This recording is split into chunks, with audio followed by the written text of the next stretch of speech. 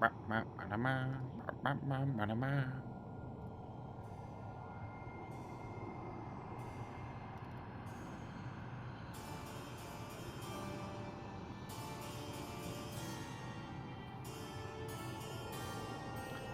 dum, dum, dum, dum.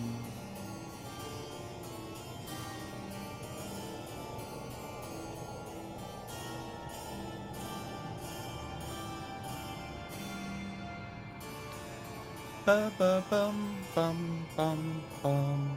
Home with the milk? Did you get some cigarettes? What I miss? Not much. I am going to be uploading the Avril drama to my YouTube channel because I thought it was funny. And I think the bridge is already... I feel like the bridge would actually be less burned with Avril if he saw the response. So I'm going to upload the drama. I'm going to upload the podcast with him on it afterwards for the second YouTube channel. And then I'm going to upload all the parts of my video. Essentially what I'm going to do soon. I am playing Disco Elysium every Friday. We've done 2 parts so far. Hello, we've done 2 parts so far. We're going to be responding to Spilo here. So Spilo has basically, by the looks of it, included me in his response despite me not being there, which I would say is a massive compliment to me, and I thank him for it. It's very kind of him to include my response. Essentially what I did is I wrote a response to his Reddit thread asking Mercy Main's opinions on how the character is and how they're doing. So I did a post. He reads it during this, which again, very nice of him to do. I wasn't there. I wasn't available. I was off on Thursday. I was off somewhere else that I was off playing paddleball with the lads down the local insane asylum. So I was in America. Oh, I'm sorry for your loss. What did you do in America? How was it? How have you been? Pickleball? Yeah, pickleball, not paddleball. That's different. What is pickleball, by the way? I don't actually know what it is.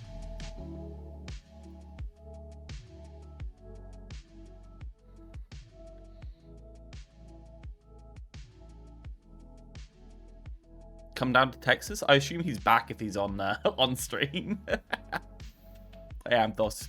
How you doing? Tennis with a paddle instead of a racket? I've never played. But it's very popular and growing? I feel like badminton kind of fills that hole, right? Like light form tennis? I feel like badminton fills that slot. You don't really need anything else. What about squash? Has anyone heard of squash that's not in the UK? Squash is like tennis if you're inside a box room and you have to hit it off all of the walls. You should look at me and Quag's VODs. Let's see what the VODs are. Boom, boom, boom, boom, boom. Popped on yesterday.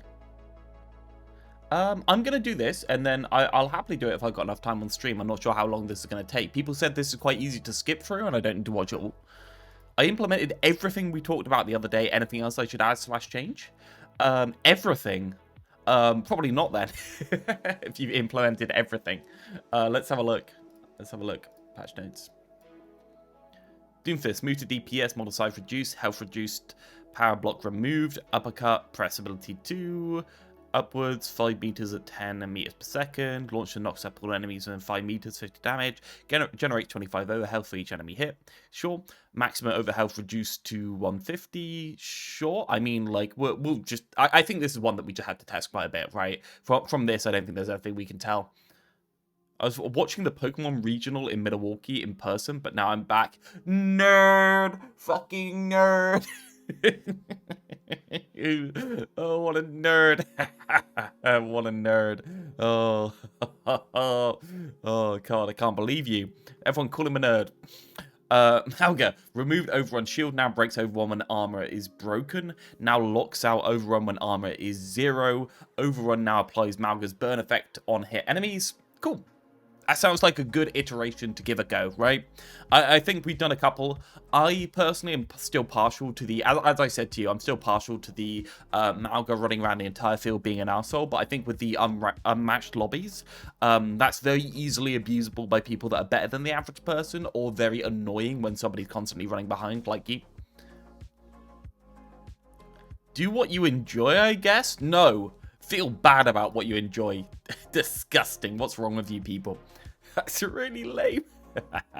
Javelin spin. Move the speed bonus during javelin spin. Move to after javelin spin. Yes, so essentially what you have to try and get as close as possible, then javelin spin, and then after the javelin spin, you kind of want to already be in there. You can activate Fortify in the middle of them, or you want to use Fortify immediately so you don't get booed back, and then miss out on some AoE damage. Cool. May revert to DPS. Beautiful, thank you. Steel trap enemies are revealed. Why not? Why not? Sure.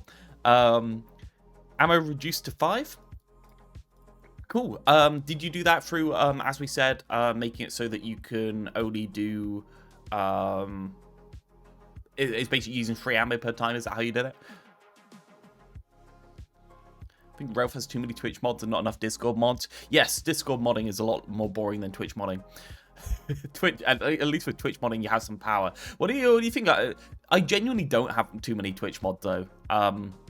It's just the Twitch mods are the ones that turn up first and on weird days. Round 2 changes made. Gonna write some explanations. How the laxing kind of Cleveland centered. That's a main dive tank. That a main dive tank should have. Cool, that's for the AoE damage. Roadhog felt a little bit too sustainable. Launched an attempt at hands-on rework. A little too difficult to use storm arrows. Cool.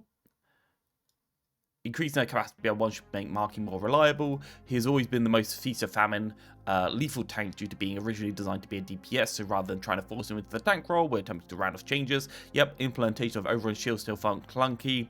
Tying Overrun to Malga's armor may help. You might want to encourage some more aggressive use of Overrun.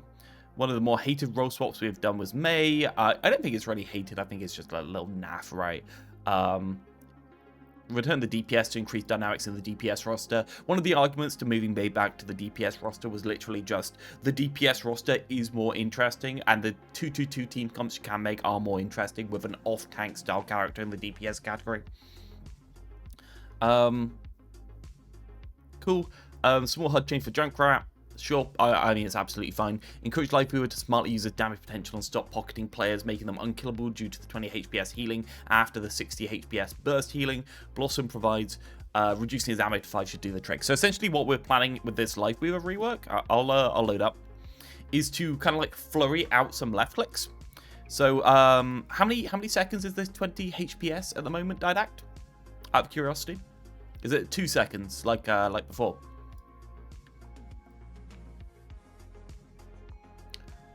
2 seconds, yes. So the full heal does 80 plus 40. So essentially what we want you to do is we want you to swap to healing. We want you to use one and then flurry out healing onto anyone that's going to need it, kind of like a harmony orb.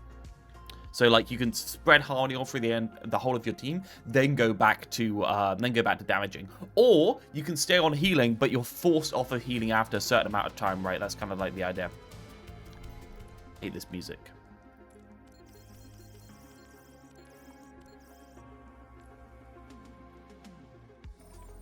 Am I really white here? Am I normal color? I can't really work out. In terms of Hanzo, has there been any changes to Storm Arrow's damage, Didact? Because I think that was one of the things we discussed that might have gone under the radar. I feel like if we're able to do that. You're very white. Excellent. Like a cracker. Thank you. So essentially, shut up. Now having 5 ammo, you hit 1 on the tank for 120 in total, and then you have 4 left to go 1, 2, 3, 4 that are all going to heal for 50 on people, and you can just flurry. That's been earlier last week. Cool, cool, cool. No problem. So the idea is that essentially, this is one of the parts that never get used on Lifeweaver. The ability to go 1, 1, 2, 3, 4, 5, and then just like have all of that ammo. 2, 3, 4. All of that ammo active at the same time in a massive burst. So basically, it's rewarding you from switching to healing from damage with a massive burst. and stopping you just like spamming the left click onto people. Or if you do spam left click onto people, it's leaving you there for a certain amount of time. So you've got really good uptime while you're in the healing mode, but you have to swap off in order to get back your healing blossoms. That's kind of like the idea we're going with. I think that's going to make him a lot more flexible. I think that's going to be a lot more interesting. As it is right now, quite a lot of people are just kind of like AFKing on damage. Stop that. Hanzo. As before, not many people tried this. But I think it's a really good idea. Question is it something like maybe Hanzo's arrows are not charging fast enough or stuff like that? Maybe that's a problem, making him non-viable. Hello, Noxia. How you doing? Hello, dude. Thank you very much for tier 1. How have you been? How have you been recently? Just describing the changes to our community mode. In terms of other things, let's have a little look at Doomfist. Our future will be forged in conflict. So we're using the block animation for this, for the uppercut. Still the same, and essentially what we're doing is we're putting the block animation on and seeing how that feels. Obviously, you can't get back the old animation. It would be nice if we could, but this is going to be an AoE that knocks people up. Looks good. Finish my dissertation today? Let's go. What's your dissertation on? Go on, go on. Anything else that I need to show off? Roadhog on 550. I think he just had too much health, quite frankly. Widow Patch. Health increased from 165 to 200. Widow's Kiss ADS can now only be held for 4 seconds, will auto-fire after 4 seconds. Read my message, no screw you. Can you pronounce it Honzo? Now displays a visible red line when 100% charged. Can be activated again by pressing ability 2. If activated, knocks back enemies towards the facing direction of Widowmaker's shot. So, sorry, I don't know what ability 2 is. So you can't see it in first person, but essentially from then onwards there'll be a tracer, and when and there'll always be a glow around Widow when they're scoped in. Seems to be working perfectly. So there's a tracer coming from the gun there, basically. The genetics of color patterning and butterfly wings. Not what I wanted, but we got given certain topics and that's what I got. Sounds good. Fucking painful, but it's done. Just going to reread it later tonight to make sure it all makes sense. That actually sounds really interesting, to be quite honest. When you say ability 2, what is ability 2, Didact, out of curiosity? I've tried it twice. Ability 1? Primary?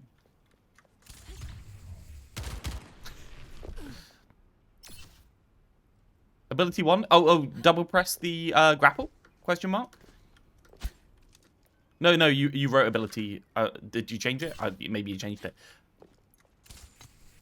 Yes, okay. So this is a melee with enhanced damage and a knockback. So you can repress grapple in order to basically knock people away. It does a little jump. So if you see this. Oh, that didn't work. It still made the sound effect. It was painful. I didn't get the expected results, so that was fun. So basically your dissertation is I tried to do something and it failed.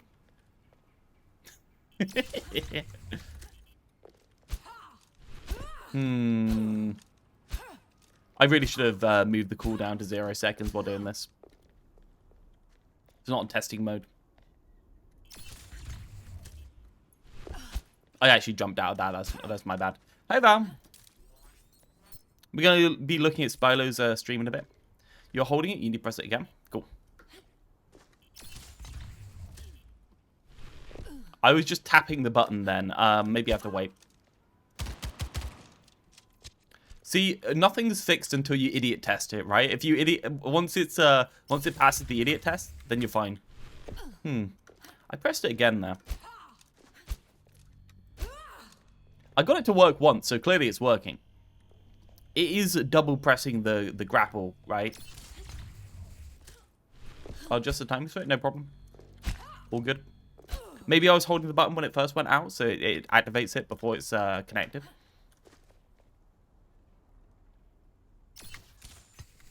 Yes, so currently it was just not activating because I was holding the shift button when I grappled out.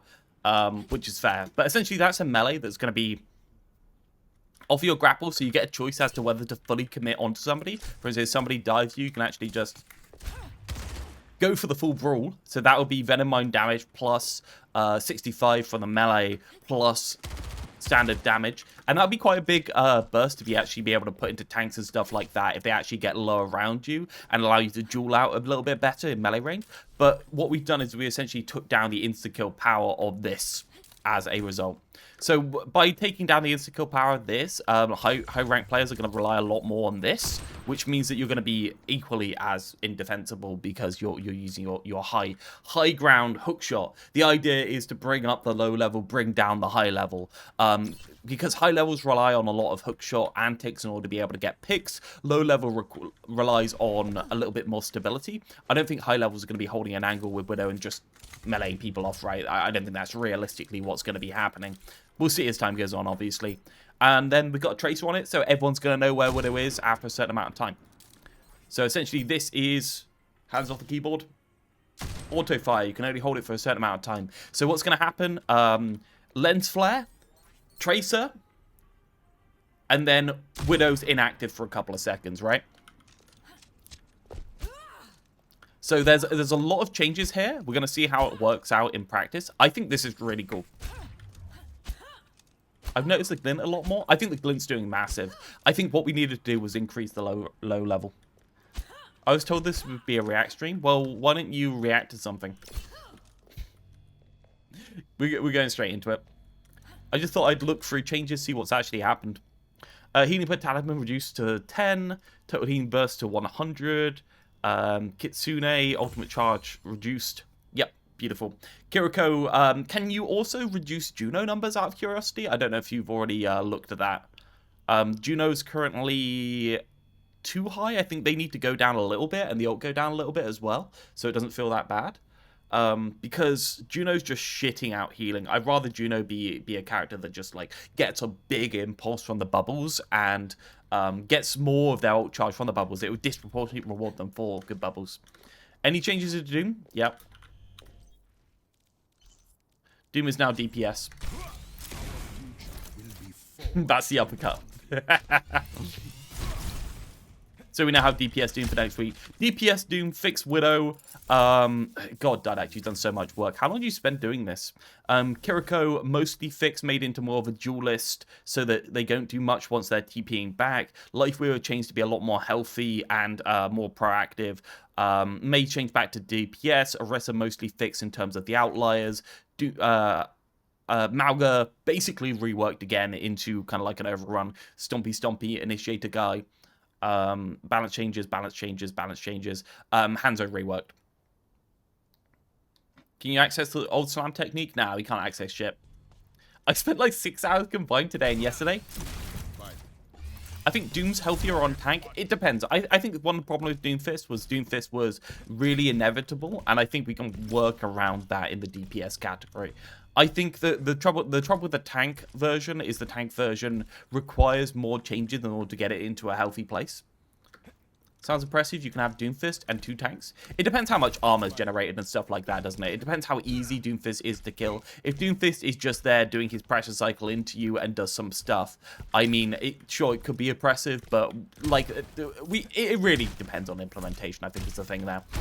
We talked about Doomfist quite a bit, and we're really trying hard to work. We worked on tank Doomfist in terms of thought process for quite a while, and we couldn't find a way to make tank Doomfist easily fit into the tank role.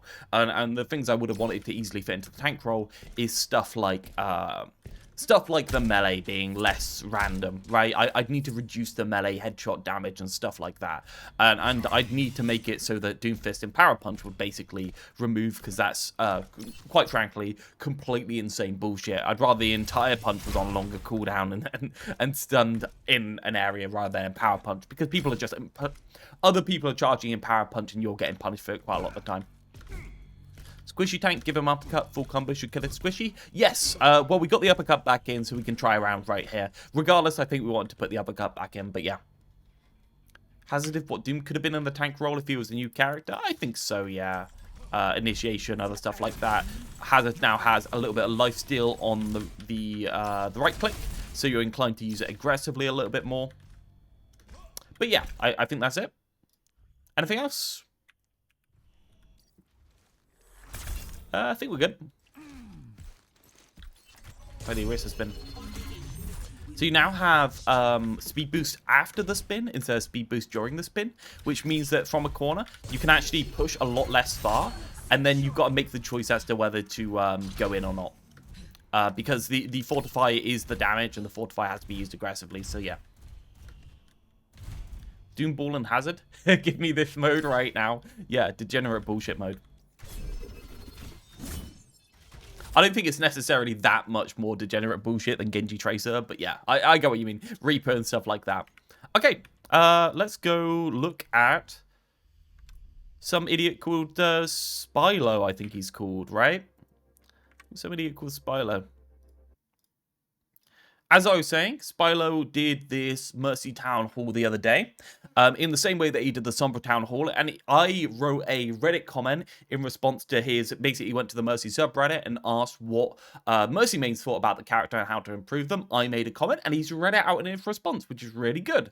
I'm very proud of him. I'm very proud of him. He's listening to the people that matter, clearly, and I thank him a lot for that, honestly. Good old Boldo.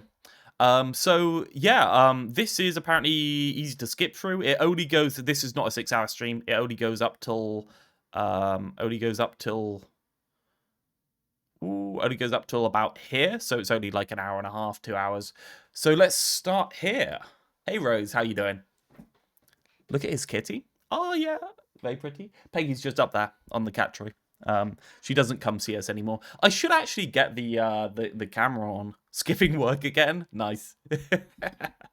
Okay, come on then, Boldo. Let's see what you got. Yes. Okay, so let's take a quick look at this. So let's go back to the older volume version check, up here. and down. So this is a long time ago, almost 2 years ago, where we did, this was kind of a community thing here, and we tried to establish what we saw as Mercy's problems. This is just a very quick touch on. I don't necessarily even agree with all of my old takes here. Damage boost is low effort, high reward. I can't believe it took Spilo this long to realize he was the thing for his streams and actually just make his camera bigger. He didn't even need to get a better camera. He just needed to make it bigger. All this time, he had a little fucking goober down here. All he needed to do was just enlarge himself because he's so pretty so everyone wanted to watch him. Resurrect is broken. Certain compositions easy, others hard. It is a low frequency ability, which means so high impact but boring to use, so very situational. He posted a YouTube video already? Man, his editors are working overtime. Shall I... If I were to ask you what is the most... 2 hours? I'm guessing this is basically a straight stream rip, so yeah, let's go for this. That's a lot better. Thank you for posting it. Appreciate it. Never mind, different video. This has got to be the same, right?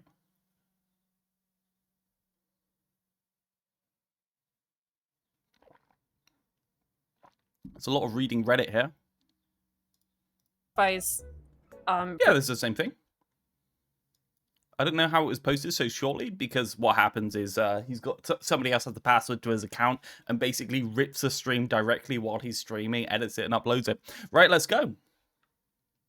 If I were to ask you what is the most hated hero in Overwatch history, I think the answer might be kind of tricky. Roadhog, Sombra, Widowmaker? I'm not sure. But if you were to ask me who the most controversial hero is, by every metric both loved as much as she is hated, the answer is easy, and it's Mercy, with a community that's been around for 9 years since the game's release. And now with the inclusion of hero bans into the game, there's been a lot of people that play the game consistently not able to play the game in competitive mode. And so the question is this a good thing? Is this finally bringing to light Mercy's plight, Mercy's difficulty for so many years? And something that may not be fully understood is that Mercy players, Mercy mains themselves, are not happy with her state. So surely there must be some common ground between people that hate Mercy, people that love Mercy, people that play Mercy regularly, and people that just don't ever want to see her in her game. Today we're going to be round 2. So from my personal perspective, I was, and I think people know this, I was a Mercy main for about a year back in Overwatch 1. I basically only played Mercy.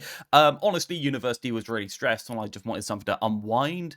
I got to GM with Mercy, more or less. I'm playing a couple of other things, playing Brig for a bit back then, when everyone else was. Obviously, everyone got boosted by Brig, and I got boosted as well. But it was mostly Mercy. Mercy Zen Brig. It was mostly the angle supporting healers back in the day. And I think that Mercy has been completely and utterly gutted to the point where I cannot even stand 5 minutes on her right now. And I think Mercy players don't know why, and I think they're all clueless, quite frankly, because I never see them talking about the right things. I always see them talking about something else. And I honestly think there's quite a lot of Mercy players just quit the character because the character doesn't feel the same anymore, and they don't really have a good reason why. But I have the reasons. I know why, so we're going to talk about it. Of our quote-unquote town hall series, where we take a look at a controversial hero in Overwatch's history and talk with multiple experts on the subject, people that both hate and love the hero, and see if we can find some common ground that may be able to give us some direction with what the character needs moving forward. And surprisingly here, I think the people that both hate and love Mercy are on the same page here. Big shout out to everybody that was involved in this, including r/Mercy mains, who gave not only some very insightful and thoughtful feedback, but gave me so much feedback that I wasn't even able to go through all of it on stream. Let me know what you guys think in the comments. No, that's my piece of cake. And would you like a, because you get the would you like a sponge or the spray, would you like a piece of cake is another one you could do. Excellent Mercy voice lines. That's why I play Mercy. Fingers crossed for Mercy's future. Let's have a conversation about what does Mercy need changed so that this character doesn't get banned quite so often. I'm really excited. And I also want to highlight something here, that while this is painful for Mercy mains right now, this is something that should have been happening a long time ago. I like Mercy's movement. I just want heal and damage boost to be more interactive, maybe interactive with GM more, and probably a more interesting. Oh, I can talk about healing and damage boost. Healing and damage boost are completely screwed on this character. And I think that this is something that both Mercy haters and Mercy fans will agree on. But one thing that I think Mercy players can agree on is that her current iteration is very lackluster and has been for quite some time. Resurrect is at best, a controversial ability, even within the Mercy community. Her AFK pop. We fixed Resurrect entirely by chaining it to Valkyrie and allowing one charge while you're in Valkyrie. I think that fully fixes the ability, makes it less frustrating. Fix all the problems with steamrolling, fix all the problems with being useless when you're being steamrolled. I think it does a lot for the character. Pocket is at best a very controversial opinion within the community for all ranks, leaning way more towards negative. In other words, Mercy mains generally are very controversial in res. Most of them don't like the Pocket playstyle, which is the most hated playstyle for Mercy. A lot of them have mixed feelings about her lack of utility, and there's even been some questions about her lack of offensive output, which back in the day, that was really... She does have lack of offensive output. She does have a lack of offensive output now. She used to have very good offensive output. She doesn't anymore. It's really interesting here. People always miss the point on Mercy. Part of her identity, and you'd have been, shot at dawn if you said otherwise. But the problem is that she is basically being purposefully gimped because she is so incredibly toxic and abusable when she isn't weak. So she's being banned everywhere. And from what I've been hearing and what I've been seeing, and obviously we don't have hard numbers in this just yet. She's not being banned everywhere, by the way. She's actually not. For the most part, people are banning Sombra, Bull, Doomfist, Sojourn. They're not really banning Mercy. I'm banning Mercy because I think it's funny. Other people aren't. It is a bit of an epidemic within the community, and so we're going to kind of talk about this on console. She has a 90% ban rate. Jesus Christ, that's gone over my head. Fucking hell, that's hilarious. Console players are the biggest goobers ever. That's amazing. I love that. Problem with Mercy is that she is a low skill floor character that does not translate very well. Number one, in other words, there are lots of other low skill floor characters. You guys ready for a really nasty one? Reinhardt is a low skill floor character, but his skill ceiling... Reinhardt's skill floor has been brought down over time by the bigger health pools, I'd say. Continues to grow. Is it something that's Winston? No. But low skill floor characters are problematic when they don't... Does anyone think that Reinhardt's skill ceiling has grown over time? I don't think that's true. I think the more demand on charge being able to not be cancelled is definitely a higher skill ceiling. And the fact that you can be screwed by it is a higher skill ceiling, right? don't scale well because they fall off much harder later on. So then you have a character that just isn't viable at all in high ranks. Not just situational, but just not viable at all. Now I know, oh, but other games do it in other games. Yes, I understand that, but it's not a necessity for you to have a low skill floor character that doesn't scale well. The other thing as well, and this one Hi, Brad. How you doing, dude? is going to be my most controversial opinion, I think, today, but I think it's an important one because even if I don't agree with it, which I do, but even if you don't agree with it, it is a problem, and it is why she's agreed entirely. Being able to cancel as a new skill, double fire strike gives more potential. If you're bad at fire strikes, you're losing out on more value. How much skill is in a fire strike, though? Realistically, it is a predictable. Predicting projectile, but realistically, right, like, is there that much definition between having 1 and 2? I mean, it's a big projectile and you kind of just like shove it in the general direction of the enemy. You don't really get that much value scaling off it. So like, they lower the skill floor but also increase the skill ceiling at the same time. I don't think making ping cancelable is a new skill. I mean, sure, it's different. I think it's actually a downgrade in the total skill ceiling and skill floor for the character, right? Just being able to have that free movement, just being able to press it again and be absolutely safe, obviously brings down the skill floor. But at the skill ceiling, are you really doing interesting things with charge cancel that you weren't doing before? No, you're just kind of like pinning when you've got a resource advantage still, right? You just don't have to hit it. So I don't think that's true. She's being banned. I almost said why she's being murdered. I don't know where my brain was going with that. It's because Mercy does not teach transferable skills. You don't need to avoid unique playstyles. Let me give you guys a good example. Venture, okay? Wrecking Ball, Lucio, very unique playstyles. Unique mechanics, projectile speeds, positional choices, lots of unique things that they do. But there is some mechanical demand, even if it is unique. There are a lot of positional decisions. There are unique mechanics to the There's not very many positional decisions. I'm gonna be honest. There's no mechanical demand on Mercy right now. There's very low amount of decision density in the amount of times you have to change the beam. You are mostly just, if somebody's at full health, damage boosting. If somebody's not at full health and they need to be healed, you're healing them. That is your decision making process. And then you work out who's the most important person to heal or damage boost, and the answer is the person that is most active. There's very rarely a decision to be made between left click and right click in this game on Mercy that is not played out for you. These are not even close to even. In fact, I'd say nowadays they are used in different situations than they were before, and the character is definitely a lot worse for it.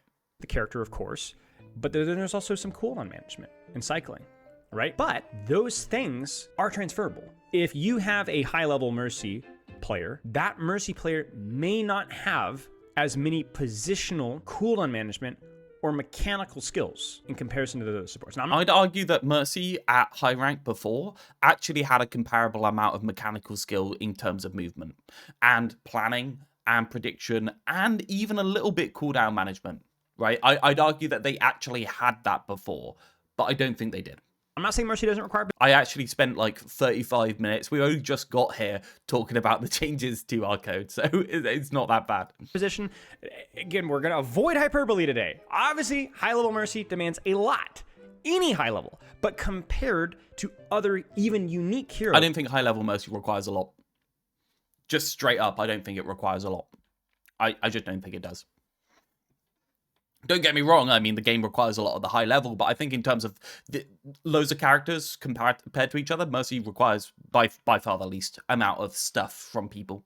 In fact, Mercy just is incredibly boring, in my opinion, right now. The hard part is Mercy never needed to be this, Mercy never was this, Mercy is this now. And that's really problematic. With the short cooldown on Guardian Angel, even her positioning isn't that important. My prediction for this, and I have not pre-watched this, I've only clicked through to see that he responds to my comment, is that the Mercy mains will be saying they need more movement, when really what they need is more restrictive movement and the ability to use it more often. I actually think the Mercy should have a lower cooldown on Guardian Angel, but Guardian Angel do significantly less. Mercy's right now, from my estimation, feel like they're guardian angeling over and sitting around for 5 seconds, and therefore they can't do shit. That's my opinion, and therefore you can't use it. It's the conundrum for every single skill in the game. If you make the cooldown big enough, people will by default save it instead of using it aggressively. And I think Guardian Angel's really put itself into that pocket just by making the mobility on the ability so ridiculously high that Blizzard cannot make it have a lower cooldown, which I think is what it needs. She just doesn't. A high-level Venture, high-level Wrecking Ball, high-level fill in the blank. They're going to have more experience with general skills. The reason why this is bad is not that I'm necessarily against one-tricking, but it means that Mercy can be a very swingy character, not just in her kit design. In other words, Mercy's really good and maybe poke situations, very bad in dive. That's a separate issue. But a Mercy player banned out or unable, or two Mercy mains in the same team, He's right. is disproportionately more a problem than any DPS combo in the entire game. I'd agree entirely. Banning Mercy is actually a very valuable pick if there's a Mercy in the game. Like a really valuable pick. And this was completely avoidable. Mercy had transferable skills in a kit, but they've been systematically removed from a kit in order to make a lower skill floor for Overwatch 2 over time. And there's obviously like two different things that I'm going to talk about. One is the movement, one is the Season 9 changes in general. Season 9 changes completely removed all choice between left click and right click. The Overwatch 2 changes completely removed all skill input into movement that Mercy had in terms of planning or risk or anything like that, and made it so that Mercy shouldn't be risking. So basically what Mercy does now is she sits at the back of the team, she damage boosts when people are at full health until people don't want to shoot anymore, and then after they unpeak, she heals them back up. There is never a time where there's an Ashe actively shooting somebody where you want to be healing them. There you go. That is the simple answer, guys. Has anyone played Mercy recently? Try unbinding your damage boost. It's never going to work. Venture one trick with Venture banned is more likely to have transferable skills to other things within the damage cast than a Mercy player forced to play Moira or Kiriko or Lucy. See, I think that used to not be true. I think that used to not be true. I think Mercy's movement, this Guardian Angel having maybe 30 degrees of movement, I'll just describe it here. I'll bring up Pepper Pen. I'll describe what I'm talking about because otherwise people are going to be a little bit confused because people haven't seen old Mercy movement because it's been a while. Mercy movement right here, right now is this. This is Mercy movement. Okay. Look in a direction. Press the spacebar. Go in that direction. That's Mercy movement now. Mercy movement before was Guardian Angel in the direction and then drift left and right. Just drift left and right. That was all you could do, maybe 30, 45 degrees away from the place you looked at, and you basically had to glide around corners. And essentially what this did is it enabled you to have a shorter Guardian Angel cooldown because every Guardian Angel made you commit. It's like a fade, right? Fading into the enemy team's backline puts you in the enemy team's backline. Using Guardian Angel now has no impulse to where you're going to end up on Mercy. It just puts you on a cooldown to when you technically can be punished. That's all it does. It doesn't you can't do the fine repositioning, you can't do the fine movement, you can't do anything like that because this is on like a 5-second cooldown, this is on like a 3-second cooldown, right? So you can continuously zip about and use your movement in interesting ways to get to interesting places, or you can be anywhere you want but on a lower cooldown, which just sucks so bad. Sucks so bad, man. And that's the problem here. So you have an issue here where Mercy's niche is so unique in such an untransferable skill way that you create problems where that's where a lot of the hate comes from. I'm not saying that we should have homogenized, everything's the same, everything has to shoot, everything has to aim, everything's murder. No. We're going to try to, I think, kind of be sensitive to that opinion here today, and create. I think that you can have skill scaling that is not murdering. I think that there is skill scaling defined in Mercy's kit, and the skill to value scaling from Mercy is completely screwed up right now, and we need to fix it in order to give transferable skills to the character. I think we both agree on that. Provide value that don't necessarily require mechanics or require unique mechanics. Part of this debate is pointing out the reasonable concerns as well, right? There is nuance here, and so we have to find out. So Valkyrie boring ult to nuance. play. A lot of this is more opinionated here, so this is just some of these are more my opinion. You're talking about Moira. Moira isn't a problem because Moira got hit just as hard by the Season 9 changes as Mercy did.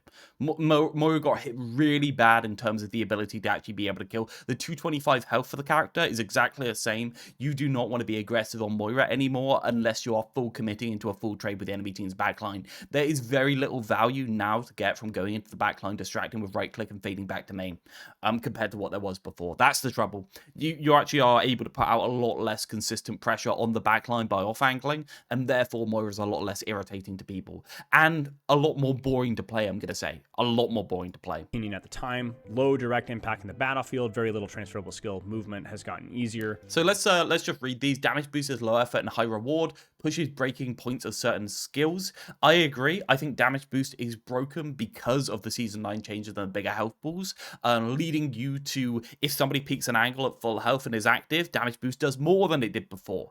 I think damage boost is at least 5% more effective right now while the person is active than they were before, because people by default are active in bigger and bigger chunks, since when they have downtime, they have a lot of downtime, they use the uptime as much as they can. So basically what you're doing is you're juggling full health damage boost targets all of the time. So basically you do have to choose who's up. That's a skill. And I think the breakpoints, honestly, we've done a lot of moving about breakpoints. I think that's why it's frustrating for people. I agree with that, but I think the more pressing point is that damage boost is being used more often because Mercy has no aggressive pressure from the healing. Therefore, they have to be damage boosting. Resurrect, broken, certain comps easy, others hard, low frequency abilities, so high impact but boring to use, so situational. Just tie it to Valkyrie and make it have one charge in Valkyrie. It's not that fucking hard. Good job, by the way, Tiefling, for working that out. Pocket playstyle, very simple, little nuance in how it's executed. Takes away the fun part of a kit, the movement. I think this is one thing that you're going to have to deal with. I think you're going to have to deal with it. The trouble is, what Season 9 kind of did is it made it so that moving people out of angles is something that is harder to do but lasts for longer once you've done it. Therefore, Mercy can't be as active in just keeping the person in the angle. So what's happened is, instead of previously, somebody would, let's say there's a corner here, somebody would peek the corner where Mercy on them. Mercy would 50-50, depending on, so 50-50, depending on what the Mercy was feeling between damage boost and healing. Now, when somebody peeks that corner, Mercy damage boosts until the person is 10 HP. Every single time.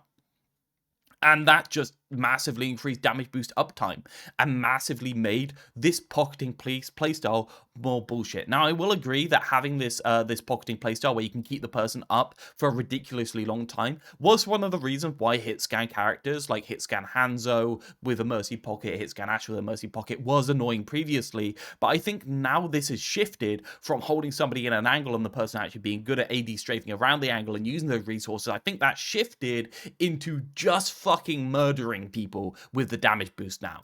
I think that shifted completely. And I think ironically on this one, with this one here, you actually have a lot more ability to move someone out their angle in a fast way with chip. And on this one, I'd say the old version, I think there's a little bit the new version, I think there's a little bit more impulse for tanks to do it, whereas in this version, I think there's more impulse for DPS to do it. So I think DPS deal with this style of 50-50 better because the lower health persons being hit by breakpoints and other things like that, they're being threatened to die instantly at a higher health pool compared to their total. Whereas on this one, DPS struggle a lot more to actually make the person unpeak without a tank dealing with it to move them out of position. I will say the tank dealing with it is also more impactful. I think this version is better for everyone. I think this version is worse for everyone. So Valkyrie, boring. Damage boost was made worse by Season 9 changes, but it was a problem long before. Unless they're playing dive, you can also really ego peak when Resurrect is still up. Yes, I mean Res has always caused problems. I think Resurrect is a problematic ability that shouldn't be steamrolling and other things like that.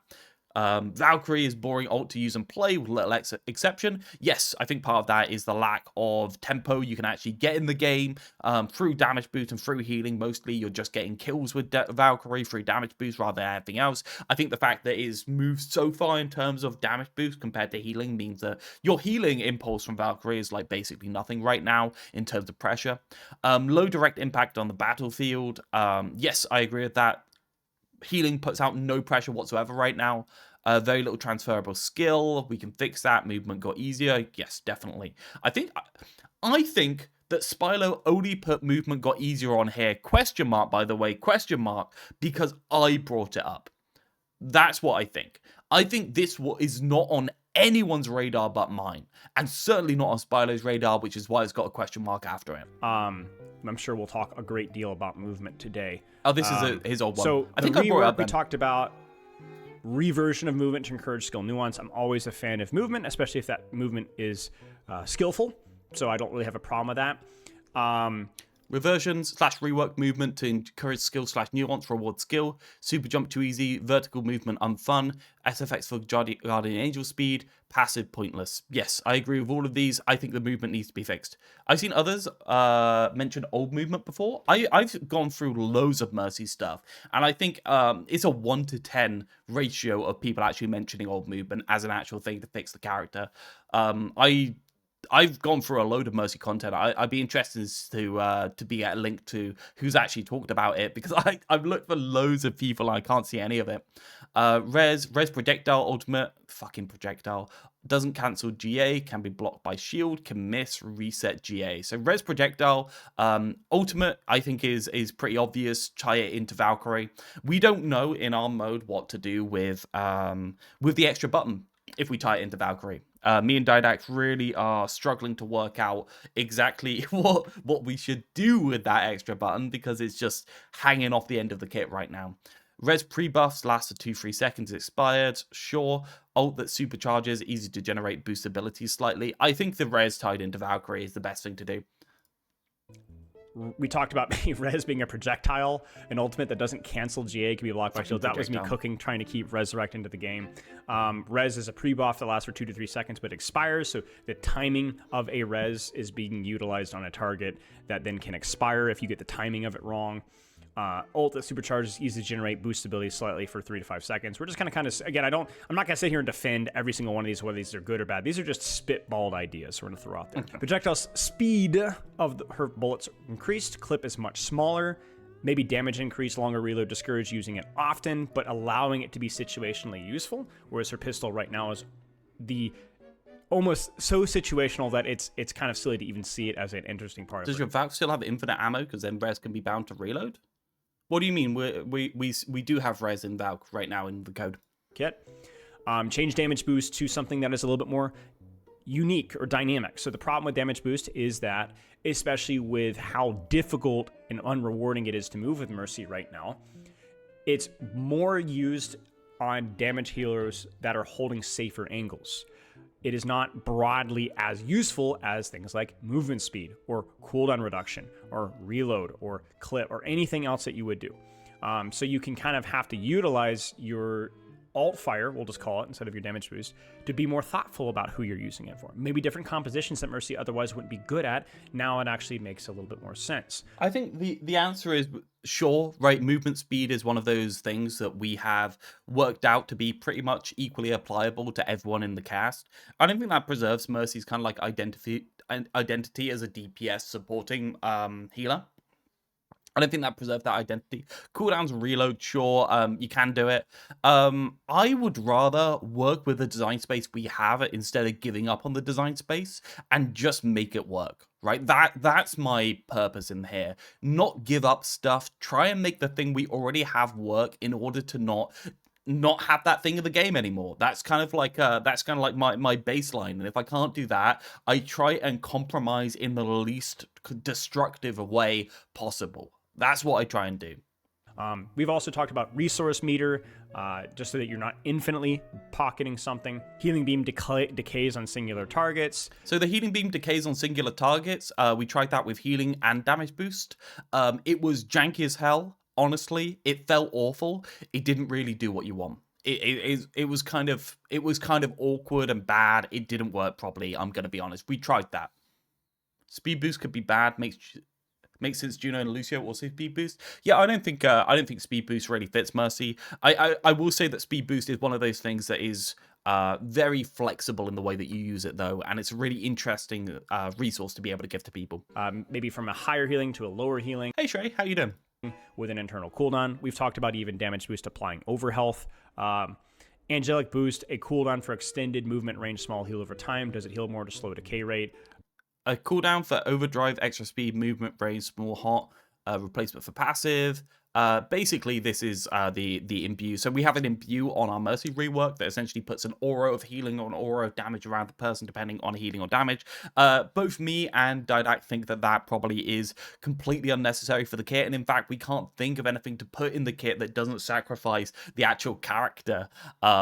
I don't think the res needs to be on a button. I think the res can just be barreled into Valk and the character be very simple. I don't think there needs to be extra buttons, but I'm open to ideas. Honestly, anything can go there because, well, I'd say anything can go there. I'm open to ideas as to what can go there, but I can't think of anything that actually complements the playstyle. Was there anything else in here? I think that's mostly it. Oh, weird ideas. Staff, using your staff for melee. You can GA in the air, so you can throw a soul out on a cooldown that allows you to GA to somebody that's not even there. So you can throw out a body basically to slingshot off of. So just make it actually require skill to be able to use the movement, man. Like, are we all insane? Like, just make it require skill and planning so that you're not just, like, zipping around the battlefield with a space bar that can move you instantly in any direction. That's what we need to do. You should actually throw out something to GA, too. That's not an actual person. And then I guess a more current iteration. Oh, my. Yeah, I think that Juno being given AoE speed boost was an absolute travesty. And was really bad for the game in general. And there's loads of Juno comps that are like awkward. Juno needs their healing reduced in order to make it reasonable.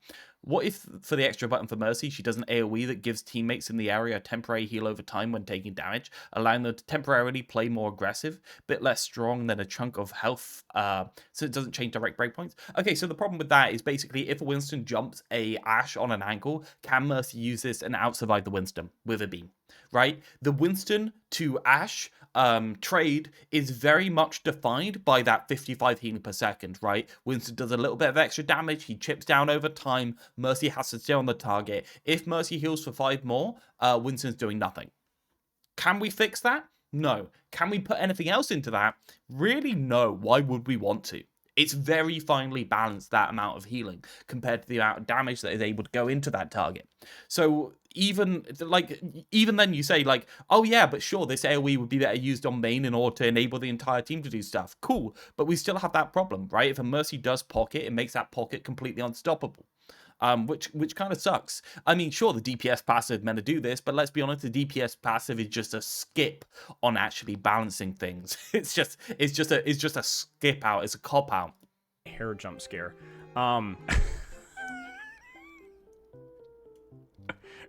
Wait, why is this the most replayed? Is it because it's Genji? Wait, what is my mouth doing? Ooh.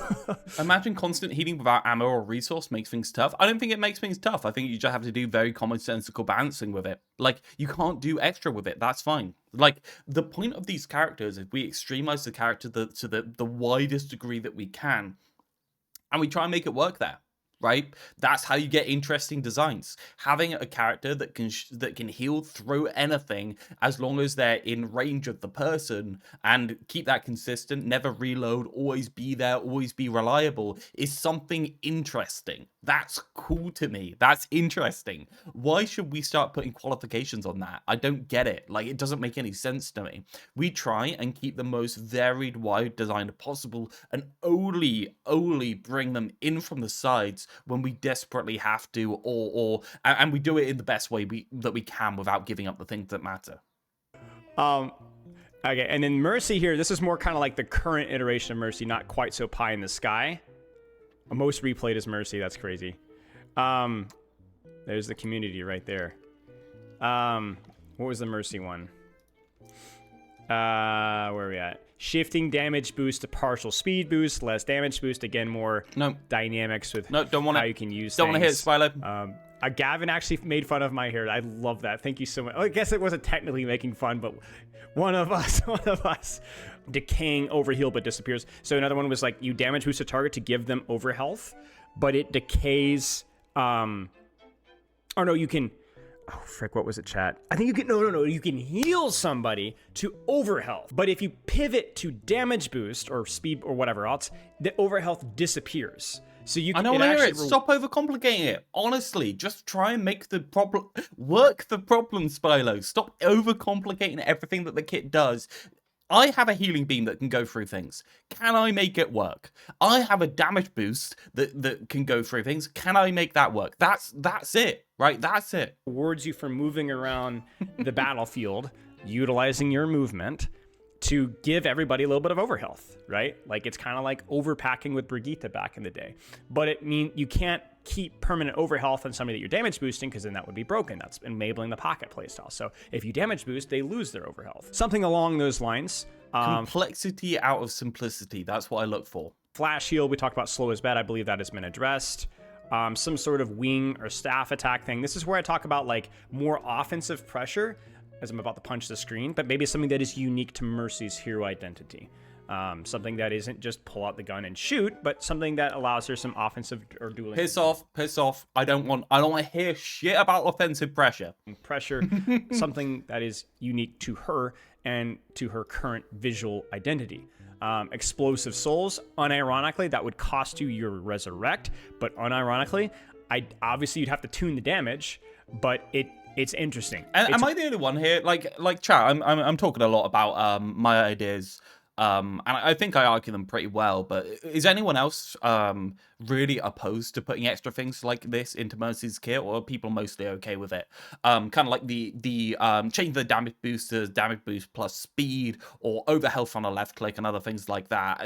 Is anyone else off board from me, or is everyone? I know something echo chamber. The only people that listen to me are the people that already agree with me, etc., etc. Does anyone disagree? Like, am I crazy? It's weird, and I think that's something that may be worth conversing about. We already talked about this one already, basically dropping a soul for repositioning on cooldown, not permanent. So soul no, just make the movement requires skill. Don't care, don't play Mercy. I'm at the point of pick one thing to keep go from the ground for the rest of the kit. Yeah, I think I agree with that. How about the silly idea of damage boost being tied to how much you heal? Like immediately you have to refill by doing something that isn't damage boost and buffing her pistol / her mobility to help her downtime when she doesn't need to be healing.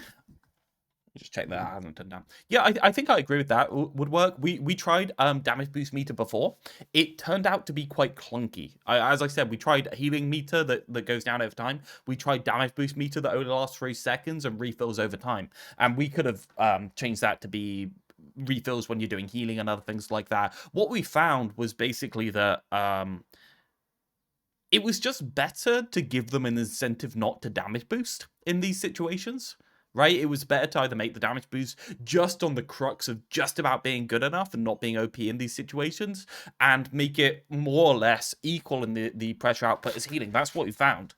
I just don't think people kind of understand this. I think a load of new Mercy players have come in, saw what the character currently is, and then just extrapolated that out like it was always true. Like it was always feeling so bad to be healing someone while on an angle, right? Like this, if I have had coaching sessions, right? I have coaching sessions, and I remember back in the day, Temporal. You remember Temporal? Lovely guy. He's a collegiate coach in America. He was looking at, I think he might be Canada actually. He was looking at one of my reviews, and essentially he was disagreeing with my Mercy guide. It was a while ago. I'll bring it up actually. I'll bring up my Mercy guide.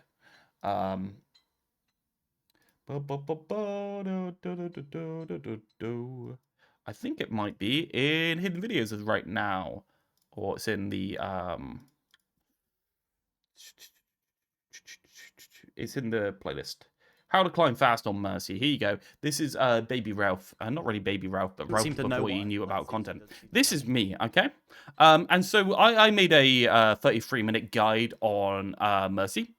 And I think it's very clear on basically Valkyrie usage, using it fast, healer comps and Mercy place, ultimate charge, damage boost, off healer priority, throughput healer priority, choice between them, Guardian Angel, summary, okay? And basically what I said is, if someone's on a good angle, do you know what you should do? If they're in a really good place, you shouldn't damage boost them, you should just heal them. That's what I said. And do you know why I said that? Because you cannot trust low-ranked players to hit a shot at any one period of time, but you can trust them to be able to do an average amount of damage by being in a spot for a longer period of time and put out pressure by doing that, right? I advise people to heal instead of DPS in these situations, right? Instead of damage boost, I told them to heal. You cannot do that anymore. If an Ashe peaks an angle and you are not damage boosting that Ashe while she's at full health, even if she's taking a little bit of chip, you are feeding. You are absolutely feeding right now. It is completely flipped. There's no healing in the mode. Therefore, there is no choice to be made when they're actually active. That only has like 3 or 4 seconds. You throw it, you can fly to it and bounce off of it if you want to. And I'm gonna go ahead and say this right now. I'm just like, listen. Hey, Satan's in chat. Look me in the eyes, okay? Some of you guys in chat, I'm not gonna say the misogyny word, okay? But some of you guys in chat are so bitter and angry and hate Mercy and Mercy players so much. You don't want a rework to succeed. You don't want a rework to succeed. You want Mercy to stay miserable and awful. She doesn't deserve a rework. She doesn't deserve love. Every change, whether it's a mechanic or a new utility or making the character stronger or whatever, you don't want that. You want her to suck, and you want her to suck forever. I think the funny thing is, all the things that people said about Mercy back in the day about that requiring no skill and stuff like that, they eventually were made true by Blizzard just changing the character to require less skill. Before, nobody knew about the skill on Mercy, right? Neandra and that type of person were actually really good on Mercy for the explicit reason that Neandra was actually incredibly good at weird movement tech, right? They could get to exactly where they wanted. They had perfect timing for going to exactly where they wanted, and they were completely able to avoid everything. Now, the average player in, I'd say, mid-gold can do all of those things for free. Maybe not all of those things. I mean, they still stall out for the most part. But the trouble is, Neandra at the high level spends the time playing like a gold player, not the other way around. Gold players sit in the back, heal, and then use Guardian Angel to get out for free. Now Neandra has to do it too. They can't play an active Mercy where they're pushing the person as far out as possible, choosing between healing and damage boost, and trying to use Guardian Angel actively in order to bait some attention. Do you remember when you baited attention on Mercy? Where you purposely went a bit far forward in order to take pressure off the front line because you knew you'd draw shots and you knew you were fine to draw shots?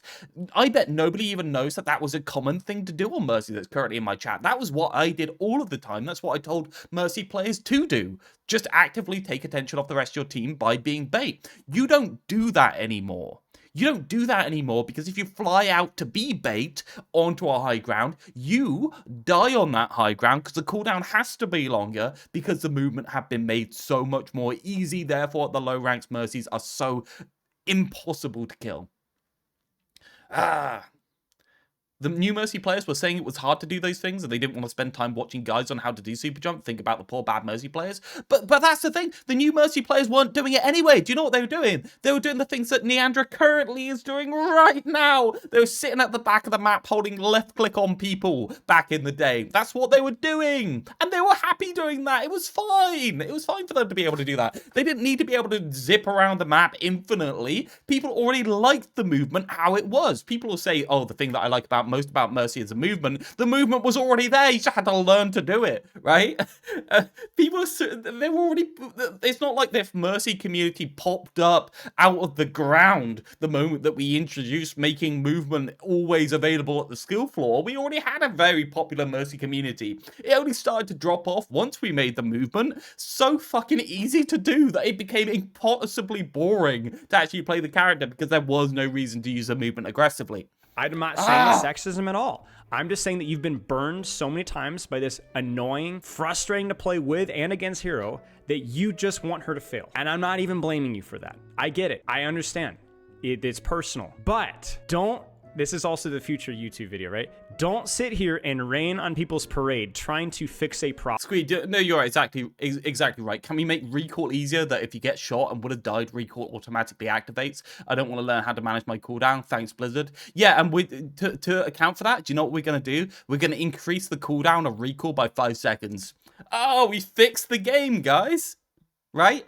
But in the Mercy case, there is no fucking other skill on the hero, right? That was the hard bit. That was the only hard bit, apart from, like, the other part that I've talked about, right? Like, that is so crazy that we have this character that doesn't even have aiming skill and we take out the skill scaling on the character. What are we doing?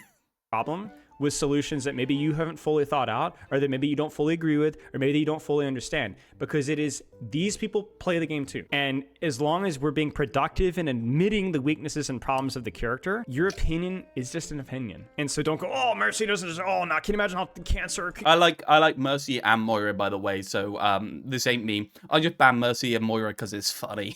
You know, the bronze Mercy mains exploding souls. Shut up. We're trying to fix the problem. Some of you don't want this to succeed. Some of you don't care if Mercy is forever bad. You just prefer to complain about the 1 in 20 games where we have a Mercy main. Oh, and you can type angrily. It's always funny to see all my old ex-viewers in Spilo's chat that never turn up. Look, fucking August used to be in chat loads of times. That's your friends. That's okay. I understand. Most of the time. You're frustrated. You deserve to be frustrated. She's been a plague. I think if you honestly had to pick Overwatch's most visibly, to be fair, I'd also watch Spilo if I had enough time. Problematic character in history, it's easily been Mercy. Maybe Roadhog's up close, but it's your resource meter idea, Maxi. It doesn't work. We tried it. I'm sorry. Like it's fine.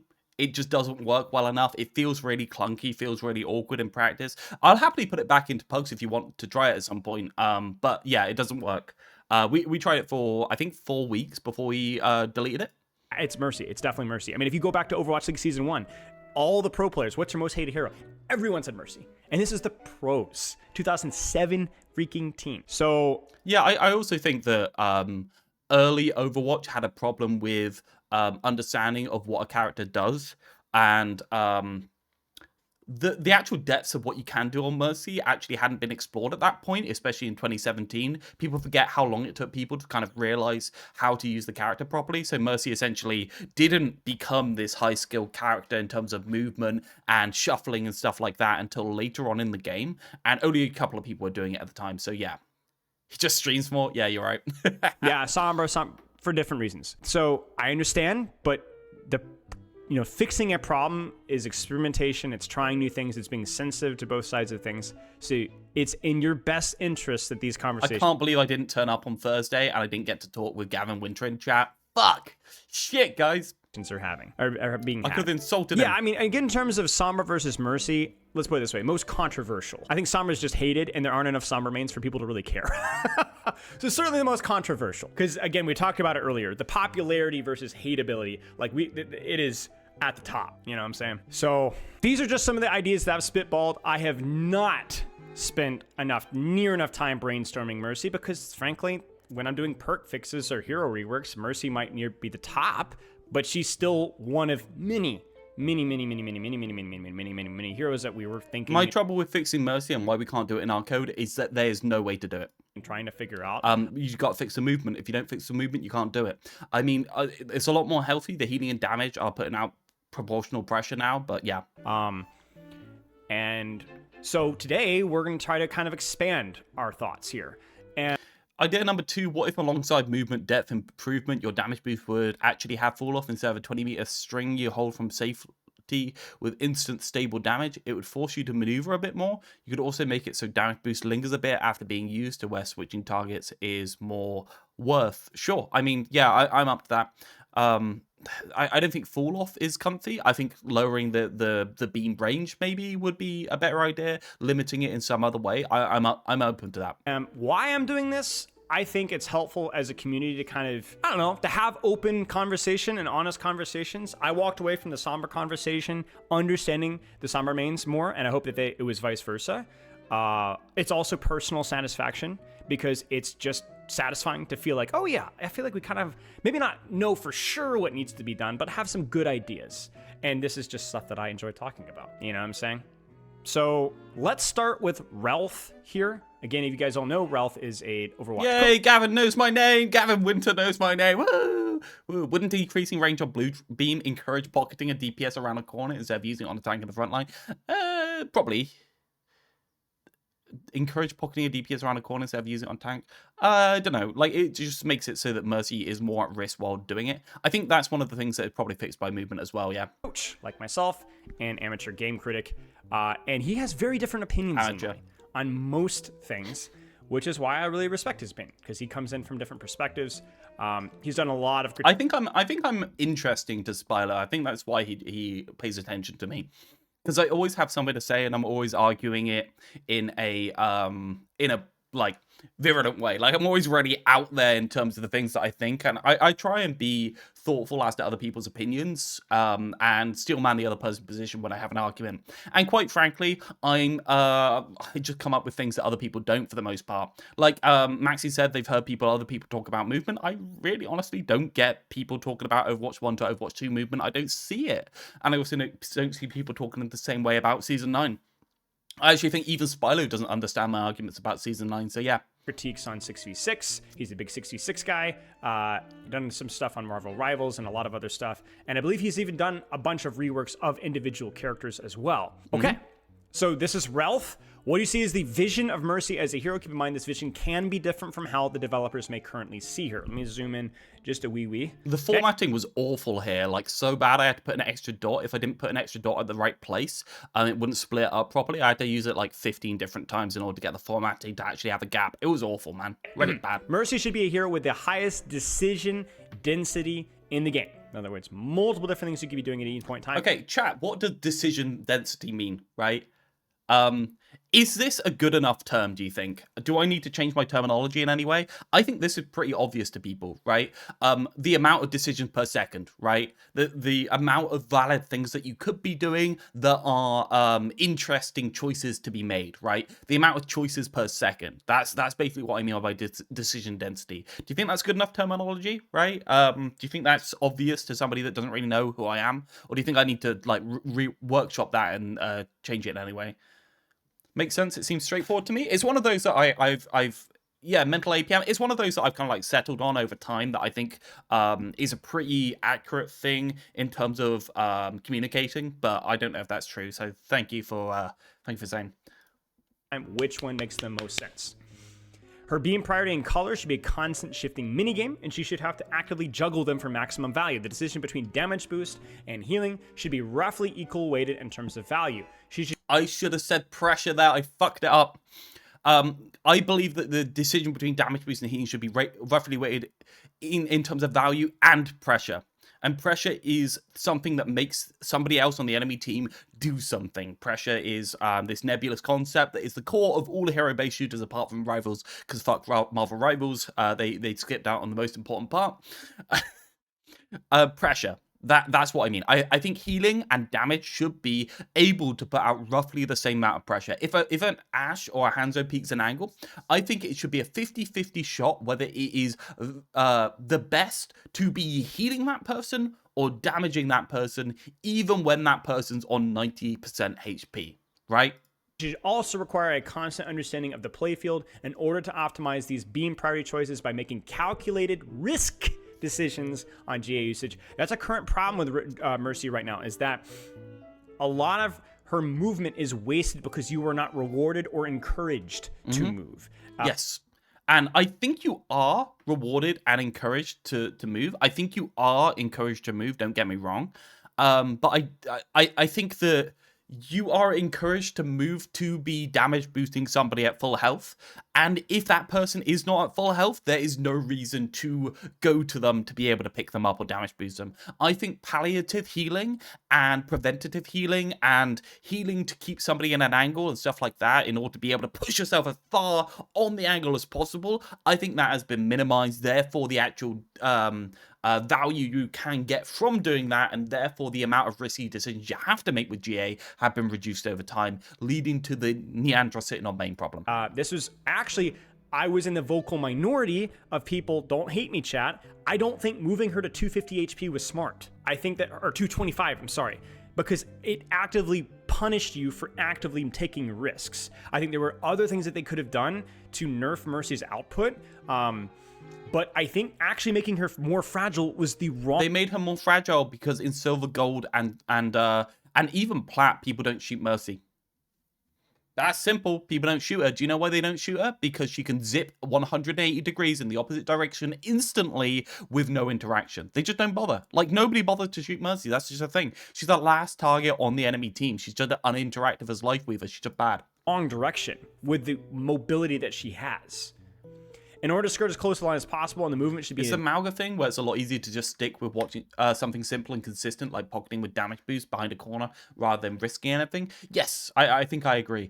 And because of that kind of like situation with making it so that you only really want to damage boost people when they're at full health, when they're active, and not be healing them because it's such a long downtime to heal them back up to full or constantly heal them in the angle provides less value. You're incentivized less to go on deep angles as Mercy. You are incentivized to kind of like stand on main. The 225 health does cause a problem with that because it's a little bit more risky to do these things. But I think more important, the fact that GA is on a longer cooldown and does more rather than being on a shorter cooldown and is harder to use and does less is very impactful towards discouraging doing interesting thing with the character. It's the same as Ram. Ram has a form that's on 20 seconds. Do you know what you do with it if it was on 20 seconds? If the form was on 20 seconds, you fucking save it until a panic moment where you had to press it every single time. You'd never use it aggressively. But if it's on 6 seconds with 4-second uptime, do you know what you do? You use it aggressively to bait stuff out of the enemy team, then kite backwards during the downtime, and then you got it again. Right? It's exactly, yeah, AK Rivals 100%. Everything in Rivals is too long a cooldown. Everything in Rivals is passive. Everything is reactionary instead of proactive. You never bait resource out of the enemy team. What you do is you occasionally go on gambits to pull someone out of the enemy team to kidnap someone on Wolverine, or you stand on main, you stop the enemy team doing something, you try and get point control, and you wait for ult advantage. That's just how it is. It's just how it is.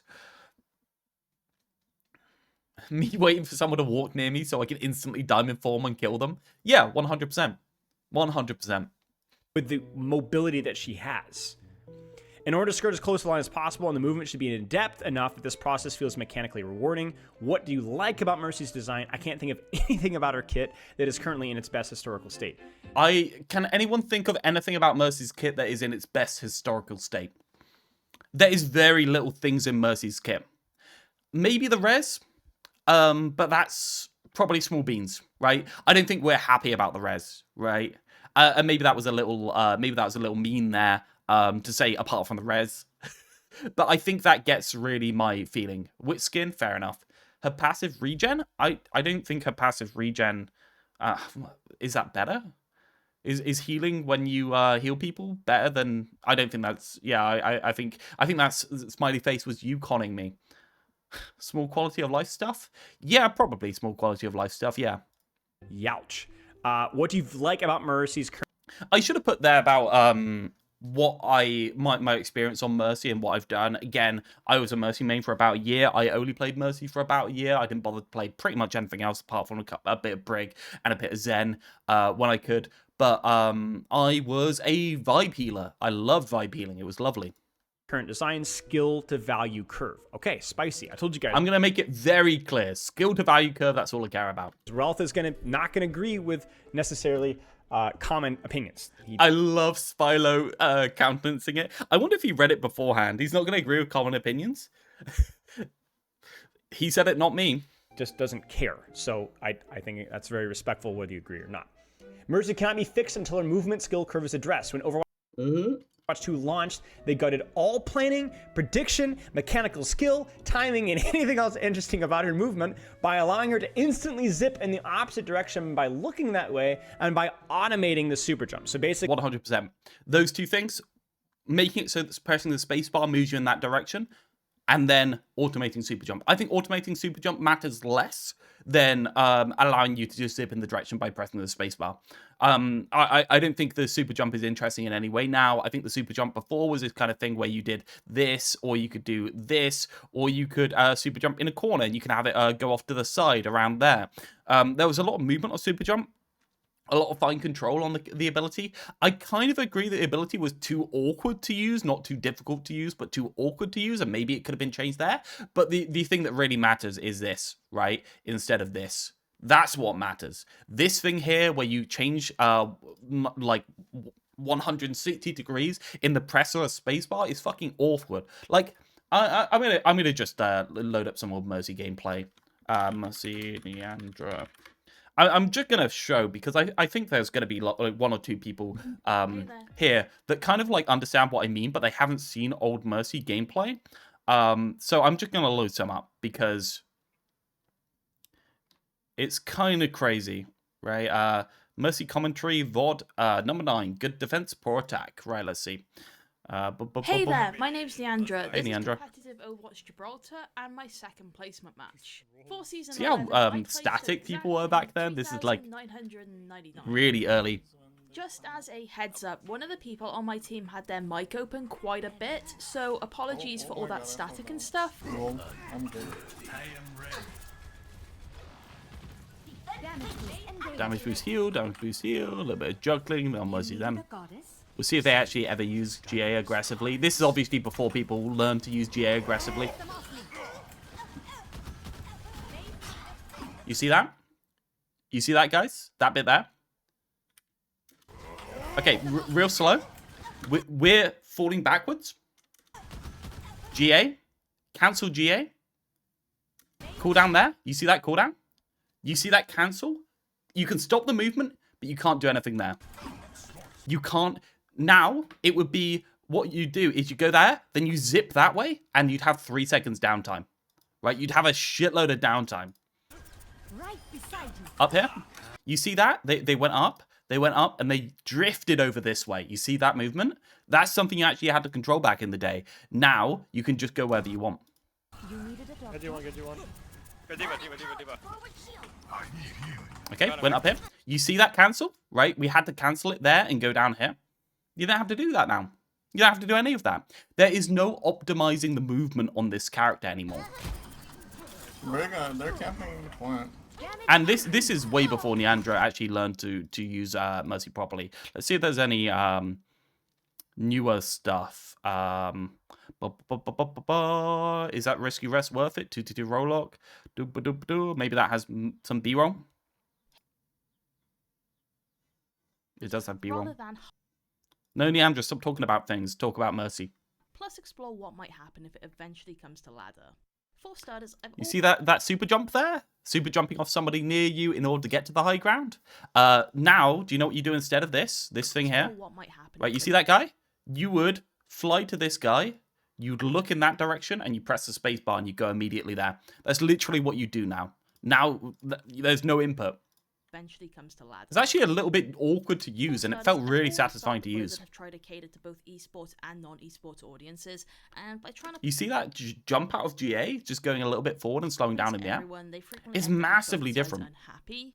With the recent rumors of Overwatch 2, I am a It's bit very hard to describe exactly how the Mercy movement has changed without reference to it. And even when you do reference it, it doesn't look like that much has been done to it. But I guarantee you, the character feels like a shadow of its former self nowadays. Basically, they simplified. Now, I'm going to be honest with you. There are going to be a couple of you Mercy mans out there that are way smarter than I am, and probably Realth, at how this movement is actually executed. So Nobody's smarter than me. Stop it, Spilo. How dare you? How the movement's executed? There's no tech on Mercy. I mean, there is tech on Mercy, but I'm going to be honest, the tech on Mercy brings you about, I'd say about 10% better than what a gold player can do. Does Overwatch Classic version have older movement? I think the movement got removed due to the Overwatch 2 engine, I think, Zenzo. I don't... Yeah, it has a recreation of it that doesn't work properly. It's not the same, but they tried. I think when they updated the engine, they had to remove it due to it just basically being a couple of bugs that went together, made the movement engine like most movement engines end up being. But yeah. this is going to be done with an asterisk of how the movement is done. Google it! Google it, Spilo. Google it. Go look at Neandra's channel. Go ask her what the movement used to be like and what it's like now. Literally, have a fucking look, man. Look. This is not an asterisk. This is true. And I'm sure that there are far smarter people about me, but we're just going to read it and take it as it is. I think quite a lot of people do not know how much depth there used to be in Mercy movement, because quite a lot of people never used to play Mercy, and now they started playing her a little bit in order to work out what's wrong with the character, and they can't put their finger on it because they never experienced the previous version. Overwatch 2 Mercy has a skewed survivability curve where low and mid-rank players just don't even bother shooting her anymore. Yep. Yeah, situationally true. The other thing is that because Situationally, get fucked, it's true. Yes, of course, situationally, sure. of how she often is rewarded with positioning, she is rarely even visible all the time. Very fair. Either you're a projectile character that can't shoot her at all, or you're a hit scan character that just can't see her.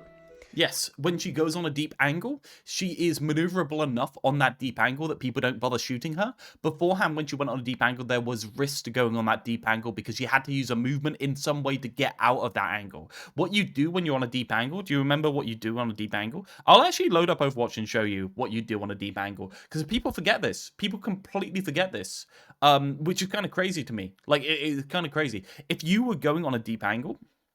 Let's go into training range. Give me 1 second. This is a Mercy stream.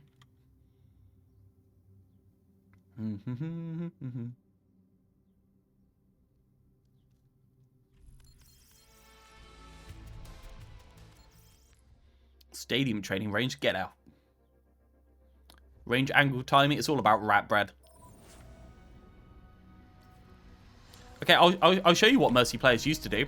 Back in the day, before it was pretty much all automated, when you were on an angle, if you had Guardian Angel up, you were vulnerable if you were on the ground. Do you remember being vulnerable when you were on the ground? Now you're not vulnerable. Do you know why you're not vulnerable? Because of that. Because you can go immediately around a corner. You are so maneuverable. You can just avoid people. It's really not even hard to do. Honestly, I'm doing this with two things. I'm pressing shift and pressing spacebar. That's it. It's so easy to do now. So right now, when you're on a deep angle on a DPS, you are not vulnerable anymore. So do you know what you don't have to do that Mercy players used to do? This. Right? This thing, where you go on it, right? There'd be here. You go on them. You play around. You'd go here. You press this. And you play around this corner, right? You jiggle as close to here as you can. You wait until somebody was coming over to you. If a Winston jumped you, you know what you do? You'd reattach. And then you jump away, right? And you'd constantly be playing around with your movement. Now you're not playing around with your movement because you can literally just stand here. Winston jump me. There you go. That's it, right? Because you're so vulnerable. You don't even have to jump away early on that Winston. You can just kind of like stand there. It doesn't really matter. Back in my day, we had to walk to school uphill both ways. Yes, that's my point. Thank you for the follow. Oh, it's crazy because I remember so obviously there were so many situations where I'd literally super jump and play around here because it was on a 2-second cooldown instead of 3 seconds, and you were vulnerable when it was off cooldown. Now you're invulnerable when it's off cooldown. So the moment it comes back, you're safe. And do you know what that does? If you're on main and somebody's on an angle dying, it means that you can't go save them. Before you could go save them, right? You go save them. You could super jump off and you could play around the high ground there for 2 seconds until you could get out, right? This is a bit of an awkward example because that's there. But you play around the high ground there, then you GA out. Now, because it's on a longer cooldown, what happens is you don't go save them. You go and you just about get to them and you back off because you need to save that cooldown. Because if they change to you, you're dead. You cannot play around with Guardian Angel on a corner. And by the way, this straight up Guardian Angel is so much worse than the Guardian Angel we currently have. You kind of need to move your aim up now in order to get it. The Guardian Angel we have is actually just basically the normal movement that you have by pressing spacebar, but only goes straight up, so don't use the meter. There's small differences, but for the most part, yeah, it's not really anything. Now you just do this, right? And you're vulnerable there, which means you don't do it. So it's just like you are staled out of doing interesting stuff all of the damn time. And I don't think people understand this. I don't think people get it. It just sucks so bad. And therefore, she has a skewed value curve where more power cannot be given to her at lower and mid ranks, since she has so much of her budget into survivability. 100%. And I don't think... I think that more of her budget is in survivability at the lower mid ranks nowadays. And I think that the power has been taken out of her in the form of healing being able to put pressure out on people in neutral by just sustaining. It's true. A lot of her value is her survivability in lower ranks. She's currently as boring and unattractive to play against as Lifeweaver, and obviously, Chad, as we've seen, Lifeweaver over time has become more damage and more utility focused and less healing, which I think has evolved. After kind of getting Mercy players, after playing her the other day for the MVP title in Stadium, this rant now makes much more sense. Yeah, I feel like there's so many people that never played Mercy back in the day and have never played her today, or they come in today and they just like they don't know what they're missing because they've never experienced it. It's so different, man. It's so different. You'd have to play around with super jump round corners all the time to optimize being able to be as forefront as possible while taking as much damage as you can in order to take attention away from the person that you're pocketing. You'd always do that, but now you don't. Because if you're there, you're always safe there. If you're not there, you're never safe to get there. Right? I think that's the summary, right? If you're there, you're always safe there. If you're not there, you're never safe to get there. In a much more interesting way. I think they could go further on that. I've already had a couple of videos and posts about what I think they could do with Lifeweaver continually, but we'll keep going. Not being able to triage heal effectively, so I end up kind of hiding on the ground. Yep, well, there you go. Hiding on the ground, exactly. You can't keep people at an angle by healing them. DPS passive, higher health pools. It's crazy to me that nobody, and including Spilo, can't just fucking play 5 minutes of Mercy and say, Jesus Christ, triage healing's fucking awful nowadays, right? Like, I don't get it. Like, where is this realization to people? Hopefully, the people he talks to later are going to be able to say that. I can look at some old Overwatch 1 clips. The difference in mechanical and game sense demand for her movement is insane. Yes.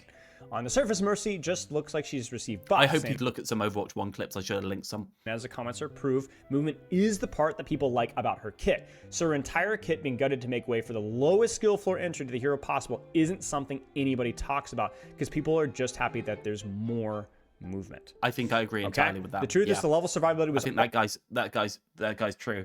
Hey, Salmo.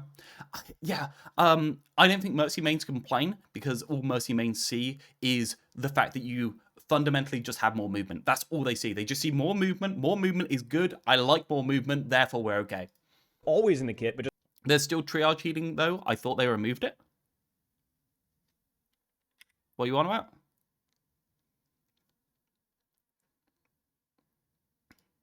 I mean, there is triage healing. It, on average, is about 30% less useful than it was before. I guess that's what I mean. More movement. Okay? The truth is the level survivability was always in the kit, but just previously required higher skill to access. Super jump was hard. Super jump was hard to pull off. You had to super jump more often. You had to play around high ground cover near the person. You had to you could actively go out to the person. It required skill in order to go out to the person in order to get to them. And you got more value once you were there. Harder to do back in the day. I'm going to kill Spilo. All right, dude. You okay? With Mercy was harder to do. I am not the person to ask if the current iteration of Mercy movement is good, or if the old iteration, or what the optimal iteration.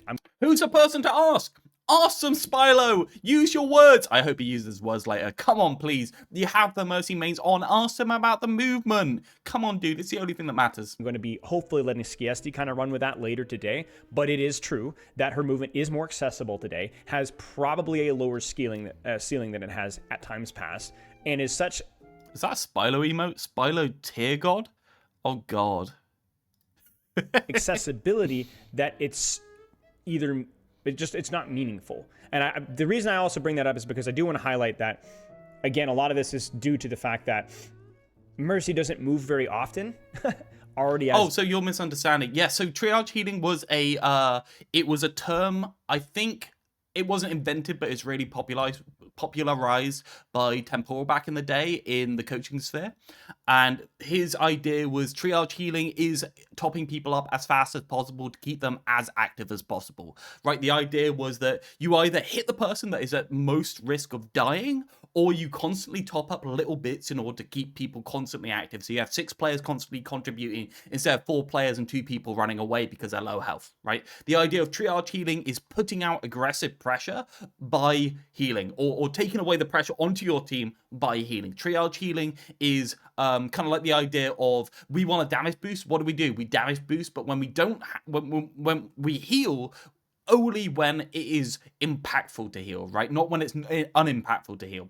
It was the whole early idea of, you have a Reinhardt in the front, why the fuck are you holding a healing beam on them? That was the idea.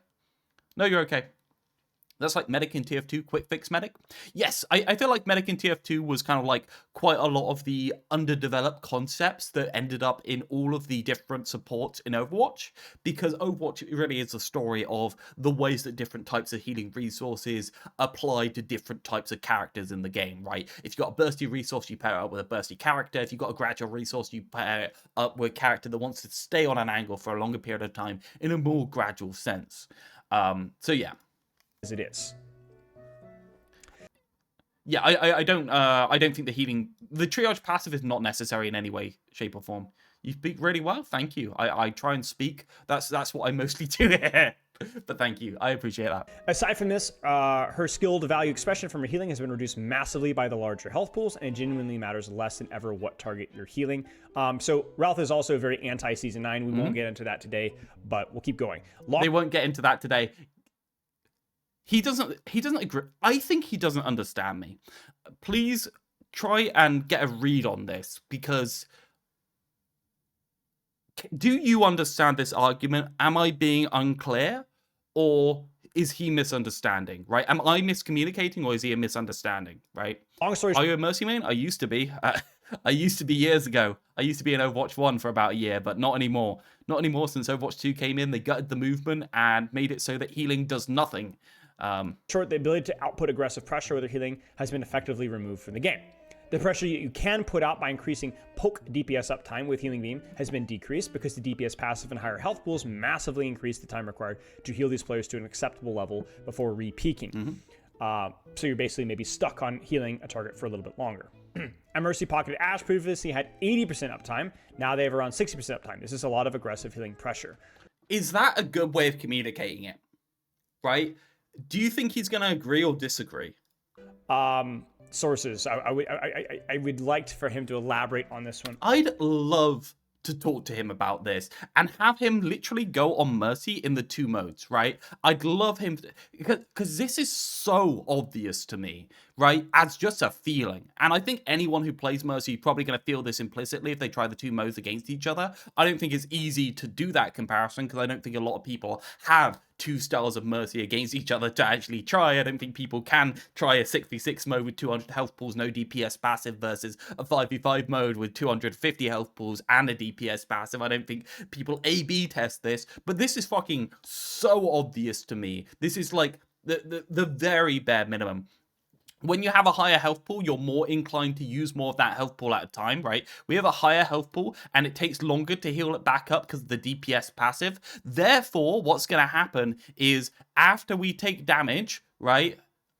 First off, healing during this, because you're healing for 15% less, is going to matter less, so you're less likely to be able to healing this person. And second off, healing afterwards is going to take more time, because basically what's going to happen is we're going to go down to roughly the same level before unpeaking, because the level that we unpeak is when we're threatened to die instantly. So what's going to happen is it matters less to heal people when they're here, and it takes longer to heal people back up to here. So essentially what's happening here is on the lower health pools, no DPS passive, is you zip back and forth, and healing is more impactful in terms of keeping people in the angle. I think you didn't communicate clearly enough. There's a lot of theoretical concept you put into the text, but Spilo kind of read it as a layman. It's like, I feel like this. Yeah, I understand. I feel like this is pretty obvious to anyone that's played the character. Is this appropriate communication? Do you think a layman would understand this? Summer, do you understand what I'm saying here? That the Season 9 DPS passive and the higher health pools has made it so that healing people on an angle has them have less uptime in general? I understand. And it's so weird to me that Spilo is such a good communicator, but like this one right here, he just doesn't get. It's so weird. Mercy is bad and bad. Okay. He's just trolling me. A little bit more, but we'll keep going. Essentially what this means is it just means when you take poke, it may take you longer to get that target back to full again, which... Yes. Or if you hold left click on someone while they're shooting, they lose health over time. Right? Is that a better way of describing it? Before, when you hold left click on somebody while they're shooting, their health stay at full, now it go down. right? So healing does less. Is that fair? Is It takes longer to heal DPS to full, so you can't bounce around as often, is one way of expressing it to the layman. I feel like I don't know, I don't feel like I need to express it to the layman with Spilo, or at least I shouldn't have to, right? Like, I don't know, like, should I just play a Mercy game and hold down the left click on people and show you how little it does? Is that the way of doing it, right? To actually show you? I feel like maybe that's the way I should go. But then people don't have the comparison. tricky thing, because I don't think the concept that people that take damage should be immediately back to full is necessarily a decision that the developers will agree with. I agree with that, but I don't mean immediately back to full. I mean the uptime is increased by a meaningful amount by the Mercy being there, right? I mean that you can do more aggressive pressure with healing. I don't think that the but there's a trade-off, right? The devs don't agree with you always being able to get someone back to full. Agreed. But having lower breakpoints while the person's in that angle, if they are being healed, means the DPS can put more aggressive pressure on that person while they're in the angle. So essentially what happens is, because of the higher chance of being insta-killed by something from the enemy team's backline, or 2 bits of damage that fly out the enemy team's backline, they are more dealable without a tank. Whereas in the bigger health pools, essentially you throw a tank at them, they're invalid. Now you can get a Genji dueling out of Mercy Hanzo. Genji versus Mercy Hanzo ain't even that bad a matchup. Do you know why? Because the Mercy healing proportionally doesn't do enough in order to stop the breakpoints. What it does is it allows the Hanzo to keep re-peaking when they're taking sustained long-range damage. So essentially what we're doing is we're changing the game more towards being able to threaten people from long range with DPS, or being able to threaten people in close range with DPS, versus being able to only threaten people with tanks coming into close range to move the person. Oh, it's so hard, man. It's so hard. It's so hard. And he should get this. Like, he should get this. Because I think it is a conscious choice. And the upshot of this, by the way, the reason why this is bad, the devs don't want constant people held in the angle. Do you know what the alternative is to always holding people in an angle with healing beam, right? Do you know what you do instead when people are in an angle, instead of heal them so they can stay there? You right click them, you hold that right click until they're on lowish health, and then you leave them to go do something else. That's the alternative. Higher damage boost uptime. Right. Higher damage boost uptime. And that's what's so frustrating about the character in the first place, because the damage boost is awful, right? And is it obvious to people, if I just state this, right, that this is true? A 250 health versus 250 health duel with damage boost is more favored towards the person with damage boost than a 200 versus 200 health duel with damage boost, right? So we have 200 versus 200 DB versus 250. All other things being equal, obviously, we're going to change around the breakpoints, and loads of things have changed. DB. Right. This is more favored towards this guy than this is. That's my argument for damage boost. Damage boost does more over a longer period of time when you have higher uptime. So when you actually do peak, it does more. Therefore, damage boost is even more highly favored when someone's peaking. For instance, if an Ashe is full health, or being healed by somebody else, damage boost does more than it did previously, because the Ashe has maybe 150 HP of leeway versus 100 HP of leeway, a full 50% extra uptime before they have to unpeak, because both times you'll unpeak at like 100 health if you're low. Science communicator and popularizer is a job for a reason. No, yeah, I agree. That's fair. Is this reasonable? Do you think that can just be taken without as read, or do you think that's a complicated one?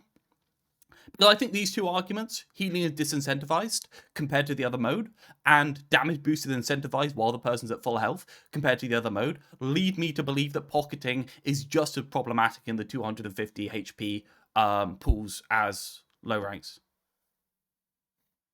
Hey, gorgeous. This guy thinks being a dogmatic purist thinks he's thinks he's always right. Go do some work, Spilo. Spilo, somebody paying you right now. Go do some coaching. Jesus Christ. Spilo being paid like 80 quid an hour right now to post in my chat. Oh.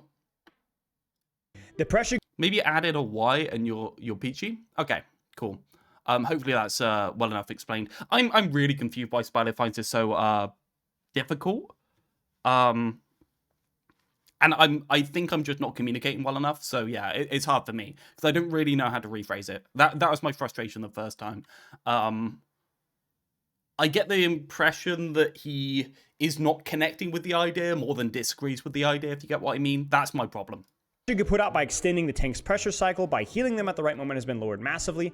When tanks have a higher percentage of the resources into innate health, raw healing numbers, even if they keep them in armor, matters less for extending the cycles. In other words, it's harder to keep up a tank because as the tank health pools grow bigger, more of the survivability comes through just the raw chunk of HP and less to do with the healing sustain. See, this is an interesting one because he phrases it weirdly here. Do you hear the phrasing? Keep up a tank. I don't care about keeping up a tank. I care about a Reinhardt, right? Reinhardt, this guy, going into the enemy team and doing a pressure cycle where he starts swinging on the enemy team, right? He starts fucking hitting them with a hammer. He's at full health. He presses the left click. He's not going to stop pressing that left click until he's threatened to die or he's low enough that he has to stop, right? He's fucking going ham. I think during this, compared to a Reinhardt with like 650 health and extra armor and DPS passive minus 15% healing, right? I think during this version, Reinhardt gets less during this thing than he does at 500 health and then full damage, right? I think this version gets more from healing than this version, right? This version down here gets more from healing than this one does. Is that too complicated? Is that not being communicated properly? Do you think there's a better way to communicate that idea? That healing Reinhardt when he's doing his swing cycle gets less value than healing Reinhardt previously when he's doing his swing cycle. In this version, you damage boost. In this version, you heal or damage boost. 50-50, doesn't really matter. You're still getting reasonable value because you're keeping him in armor. I'd say on this, you get maybe 5% more swing. 5%. I'd say in this version at the top, you get 5% more uptime on your swings. And on this one, you get, I'd say, 20% more uptime on your swings, right? If you're healing. This is a massive amount of increase in uptime of his pressure.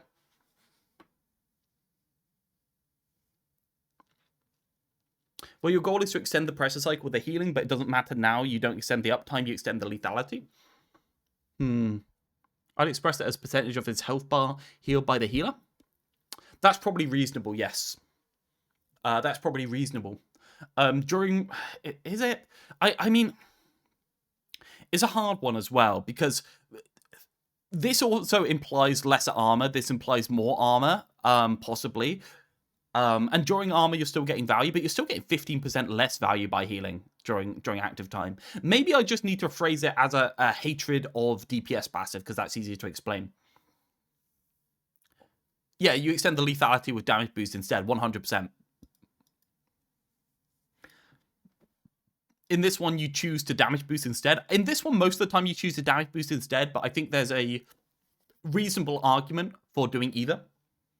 Therefore, there is an argument. If there's a reasonable argument for doing either, therefore there is an argument for juggling left click in when the Reinhardt's not actively swinging, or sometimes using left click over right click. Obviously, if they're all equally applicable in all scenarios, that's bad. I think while the Rein's going on a pressure cycle, you probably want to be damage boosting regardless when he swings, and you want to be healing when he's not because he's not doing damage. But still, like this general thing is yeah. Since Season 9, give your support time to catch up on heals and AFK a bit before going in again. I just don't get it, right? I don't get how this is not obvious to Spilo. That's my problem.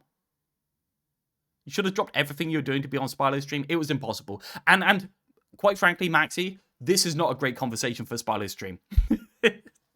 This ain't great. Trying to work out how the fuck to communicate to Spilo and him not getting it, that ain't convincing to anyone else. Again, that is a specific and So deliberate I would have design. just talked about mobility on Spilo's stream. Grow bigger, more of their survivability comes through just the raw chunk of HP and less to do with the healing sustain. Again, that is a More of their pressure on the enemy team comes from raw HP and less comes from sustain. Do you get that reframing? Survivability to pressure.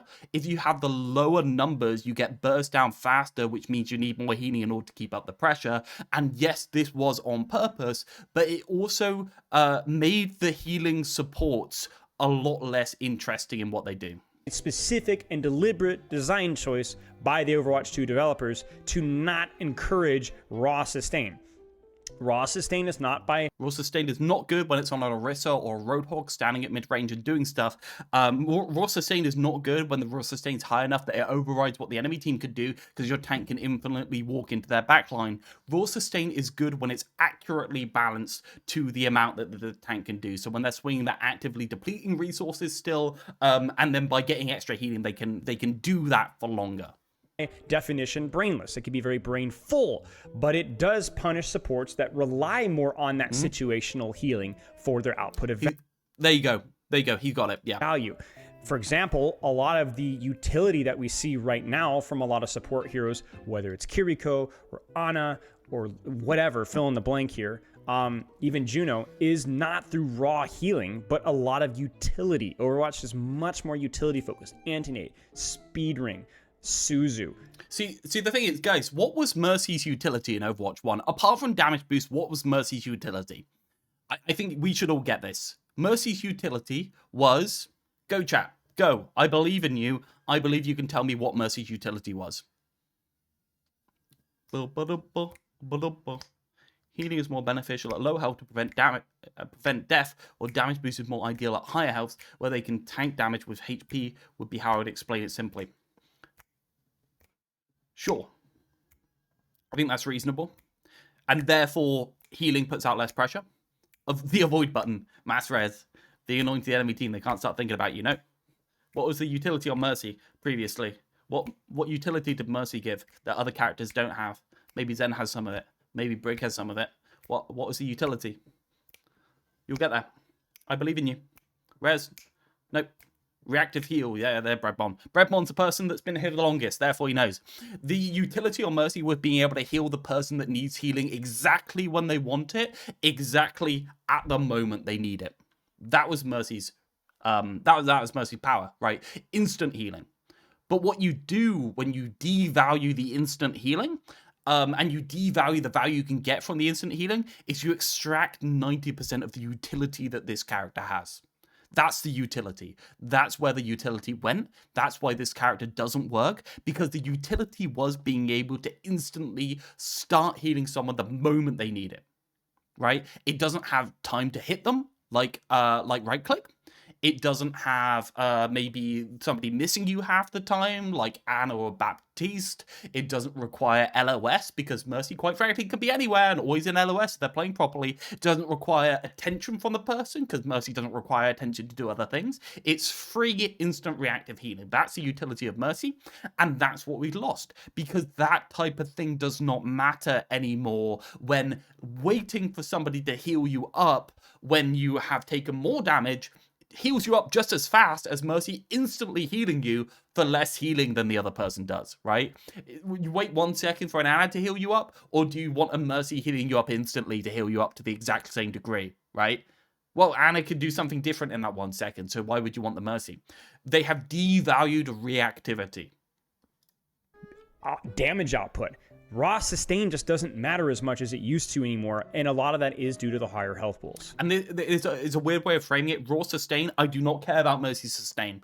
I care about Mercy sustain specifically on DPS. On tanks, I care about Mercy exactly amping them up during that pressure cycle. Bursty, short-term periods of support that aren't good for a long period of time. A Reinhardt with an on and Mercy pocket previously would be able to put out significantly more pressure than without the Mercy. Now they don't put out much more pressure at all.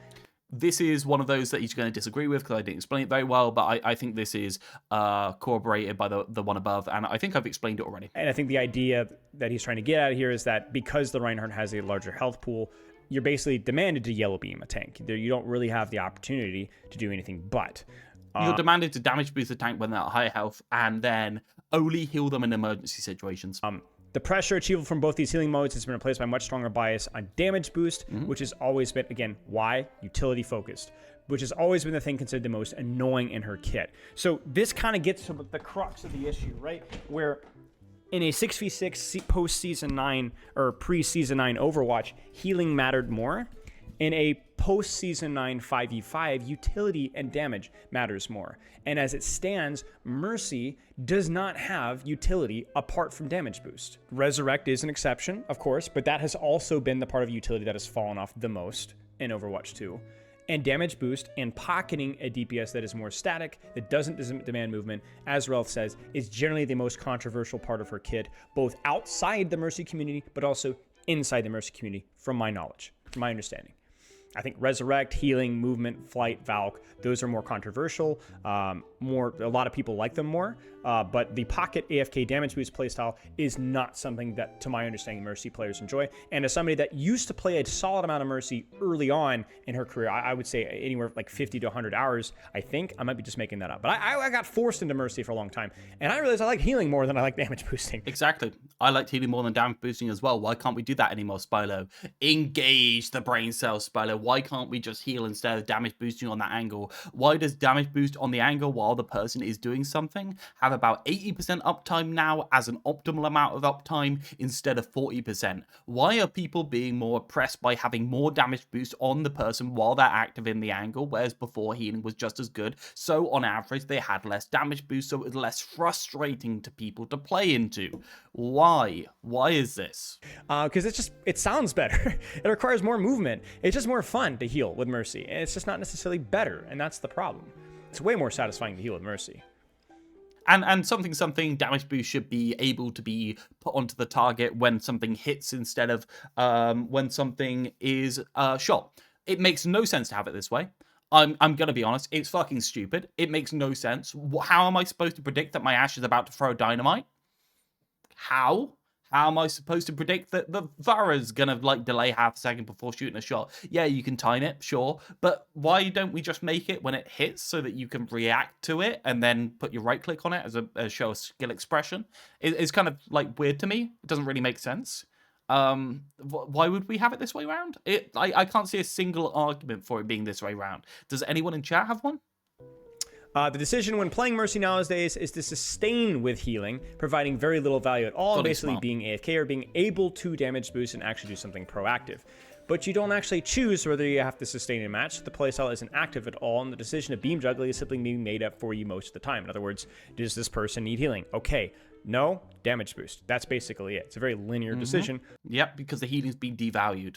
Or you will always damage boost all the time, unless you are forced to heal. A lot of the time. Again, I'm not necessarily saying I agree with all this, but this is Realth. He is going to state his opinion clearly, and it's worth... He's like, I can neither confirm nor deny the validity of this random idiot on my, who's posted the comments, stuff. Considering. Previously, you could feasibly do an unranked GM with damage boost unbound. Now there's no chance of that ever happening. Skill expression and extra value achievable from that skill expression have been extracted from the kit at almost all levels. Unfortunately, there's nothing to do about the movement tag, but my workshop code is Rework with res enabled, charging Valk, and so on. Okay. I'm going to turn on the light here 1 second, chat. He skipped over this, but this is actually something he talks about later, I'm sure. The res being problematic, it should just give you 1 charge during Valk, like we got. Yeah, so... does anyone disagree, like, that you could do an unranked GM with just healing? Because I did it at some point, pretty much. I mean, I did damage boost, but I guarantee you with 200 health pools, no DPS passive, you could do an unranked GM on Mercy with just left click. Guaranteed.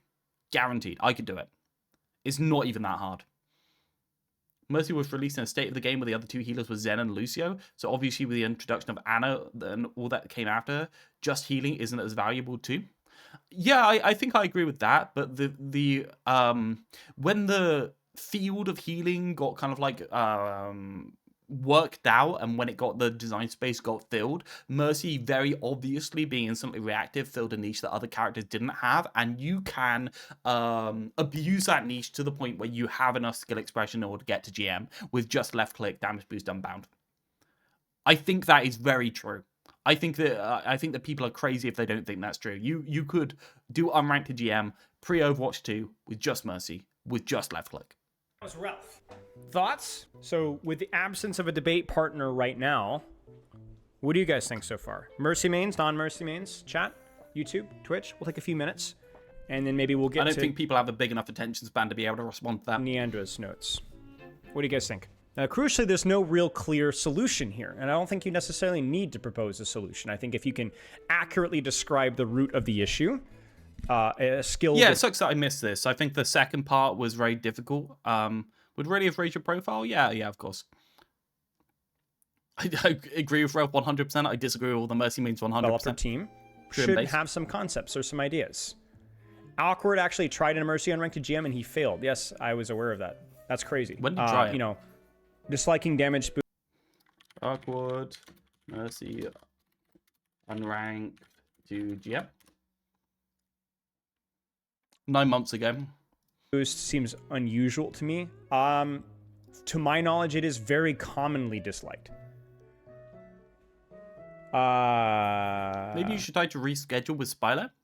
We're gonna have the conversation about things that I disagree with him on some point. So, like, we've already got something scheduled in. So, if I want to, I'll throw these in with it because I feel like we need to have that chat. Sadly, it's not a design discussion, so I doubt Garen's gonna be in his chat though. Rework the character provides some utility. Love you. Drive safe, please. Yeah, I saw. Thank you. Yeah, I think that some form of utility is really important for Mercy. I think Awkward could have done it, but I think she's just too boring. Yeah, I agree. I don't think he could have done it with damage boost unbound though. That is, I think, maybe the crux of the issue. Some form of utility that will encourage you to utilize her movement. Feels like maybe the crux of the issue. We get lost in how much healing, how much damage boost. Do we like Valk? Do we like Res? But I think the... I found it a bit confusing that they talk about the importance of decision density at the beginning, but then at the end they're criticizing the emphasis on damage boost in Overwatch 2. Does that actually make sense? Yes, because I've said here that there is no way to put out pressure with healing. Therefore, there is no choice to be made with healing versus damage boost. Therefore, basically, I'm making the argument that the fact that healing is not an option means there are no choices to be made for just recently. Crux of the issue is what utility can we give Mercy? I agree with most of it. I think damage boost is unhealthy in its current implementation. It gives certain characters crazy power spikes with little effort. Okay.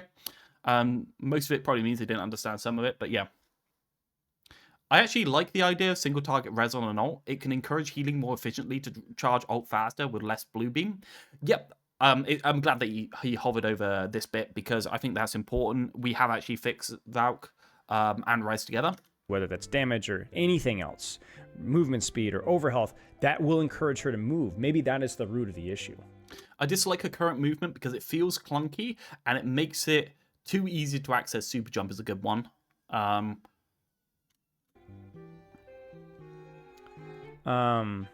Am I using an AI voice in the stream? Yes, this is an AI voice. The utility and damage opportunity cost has always been the reason why I hated playing with Mercies. It's why the choice to ban is so easy. Every other option feels like you have another puzzle piece. Yeah. I haven't read through all the comments. He has a good grasp of how things are changed over time with Mercy, but I don't feel what he says here could really be synthesized into a solution. My solution is to remove the DPS passive in Season 9 in at least a 6v6 format. I don't think it can be fixed. I also think the movement needs to be reverted to the point where you cannot zip 180 degrees. I actually think the super jump can be kept the same, but I think the 180 degree being able to turn around, press the spacebar to go in the direction you want to needs to be instantly taken out of the kit. I think that's awful, like really bad. That's what needs to be removed. And as a pity for the Mercy players. What they need to have instead is interesting super jump movement. And remember, guys, the super jump movement actually got took away and put into the space bar. Not the super jump crouch thing. The super jump crouch thing just goes straight up. The actual super jump movement was the ability to go in different arcs and different ways. And that's what's been put into the space bar. So that needs to be re-implemented, and the space bar movement needs to be removed.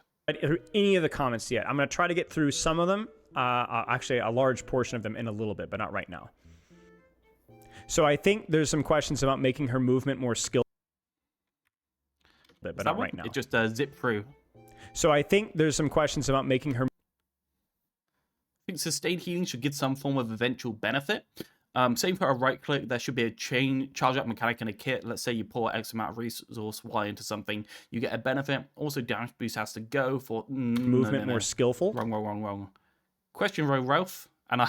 Hey Didact, Realth and I scrambled to find anything to give Mercy that enhancer kit utility wise that does not destroy the hero fantasy or doesn't fit the kit at all. Yes, Mercy's utility was the healing. Removing the utility from the healing sucks ass, in my opinion.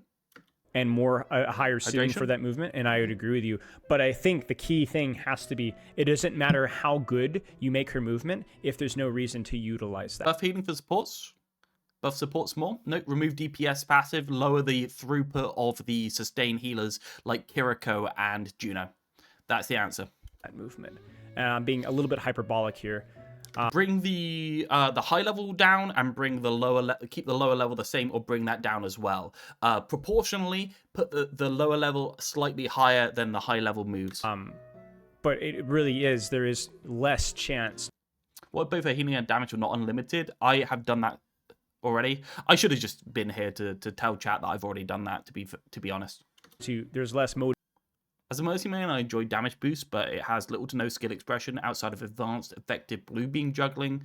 Not really. Like, yeah, the damage boost doesn't have much skill expression because there's no reason not to use it in certain situations. Motivation to move. If there's no reason to use healing and damage boost is a default, then what are we doing? Right. Question, though, Realth and I have scrambled to think of any utility that doesn't destroy her hero identity. Yeah, I mean, I understand it. It is tricky, but I think we have like, here's the other thing, too. I think Mercy, I would describe as more of a pacifist in some way. Maybe her hero at fantasy. Maybe I'm not a wizard when it comes to this stuff, even though I love this game.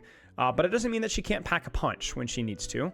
And I also don't think that we always have to look at utility through just a raw damage lens either.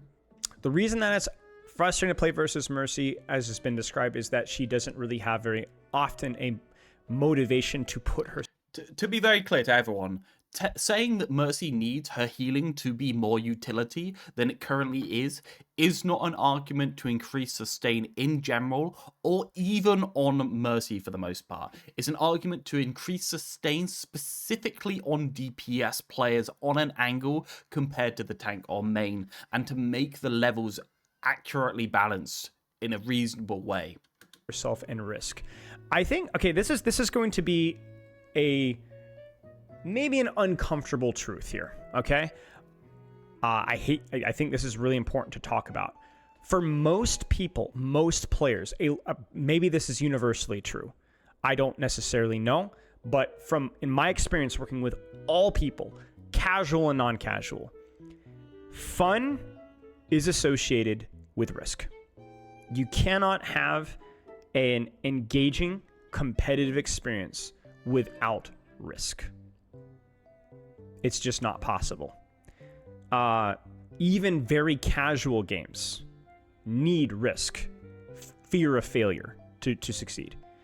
Even non-mechanically demanding characters. Agreed. Yeah. So there will be some. I think probably the best way to communicate it with Spilo is the two cases of you are on an angle with someone with Guardian Angel up, you can just AFK there and you're safe, versus you are on main and somebody else is being damaged on an angle and you can't go there in order to heal them. I think that's the way to do it. Let's say, oh, Mercy, we shouldn't be forced into an aggressive playstyle. Again, what do you mean by aggressive? That's a conversation. It doesn't necessarily mean doing damage. But I think the core of the problem is Mercy has to be reintroduced to the value of risk. If there is no tangible, measurable risk for Mercy, the character will not only be frustrating to play versus, be frustrating to play as, and continue to not appeal to a lot of people. I think that last point is okay. But if you don't have risk, that's the least interesting part of Mercy. You must be encouraged and forced to take risks as Mercy and then be rewarded for those risks.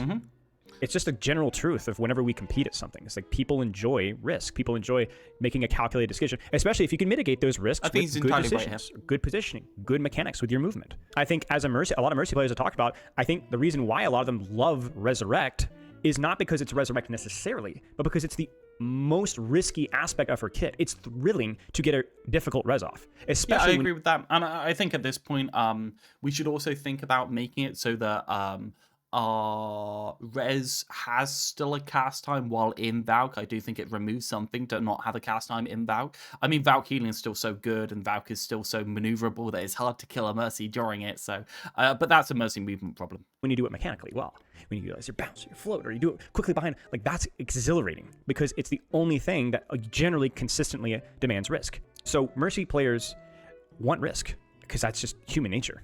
So we need both a motivation to take risk, and then we need Mercy to be able to survive that risk.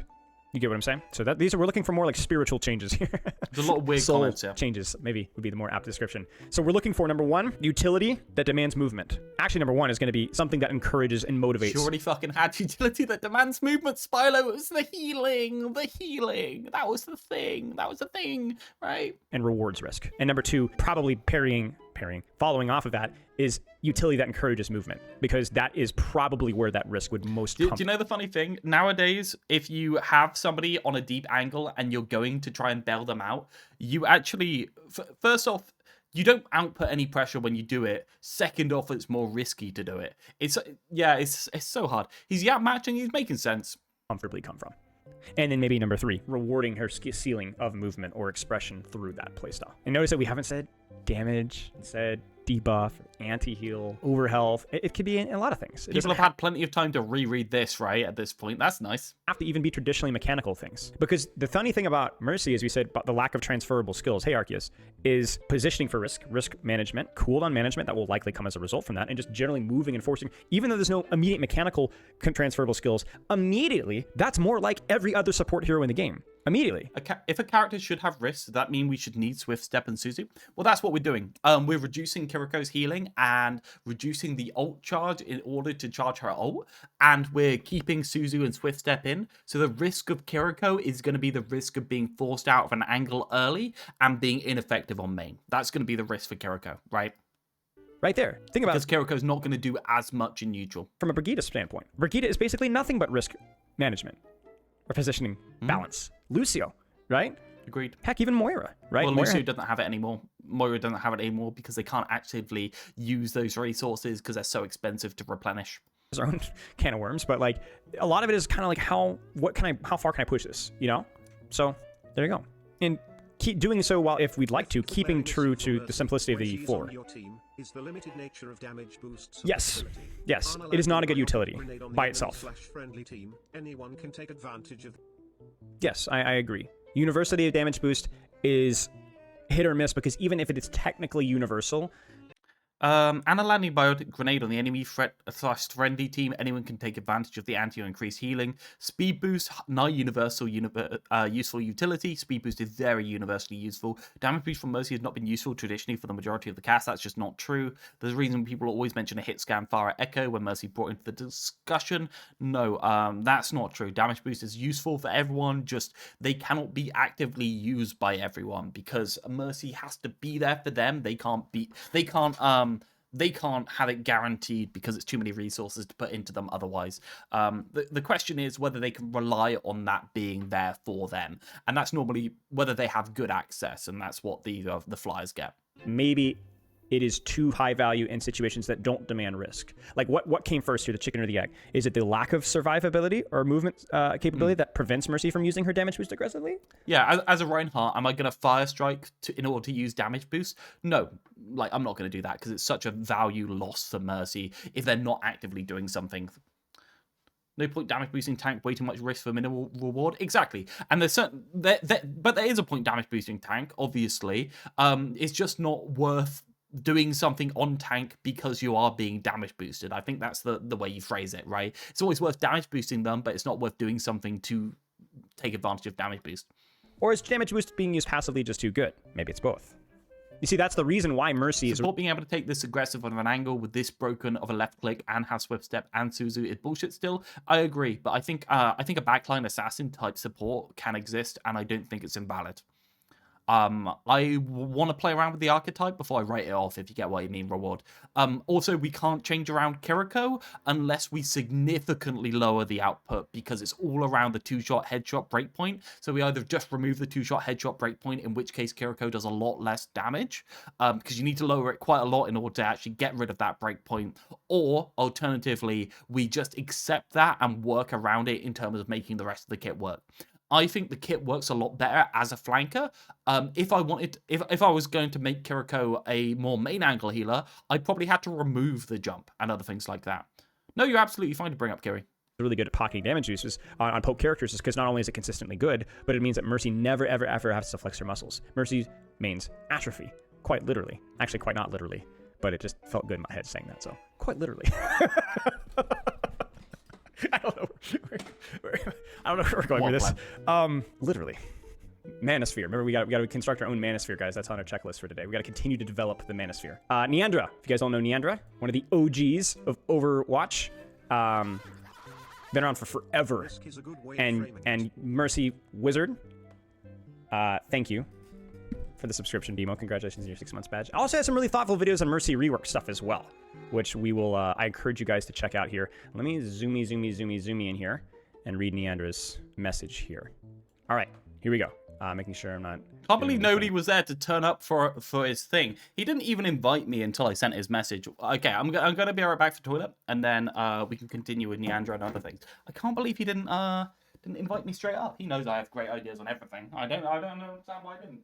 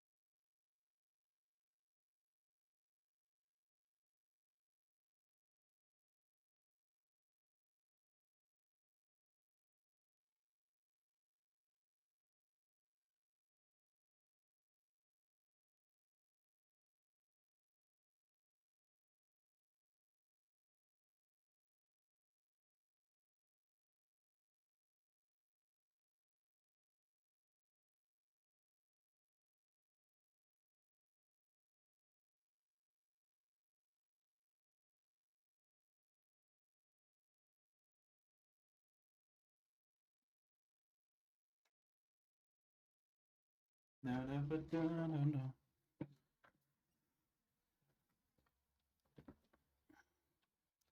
Right. Let's see.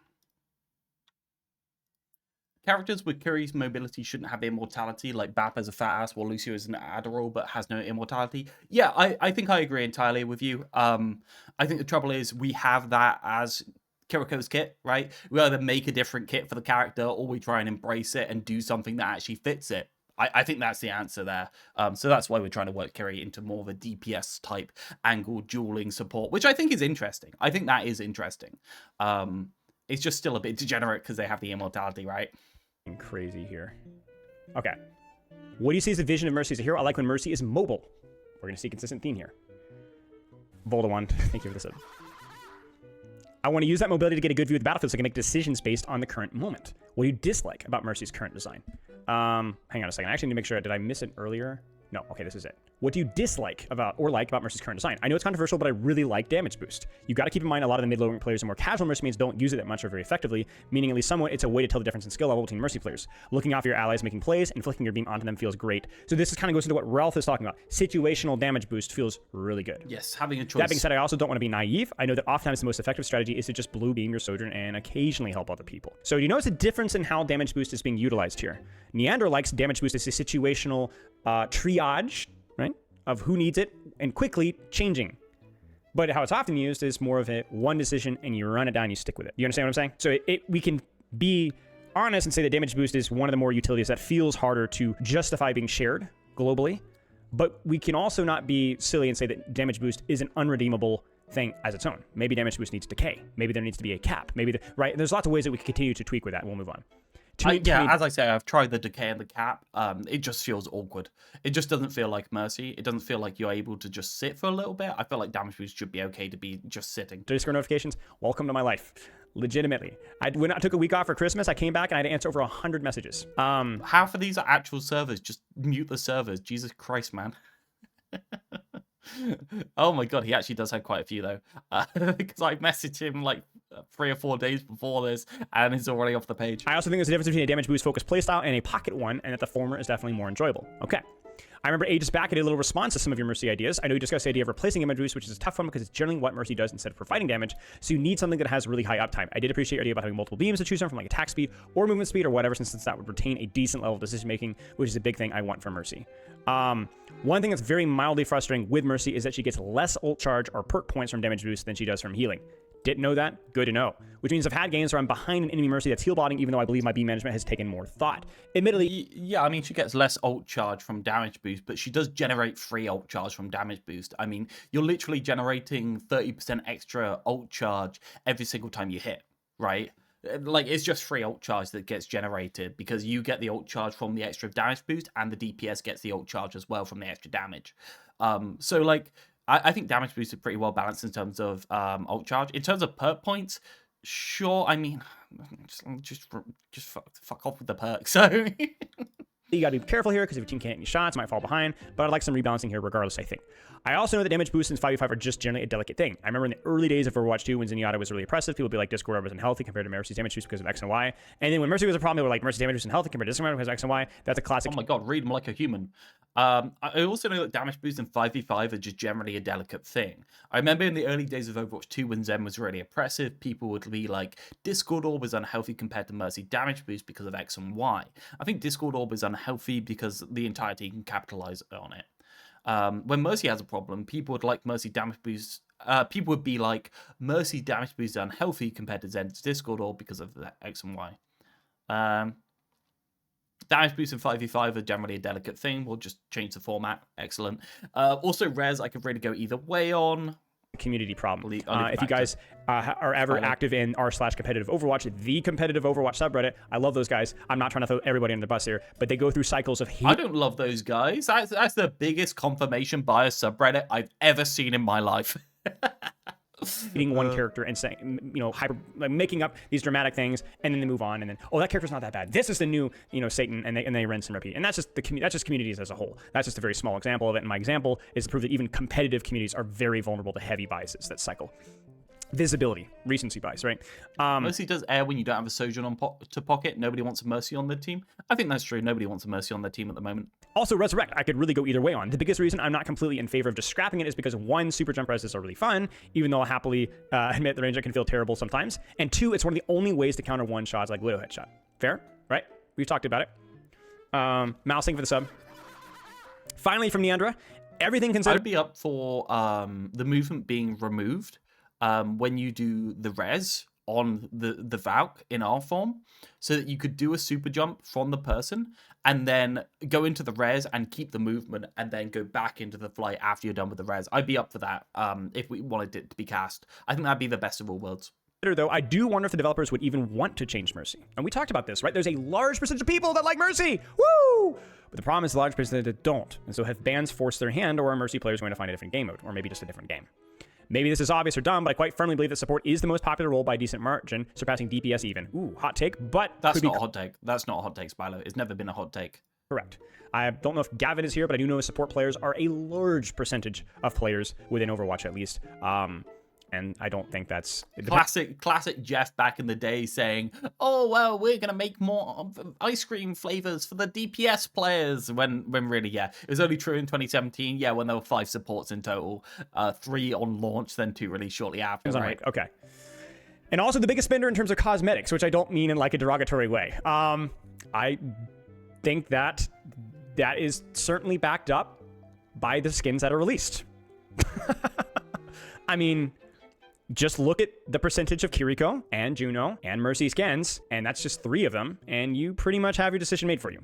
Today's not the day where we'll delve maybe into the demographics of what that means, but it doesn't really matter. Man, what do you do with a chat moving this fast? It must be so hard to keep up with anything. You just gotta ignore it, right? Like, it must be so hard for like, bigger streamers. Players buy scans. In a way, the devs should be proud that they've managed to make a role that feels super varied in terms of playstyle and feel really, really good. Too good, some may say. Although I do suspect that there may be some congestion issues around Plat Diamond and 6v6 Open Queue, where there's just insanely high numbers of players only, and so on. So, you know, we won't go down the rabbit hole there. Thank you very much to Neandra for that. That was very insightful. And you can kind of see some of the issues that we talked about. My dad got it from me. It's all the Overwatch characters, it's cats. It's actually getting quite worn at the moment. Quite a lot of them are worn out because I wear it so much, because it's a nice comfy shirt at the same time. Hinted at kind of raising their head, which was consistency of that demand for utility. Not necessarily, in Neandra's opinion, damage boost in a vacuum, but damage boost in its implementation, which is more static. And then obviously how that trickles down to how perks are being utilized. It's so weird that Neandra can have a full comment and not even mention the movement in any way, shape, or form. And even beyond that.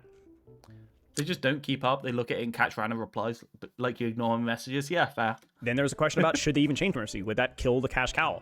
But is it already happening?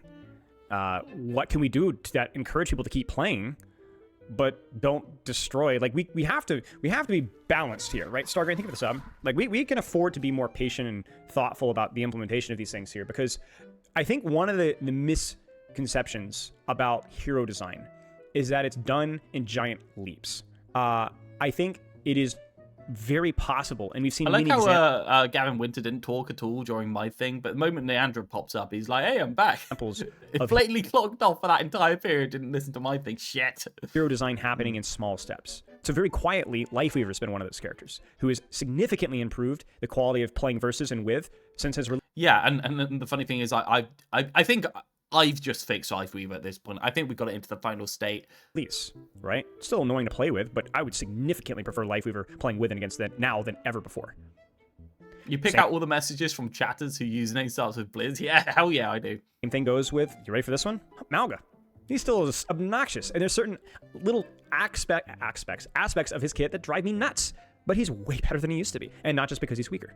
I think he's worse in certain ways. I think the Stomp's too strong, too unpredictable, too lethal. But that's 5v5 design, isn't it? Like, it's just 5v5 design all over. I think he's really toxic in 6v6 due to the Stomp being too good, but whatever. Another hot take maybe here, but Pharah rework. Pharah can still be frustrating to play versus, but at least she doesn't hover in the sky infinitely, and she has more counterplay and more maps where she's more flexible. And so for me, I'm less concerned about what's going to solve Mercy, if anything will ever solve Mercy. Right? I'm more concerned about, like... Would you rather a strong cardiac? No, not at all. Yeah, no, not at all. I just think the Stomp is a little bit too hard to avoid. Stomp bot is better than Season 8 Malga. I mean, yeah, but that's... Set your standards a little higher there, dude. Like, come on, what are we doing? Winter usually dodges almost all hero design questions as he focuses on his matchmaking and system designing stuff. Yeah, 100%. Yeah, no doubt. What would be a logical, safe, strategic one step in the right direction? That's what I want to see. And I think everybody that plays with or against Mercy probably wants to see the same thing too. Yeah, you could technically perfectly hover with Pharah, but you got to get my point. So, number 1, how can we introduce risk? Number 2, making the movement actually reasonable. How can, by introducing risk, is that going to be through encouraging utility that demands movement? Yes. By making it so that the healing actually is utility instead of just this thing you do when you have to do it. Those are kind of my points so far. Let's read r/Mercy mains. We got about 30 minutes before Yeatle jumps on here and gives us an earful of what he freaking hates about Mercy. 30 minutes! I want to highlight something today, guys. This may not be the most effective content. Do we care about the Mercy main section, guys? Piece ever, because if you haven't noticed already, you're noticing the same points coming up again and again and again. Yeah, only because he should have had me on after everyone to call everyone dumb at the end. Like, we can make content making fun of them. This is the first two again. We're going to come up with some new ideas and some new conversations to get points, yes. But it's not going to be as diverse as you think. And that's they're going to say, I like movement. Movement's great. And never mention that the movement got completely reworked. That's what's going to happen. That's like, let's be honest, that's what's going to happen. Good thing. That's a good thing. That means that everybody's mostly on the same page here, whether you hate or love Mercy. Guys I'm not on the noticing that same already? page. They're all wrong. I'm not on the same page. It's gonna keep going here. Haven't read these comments. Let's see what we got here. Kind replacement says, move it, move it, move it! People just don't seem to understand how fun her movement can be. It's what makes her so unique, while every other movement-related characters are I'm so independent. sorry for all these new Mercy mains that don't understand how Mercy's movement was before or never tried it, right? Like, I'm so sorry for them because it's such a shell of what it used to be. Like, it's so much worse now. It's just boring and slow and clunky. And yeah, you get to do more things with it, but you don't have any flow to it, right? That's what you like about Lucio. I don't like the fact that Lucio can wall ride. I like the fact that Lucio moving in one direction during wall riding makes him better, right? He has to have a flow through the map. He has to jump off a wall, around things, under things, and continuously get a new target in order to be able... Like, he can't turn around without getting shot more. That's the cool thing about Lucio. So what if we made it so that Lucio could immediately change direction on a wall, right? And just, like, go one way, then immediately go the other way? That would fucking kill the character for me. That would ruin it. That would make it so much worse. I'd hate that because what I enjoy is the flow. And that's what they took out of Mercy. The fact that Mercy's requires your teammates is what makes it fun and satisfying. In a way, I will interject here, in the fact that it's constantly changing. You can't memorize rotations. It's a live time battlefield that you are adapting to. The fact that Mercy requires teammates is what makes it fun and satisfying. Using her GA to survive by moving from one to another is incredibly fun. And the thing I believe I and the most other Mercy mains would miss the most if it were changed. I remember back in Season 3 with the GA nerf how absolutely devastated we were because it really is a big part of her kit. I personally don't like the pocket playstyle. I don't think Mercy should be a character who just stays on a DPS the whole game. I think she should have more chances and reasons to utilize GA so that she could help the whole team. Also, the most fun I've had with her is using the crepuscular circle power in Stadium. Just having the opportunity to pull out the Glock while still fully supporting the team feels amazing. Next to ults like Juno, Kiriko, even Idiari, who can leave for piling and go explode the whole team. Mercy's ult is just awful. I'm not saying that they talk about the Season 3 GA nerf and not the whole GA rework. Interesting. Mercy main That's really for the interesting. entirety of the Mercy main community. But do you see what I'm saying? I've not read these comments. And here we go. Fully agree with everything. This is an awesome take, yada, yada, yada, yada. Okay, good stuff. So in this iteration, there is a cry for more movement demand, less pocket, and maybe even some offensive output. Now, there isn't necessarily a solution about how to utilize that utility, how to reward movement. I also love how Spilo said that I don't have a solution. It was pretty clear what my solution was, right? Like, I'm not going crazy. My solution was fuck Season 9, make the movement skillful again. Like, I think that was fully in the comment. Again, we don't need to. We don't have... I mean, I'm going to love the theory craft and think of some ideas. Maybe we've already done some of those, but it could be a reasonable complaint that really gets to the core of the problem. And I think this does that very well. All right. Ideally, I'd like the developer team to stop being so afraid of the movement as their kit and enable playstyles outside of pocket and kit scan poke. I might stop by and listen to you yap if I get the chance. Thank you, Spooky Action. Well, here we go. I hate the There is lower value to get from movement, and the movement, it puts you at more risk. Beam juggling over one with peak to me is even better with a current movement. I just want to be a zippy triage unit. I do not want to stand behind cover, pocketing Sojourn. pocket playstyle. I much prefer team-based supporting and bopping around where I'm needed, but it's hard to deny how useful the enabling of a cracked DPS is. Beam juggling in Overwatch 1 was peak for me. It's even better with her current movement. I just want to be a zippy triage unit. I do not want to stand behind cover, pocketing Sojourn. Yes, this. The ironic thing is, if you have a really good DPS, what the changes actually did in Season 9 is make it so that if you actually do want to pocket that DPS, which still is good, you basically spend all of your time on that DPS instead of 60% of your time on that DPS like you did before, in order to get full value out of them. They do more while they got that damage boost. Stop doing that. They do more while you got that damage boost, and then the healing is like it's just something you do when they're not looking at the enemy team, and you do it for so much longer. It's just... that playstyle is more boring than it ever has been, in my opinion. I like Threads of Fate in Stadium that lingers her beam on a previous target. Adds a tiny bit of multi-healing boosting capability that she lacks without feeling. So there's your utility right there. So she's rewarded for moving because you can actually increase your healing per second if you move around frequently. That just forces you to continuously click on more target. That's a lot of high APM. Only on the previous target? Yeah, I guess that's interesting. Yeah. Hey, Swinky Tiger. Nice. That's right. I didn't even recognize that. Doesn't punish mobility and hopping off from person to person, which the most of us have fun doing. Yeah, and there's definitely a theory here where Stadium is them experimenting with things more wildly, and that's kind of like globally here, but yeah. That's a tough one. I'd like to see more buffs to heal boost for new target, but that doesn't feel like a perfect solution. Maybe an AoE tied to a swap. I'm not entirely sure. Okay. Yeah, we'll look at some of the more controversial ones too. I don't want to just look at the popular ones. We might look outside the box too. But I will say that, ultimately our goal is to try to get to a cross section of the Mercy community, even if it's not representative of the majority. We do want this is a popularity contest to an extent. As long as the popularity contest agrees with what an objective, obviously I'm perfectly objective, guys, no biases here, opinion comes from, that's the best of both worlds. Something that makes the Mercy players happy, the vast majority, and something that, from a more analytical standpoint, makes sense. Next. Right? I'm not saying my opinion is free from bias, that's the joke. God but damn. I guess my point God being is that damn like, this, yeah, if it's man. also popular, that's great. We only really have problems when things that are I know I repeat myself a lot, but loved are also hated about Mercy's kit. And I don't think that's as much of the case, is kind of my point here. Like, just because a lot of people think something doesn't necessarily mean that it's wrong. It might be right.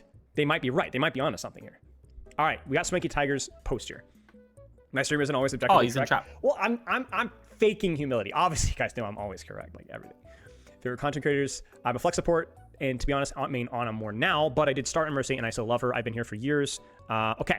Things we love about Mercy: mobility. Almost every dedicated Mercy loves Mercy for her movement. Her movement is her skill expression, her fun factor, and what sets her apart from others in the support cast. I'm going to go ahead and say something here, chat, that if you think about it, it's true. We've said this a few weeks ago, but I'm going to bring it up now because it's pertinent. Positioning is the most underrated fun thing in Overwatch. And probably a lot of games in general. If you love Spider-Man and Marvel Rivals, you love positioning. If you love Genji, if you love Lucio, and if you love Wrecking Ball, you love positioning. If you love Mercy, you love positioning. Now kiss. No, my point being is that like literally the same reason why Mercy mains love Mercy is why Genji players love Genji. Now the shooting of the shurikens, that's where they differentiate, but it is the positioning. It is the positioning aspect that is very satisfying. Freya as well. Yes, exactly. There's nothing different than liking Genji versus Mercy's movement position. Read the rest, Spilo. It's kind of the same thing. Read the rest of it. Now, how it's actually executed, again, that's where they differ. But this is good. This is normal. We see this again and again with Overwatch, where people love these type of heroes. I just think Rooster. Thank you, Moonducky. Damage boost enabling plays. Yes, it's a touchy topic. No, he skipped it. He skipped the fucking interesting part. Oh, what's wrong with him? How did he do that? How did he... Why did he skip the interesting part? Okay, I'm going to reread this. Almost every dedicated Mercy player I speak with loves Mercy for her movement. Her movement is her skill expression, her fun factor, and that's what sets her apart from others in the support cast. Season 3, where they doubled her Guardian Angel cooldown from 1.5 seconds to 3 seconds, was disappointing to many of us. I would take nerfed health and capabilities just to get that GA back. Why did they do this, Spilo? Don't skip it. This is the important part. Why did they do this? It was because the new mobility made her effectively immortal at low ranks due to the incredibly high survivability of being able to do a 180-degree fucking turn on a dime just by pressing the spacebar and looking in a direction. It's because the movement was really, really, really OP in the new version and required no skill at the skill floor, so everyone could access it. So what we did is we went from an interesting fluid movement to a static movement that is used reactively instead of proactively. Come on, dude. This is the point. I have no idea how this guy doesn't make the connection. I have no idea how Spilo doesn't make the connection either. Jesus Christ. Like, this is... Come on. They're so close. They're so fucking close, man. Spilo's always invited to Pugs every time I talk to him. Boosting existing means natural breakpoints and balancing. Man, like, let's skip through and see if there's any other comments. Mercy gets it for healing beam. I personally do. Relying on others, easy spectator mode allegations. I actually want to see that. Personally, I find Mercy to be dynamic, engaging, and often stressful. Comparatively, Ana is just about landing your shot / cooldown and being in a safe position. I don't think that's true anymore. Flying around like a maniac, you aren't anymore. You're just standing in positions and pressing shift to escape. We love Mercy mobility, enabling playstyle and damage boosting teammates. With mixed opinion on Valk, Raz, and healing. Even cool. you non-Mercy. Okay, let's skip to skill of your DPS. Cool. Main focus is to stay alive and support a team. Quite like the trail support idea the devs have for her, but in my opinion, they're failing to deliver on. Interesting. With Wrecking Ball, you need to be forcing your cooldowns on yourself. Get him to read this. Some movement and some Even if that means it's probably cool. What, 2.5 minutes? They said 4 per 10. You know what I'm saying? Even her weapon isn't particularly useful because of how slow the projectile speed is. What do you see the vision of Mercy as a hero? For me personally, Mercy as a hero's main focus is to stay alive, to peel and support a team. I quite like the triage support idea the devs have for her, but in my opinion, are failing to deliver on it. Notice that a lot of people are very obsessed with staying alive with Mercy and at the same time, movement. Her movement, her ability to peel for herself by being almost untouchable in the heat of battle by using myself as bait to allow my team to make plays. Do you guys see this, right? Do you guys see how close they are, about how far they are at the same time, every single time? They even mention it and they just skip straight over. What's he on about now? I know Yeedle's been doing his Freya grind and fairly, and I think Yeedle. Right, they're at that, man. Not just with his knowledge of the game, he's played a million different characters to Grandmaster, but he's very well spoken and very reasonable. I didn't want somebody that hates Mercy just for the sake of hating Mercy. I wanted somebody that could kind of frame their arguments well and fairly, and I think Yeedle's that guy. So, Yeedle. And he's misogynistic, which is the best part about him. How are you? Hello, how are you doing, man? Well, let me ask you a really quick question. Yeah, go for it. Would you rather have 5 grapes? All right, these grapes are like the kind of grapes that you usually throw away, right? They're at that point where they get bruised up and all that. Yeah. Or you eat a banana 2 days past how you like your banana. So it's like that banana's going kind of bad too. It's like really soft. See, I'm such a coward here because I don't like super brown bananas, even though they technically are sweeter. You know what I'm saying? So I I don't love bananas, period. So it'd just be like a neutral banana. But 2 days past means that it's like kind of brown, but it's still safe. You get what I'm saying? It's still safe though. So now if you were a big brown banana fan, you'd be in trouble. Is what I'm saying. But I'm a super basic dude, so I'll take it. I think grapes are just they're like little nuclear bombs. You never know what you're gonna get, and it's never good. I love grapes until I don't, and I'm like, oh, and you never can tell. It's like blueberries, isn't it? Blueberries are so variable, depending on whether there's a supply lava in it. It's yeah. I like them when they're really sour. You know, like sometimes. What do they say about pistachios? How when you get a bad pistachio, it's because it's got something inside it and you haven't noticed. Little tiny ones are like super sour out of nowhere. Yeah, I like those. Those are pretty good. Yeah. It's too bad. Grapes have such potential to be like an A tier fruit, but they always just kick you right in the pants when you least expect it. So yeah, definitely mixed. All right, Mercy, we've already been yapping for a little bit here. We've kind of framed everything nicely. Word on the street is that not only do you not like Mercy, you don't like playing with or against Mercy, and you've been banning her pretty frequently, which doesn't exactly put you in minority here. I respect your ability, not just your opinion, but your ability to kind of communicate ideas. What about stuff inside pistachios? Yeah, apparently when you get a bad pistachio quite a lot of the time that tastes really different, you know that? You know when that happens? Apparently that's a bug. We've already had a pretty good consensus of why most people dislike Mercy. But why do you dislike Mercy? What about her just drives you nuts? I think it's very similar to Sorry for ruining pistachios for everyone. People don't like playing Mercy, but it might be a myth. It might be a myth. It probably isn't a myth. Let's be honest. Thing is that I don't like the kind of gameplay she enables with other DPS, right? I don't want to play if I'm playing, no matter what role I'm playing. I don't want to play against. I eat those all the time. I hope I haven't ruined it. Don't think about it. It's okay. Pharah Mercy, Echo Mercy, Sojourn Mercy, Widow Mercy, whatever it be. I don't like that 2v1 scenario that goes on whenever there's a Mercy and another DPS. I think it's just annoying. Question for you is, when you say that though, you do realize that it's a 2v1, right? You're not expected to win a 2v1. Would you prefer a Zenyatta Pharah instead of a Pharmacy? If so, why? What changes about the dynamic here? I think it's the idea that you could still win the duel and then not win the duel. You know what I mean? You get the. If you're allergic to coffee, you're allergic to cockroaches. No, that can't be true, right? That can't be true. Roaches are the bane of my existence. I haven't seen a cockroach in my entire life living in England. So that's a good part about England, right? Kill from across the map, she gets rezzed, or they get rezzed, whatever the hero is. I see. I think that's what makes it really annoying, as well as just I don't know if it still does it, but does damage boost still push certain heroes past a threshold this far, 2-tap with a damage boost? I don't know. I honestly don't know. Yeah, she does. Yeah, I mean, it definitely changes some thresholds for sure. Do you think it could also be that the type of character that is being damage boost frustrates you as well? You immediately, Sojourn, Echo, Pharah, immediately come to mind, especially Sojourn as of recently, Pharah historically. Is it just a hero preference for you as well? I know the heroes are fundamentally changed by having damage boost. The breakpoints fundamentally change them.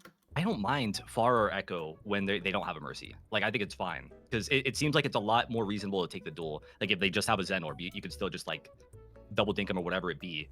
And then they won't get rezzed. But... Okay. The Sojourns. It's interesting that Season 9 also dramatically reduced the power of healing a Pharah in the sky, but really increased the power of damage boosting it. It's another one of those, isn't it? Remember, damage boost up, healing down, right? Scenario. Uptime down, burst up. I do just hate Sojourn, so. be Okay, on that one. I so do say it's overrated. occasionally hero, but more often just what? What if they just replace damage boost with a blaster and remove weapon swap? Well, yeah, you can always just say remove half the kit. I mean, you can always fix a character by removing half the kit. The question is, what are we losing? And we're losing something that I think is interesting. The Mercy allows them to do, and then even forgiving their mistakes afterwards. Do you play with Mercy much? What is the experience of like playing with a Mercy globally, and specifically also playing with a Mercy pocket? I've definitely had some games with Mercy. It kind of depends on what I'm playing. Like, I don't like having to have a Mercy either. So I'm definitely the person that just doesn't like Mercy in my games, period, for various different reasons. Sure. So talk to me about I don't this. like. For I don't like you. playing DPS and They having. say if you never saw a roach, it means all of them crawl into your ear when you sleep. I'm pretty sure that's true. Yeah. Or there are no roaches in my country. A Mercy Either pocket, one. because then it makes it so that if I take a flank and I do nothing on that flank, that's 2 heroes that are doing nothing on the flank. So it's more it of makes me responsibility, not more wanna hit that pressure. flank. Yeah, a little bit more. Yeah, for sure. Okay. Yeah, I'm not horribly opposed of the third speed boost beam. I'm not horribly opposed to it, but I think the way to do it is to make all of her beams have utility instead of making one half of the amount of beams she currently has have no utility whatsoever in terms of healing. Like, just don't. It's just something you do when you have to do it. Like, that's it. Why don't Mercy players want speed boost instead? It would make the main tank's life so much better. Because speed boost does not apply to DPS in quite the same way. I think speed boost is 100% an interesting thing, but I'm sorry, damage boost is just something that I think is an interesting thing to explore in a game. So I don't want to remove it. If you say add speed boost on as an extra option, I'd say cool, but I still want Season 9 DPS passive removed so that Mercy's healing can be utility as well, right? So I think if you give me the 3 beams and give me them all equal on certain scenarios and I have to juggle between them all, I want to do that. I don't want to be choosing between healing if I have to heal or speed boost or damage depending on which one I feel like, right? I want to be juggling between all of them. That's the point. You don't juggle with Mercy anymore. You just damage boost until you don't have to. Do you think it's more psychological, or is it actually just change the strategy to something that you're not used to? I definitely do think it changes the strategy, because I can like draw resources on the flank and it's good if I make it out or whatever. But like if me and Mercy are there and we're not actually getting kills, it's like, all right, well, we're kind of trolling. So we're both trolling here. Screws your math off, where normally I have something called the Kevster principle. If you're one person pulling 2 people's resources, you just live. But when you're 2 people with a Mercy, you need a elimination or at least 2 people's resources. Otherwise, you're throwing the fight. Yeah, and exactly. That might change how you see these or how you position. Okay. How about when you're not being pocketed? Do you ever feel like any frustration or break points, maybe playing tank with a Mercy or playing a flanker DPS? I know that you might have to kind of think back a little bit here. By the way, I'd probably be absolutely fine with attack speed. I personally am a big proponent of the value you get from just having damage boosts without the breakpoints. I don't think the breakpoints are even that necessary. I think there's enough spam damage thrown around in Overwatch for the most part that just increasing the damage by 30% and not hitting any breakpoints would be fine. Like, I'd be more happy with that than currently. I think the breakpoints are kind of like the annoying thing that happens when you increase the damage boost, not the thing you're aiming for. Maybe pull something out. If not, it's fine. Yeah, no, if I'm playing like tank or some kind of flanker, I mean, I just don't interact with my Mercy. If damage boost is more bursty in its nature, you have a bit of a problem there because healing still doesn't put out any pressure. So the answer is we're just optimizing where our damage boost goes still, and then we're just AFK healing, and it's not doing anything. So that's my problem, right? You have to have something to do while you're... you have to be able to put out pressure in neutral. That's what you need to be able to do. For the most part, except, I mean, if she heals me a little bit or if I get rezzed. But I think they pushed her healing to a point where it's like, it's kind of alright to have a Mercy to heal me. Okay. Not the best. I'd still like, if I have a Mercy, I'm thinking, okay, this Mercy and whatever DPS she's going to pocket, got to go do some shit elsewhere, and I got to like kind of play around that. Like, see, that's the interesting thing. Just increasing the healing doesn't do very much because you've already reduced the difference between Mercy and Ana to the point where the reaction time of Mercy getting onto you as a healer doesn't matter as much. And sure, like, you can boost them both up, but when you increase the health pool, basically what you do is Harmony Orb is really good because it's always on the person. Ana's up here, but Ana's going to take like let's say you like 0.6 seconds to get onto the person. Sure, Ana's probably going to heal you at the same time as Harmony Orb. If we say like Mercy's here like 55, this is 30. Then the difference is that Mercy heals instantly and Anna heals slowly. So what's going to happen is, though Anna gets onto you later, they're going to be able to heal you at the same time now. Whereas before, what would happen is it's basically a comparison between 150 health and 100 health, right? If you're 100 health, 55 heals you in a little bit less than 2 seconds, right?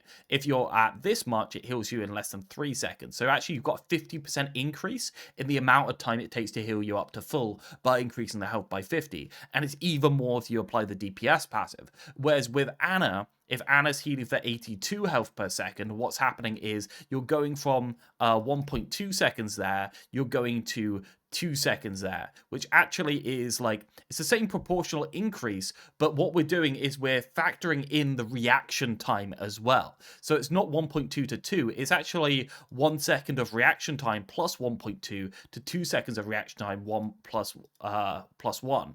So it's like you're going from 2.2 to 3, and that is like is a disproportionate less amount of time. I don't have my numbers right in order to make the best point, but the point is that the Anna is highly more favored when you increase their health pools if they have slower reactions. I gotta So- not soak up all the heals. That was and badly et cetera. explained. We were talking earlier about black and whites and the kind of extremes of gameplay and how you can have a Mercy player that doesn't really have the carry potential, but also it's harder to throw with Mercy. And yet we also kind of realized at the same time that Mercy, if she is playing that pocket playstyle, is an amplifier of either somebody that's popping off or somebody that's fumbling the bag. You're kind of describing it as a DPS player. You're not appreciating the pressure and the necessity to do so much, right? But then when I asked you as somebody that's not being pocketed, you're kind of describing Mercy is almost not even, she's not even there. She doesn't even impact you at all. In fact, you're calculating how do I play basically down a support. Yes. So it's two opposite extremes. Would you agree with that? Yeah, that sounds about right. Do you Mercy normally doesn't put out any pressure. like factor in your supports when you're not playing with Mercy, like with Zen, Ana, Bap, Lucio, Juno, any of these heroes? Do you think about them when you're playing with them as a tank or a DPS that's not being pocketed? If I'm playing tank, There should be less a reason to hold left click on blue beam. I give her more power via her skill movement tech alongside a more efficient pistol. Sure. Damage boost being bursty is fine, but bumps into relying too much on the other person. Yeah, I think that's definitely a thing. You can get really frustrated when people completely fuck up and you've wasted like your 5 seconds of damage boost. Damage boost is definitely something that would require being stronger if it was a burst. And I don't think we can really move damage boost up in terms of numbers in any meaningful way without it becoming incredibly frustrating of getting instantly killed. Right? It can't go to 50%. Let's be honest. You can't say 50% damage boost 3 seconds total, and you've got that every 5 seconds. You can't do that. You have to say 30% infinite time, because that's as far as you can push it, quite frankly, without it becoming insanely oppressive. I definitely will be a little bit more conscious if we have like Zen brig heals or like any small amount of does heals, or basically like nothing. of course the support matchup, like if they have anti, we have cleanse, whatever it be. So I'll think about that, and I'll also think about how I'm gonna play around my support ults. Like Kitsune is gonna be a fight win if I'm on Zarya, for example. Sure. But I guess with like I don't think about Mercy's Valk because I don't see it as like, all right, this is gonna be the ult that's gonna win us the fight. Again, is it just because it doesn't change your decision making that much? Is that why? Yeah, I think that's the point with the pistol, and that's why I push back against Tiefling wanting pistol movement speed. Because the pistol wasn't meant to be an ability. It was meant to be a thing that you have that you can technically do in niche scenarios. I think that was the point, right? Yeah.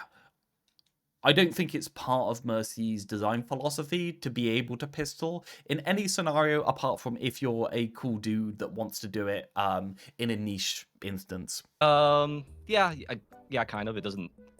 Yeah, sure. Sure. And then when you have a Mercy not pocketing you, the only decision that it changes is that I just can't do very much. Okay. Okay. Sounds about right. What do you feel about Rez? How do you feel about Rez? I think Rez is fine. The only thing that bothers me about Rez is she reses within line of sight, but then she breaks line of sight. I think that can be grace really period. annoying. Okay. Yeah. Okay. Just being able to break line of sight on the res, because then it's like if I killed someone from across the map, that res is impossible to deny, unless I'm like some super It's hyper still speed impossible hero. to deny. Like, it's still impossible to deny. Like, if there's a corner there, somebody dies there, you're still behind line of sight. Like, I get what they're meaning, because like somebody can be there and it gives you more grace, but that frustration's still going to be there. I'm not going to be able to do anything about it, and I think that's Sure. kind of annoying. Sure. Because like, Okay. well, that didn't take any effort from the Mercies. Just just res, just press E. What do you think about her beam, healing output, damage boost output? Are those things? Instead of a flat damage boost, it strengthens your DPS passive, or even gave DPS passive to non-DPS characters as a trade-off for burst rather than bigger numbers. So it gives a healing reduction on the people hit, so you're not out putting more damage, but you're denying the sustain. I mean, sure, like that would be fine. But then again, like, are we just saying damage boost is something that can't exist in the game, or are we trying to make it work? I guess that's the question, right? Like, you can say anything the moment you say, well, Mercy doesn't like damage boost is shit, and we don't want damage boost anymore. Ultimately, I think there's a way to work with it. I don't think it's that hard to work with. I think if we took 3% out of damage boost, put it to like 27, 26, I think damage boost would be reasonable in current code.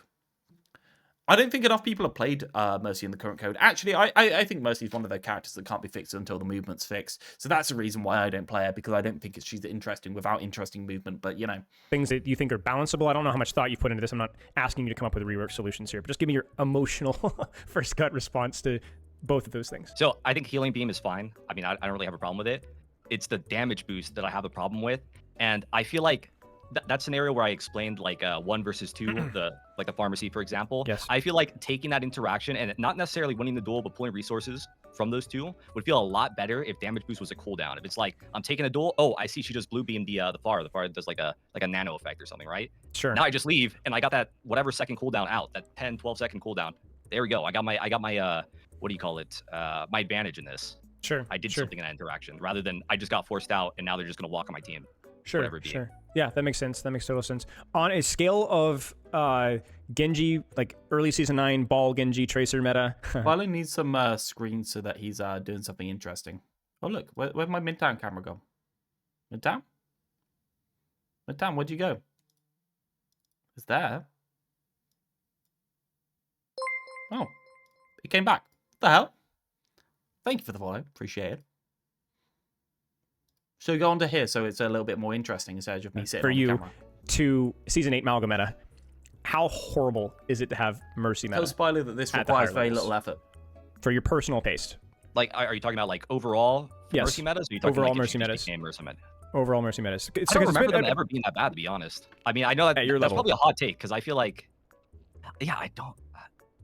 Maybe because I played ball most of the time around those time periods she was meta. I don't remember them ever being too bad, except for Mercy Soldier. I hated that, but I don't know if that was like a true meta or just a ladder meta. Sure. I don't think I'm too interested in Yeetle. It's interesting to have him on, but also it's one of those situations where like he doesn't play Mercy and he just dislikes Mercy. So I mean, do I want to listen to half an hour of him talking about Mercy when realistically his opinions aren't going to be constructive as how to fix the character and are more going to be like pointing out problems to the character? I don't think I need it. Anyone else want to keep going? Did he say anything interesting for people that watched it? It's like 23 minutes left of Yeetle. Ba-ba-boom, ba-da-ba-doom. I think infinite damage boost shouldn't. I think in order to make damage boost good, you'd have to have it a smaller portion of the kit if you were to make it a burst. Kind of tuned out, so not sure. I think that's what everyone's done on his stream as well. To be fair, right? Let's go to the end. I mean, I've still been playing with saying got rid of it for no reason. Wait, what? Do that she's doing right I mean- now, but direct output of damage pressure, because this is a really controversial one, and I think that there are some fair criticism of that execution. I don't think that major perk that then Damage boost, reworking health. on a separate cooldown was based What about the seconds and 1.5 seconds. have What'd your you get on? opinion on things? And Man, she's I'm hard, stuck. isn't she? I hate the Yeah. CSD section. I don't like it. Yeah, me too. Peace. All right. Hi, give me one sec. I need to make it so Okay, CSD section sounds good. they can also hear you on my end. Okay, that's fine. Freaking hate this Mercy skin, man. How Oh, do you which change one? The freaking, I don't know, what's the one with like the Satan one? The not the devil one, but like she's like the evil one. Like look at my stream. What is that one called? Do you mean is it her mythic or no? Yeah, I think it's the mythic. Oh, I think it's Vengeance. That's Vengeance. Is it good? Or Yeah. I don't like it. Pick a spot. I'm going to the start of the CSD section. I You don't like it, really? I don't like it. Why don't you like it? She's like, I don't know. It's like techno or technological. I don't know. I think like she looks better when she's like Spider has mythical CSD or, louder like, than him. massive and stuff. I don't know. I can't really describe it. I have perfect I mean, taste, though, so I refuse to elaborate. No, I mean, it is like a very different skin for her. I kind of think that it's cool because of that, because it's like such a I don't care. It's different different. route that like we would ever see for her. That's true. That's true. Come on, Yap Masters. That's Talk true. about I the can get character. that. Okay, so I sent you the recap here. We already had Neandra's opinions. We've gone through r/Mercy mains, which was excellent. We had Yeetle gripe and complain. And now we can have. Oh no. yeah. I mean, you know, Yeetle, the guy just cries constantly. And now we're gonna have your opinion on things. And I think the consensus and the consistent theme you've seen so far is that most folks kind of agree, touch on similar points. So we'll start with the first question I sent to you here, which was, what do you see as the vision for Mercy, even if it's not necessarily shared obviously with the Blizzard community or the Blizzard development team? I've always thought that like the hero vision for Mercy in general, or like the hero fantasy, because I know like Blizzard and specifically for Overwatch, they like the idea of this hero fantasy. Like every hero has a fantasy in this game that Fresh there, all right. like tailors to their gameplay and like really I thought you were doing some coaching. like builds into who they are as a character. Yes. And I think for Mercy, Go do work. a big part of that is her movement. And I know like this is like a long ways in the past now, but triage was something that encouraged Mercy players to Now I have to eat. What you having? Is it something good? have more of that movement and be like more active I between saw you angrily drawing charts. Man, I'm really struggling to explain the concept in a way that I think gets it across to regular people. And I was asking chat if there was an easier way to explain. Eggs? Eggs? Really? Just eggs? Boiled? their teams depending on like who you were helping, right? So by triage, just for those in chat that don't know, that was the yeah. higher heal on critical health targets, basically. Yeah, it gave you 50% more healing on allies that were under half HP. The big problem with that was when it got to Valkyrie, and then it was like 90 HP per second sometimes, and like that was too much, obviously. Yep. But it did encourage this main idea that Mercy is this like hero that moves between different heroes, and like you really. Which she used to be, yeah, before they gutted her movement and made her healing put out no pressure. Yeah. Utilize her flight. I feel like that is a big part of her character, and I feel like if you talk to any Mercy player, they're mostly okay with you getting rid of anything else as long as you. The weird thing with triage healing and that sort of stuff is when a character's that low on health, the character Mercy still puts out no pressure by triage healing them faster. Triage healing is one of those things that is like topping people up in order to keep people alive instead of active, and that kind of sucks for doing anything. It doesn't actually make Mercy do more. It just allows Mercy to stop people feeding in quite the same way. Sure, like the person does pull more pressure when they get healed at low health because they're going to take more to be killed, so like they do actually get more healing onto them, but like it's one of those where like you're not doing active pressure, you're doing reactive prevention of the enemy team's pressure. Like keep her movement. Sure. Can I chime in really fast here as well? Because obviously I've coached a lot of heroes, and I coach all the support heroes top level. Yeah. And that's actually, despite common misconception, that is not something that most other support heroes do. Lucio doesn't rotate, move around as much as people think at the highest level, and Kiriko doesn't either as well. She does because they put in season 9. In season 9, Lucio did used to rotate and move around a lot more. Genuinely, that was the thing, because Lucio had a smaller health bar that replenished faster, so Lucio could go on more interesting angles and still stay in the fight. As to if anyone takes half their health bars damaged right now, they're out of the fight for so long that they can't be active. So you're inclined to do everything in a burst instead of do things gradually over a period of time, right? So I'm especially with the new like it's good. It's eggs. How can eggs be good? Full perk, but having her being basically rotating, moving around constantly would be actually really unique compared to other supports in terms of how she would be played. Yeah, no, I agree. There is like okay, you can't constantly, there's no flow in Mercy's kit. There's no movement flow in the kit. Like that's the problem. It's exactly the same. If Lucio could instantly change direction on a dime to move in the opposite direction on a wall, that would be bad. If Mercy can do it, that's also bad because there's no flow. You made Mercy's movement so good that you had to double the actual cooldown on the button in order to stop people at low level being able to kill her. Therefore, she's now incredibly passive in the like. What happens if I tripled Ram's cooldown on his form? Nobody uses it until they panic, right? That's how it's used. Never used aggressively, never used proactively. So if I make the form better and triple the cooldown on it, what's going to happen is going to be reactive ability. If I change it to 8 seconds form with 6 seconds downtime, then I can use it aggressively, right? Or 4 seconds form with 6 seconds downtime. I use it aggressively, back off, use my other abilities, and then can go back into form. If I reduce the cooldown, reduce the efficiency of it, I can make the ability more proactive. That's the point. right? You have made it so that Mercy's ability movement is so ridiculously good at such a low level that you had to make it uninteractive. Therefore, at the high level, it's exactly the same as in the low level where you sit in your backline, you chill, and you don't do anything. If there is a DPS on an angle at low health, right, so their health is low, do you go from main in order to bail them out? No, it's too risky to do that because you've got 3-second Guardian Angel cooldown. Maybe if you do that, you always bail out with your spacebar afterwards and you just apply the beam and fade backwards. Previously, you could actually do this and super jump upwards for 1.5 seconds before Guardian Angeling back. That was cool movement. You could actually support someone on a really deep angle. Nowadays, if you are currently on this angle, let's go, you're on the angle, right? Instead of being on main, you're on the angle on this person, and you have Guardian Angel up, you are immortal. You're fucking immortal. Nobody can kill you. You like nothing can touch you. You got a button that puts you that way and then that way. You're completely fine. No problem whatsoever. But if you don't have this cooldown, you're dead. Right? Previously, if you were on this angle, right, you wouldn't sit on the 3-second cooldown. What you do is you constantly use this cooldown and super jump up into the air behind cover in order to conserve some sort of high ground positioning because you're a lot more vulnerable on the escape, so you need to make sure you don't take damage before the escape. Nowadays, you just stand on main, on the ground, holding left click or right click, then when they jump you just get out for free. Right?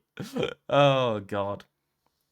What if we gave Zarya Bubble 1000 HP but on a 25-second cooldown?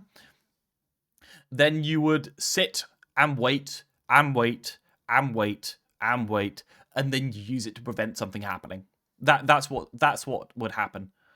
Genuinely, that's what would happen. It's exactly the same. It's like if you increase the cooldowns of things, then things stop working. They stop working, they stop flowing, and that's what's happened. When I first started playing Overwatch, I did play a bit of Lucio. Don't think I was very good at it. Still, I'm not good at that hero. But like his movement, like it's so different from Mercy's. And so people have asked me in the past, they're like, oh, well, if you like movement, like why don't you play Lucio? And I'm like, it's just so different. Like it's so entirely different. Yeah. What about the movement is different? What about the movement appeals to you? Because we use the term movement pretty largely. Obviously, you touched on the difference between Lucio and Mercy. Dare I say, including Overwatch 1 and Overwatch 2 movement.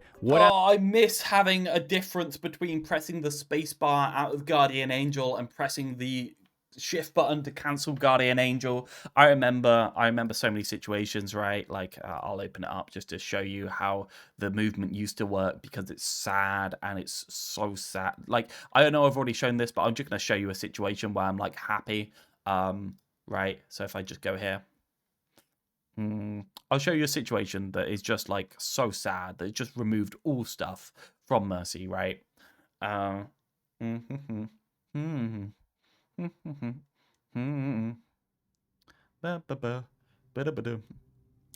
go Gibraltar. Very simple extraction of fun from the character, and then I think we're just gonna end there. Hey Spot, how you doing?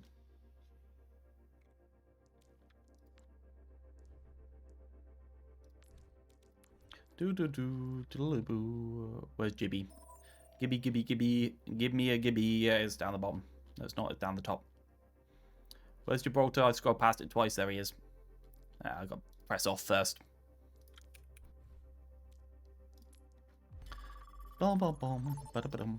Need to play Sea of Thieves in Battle.net? No.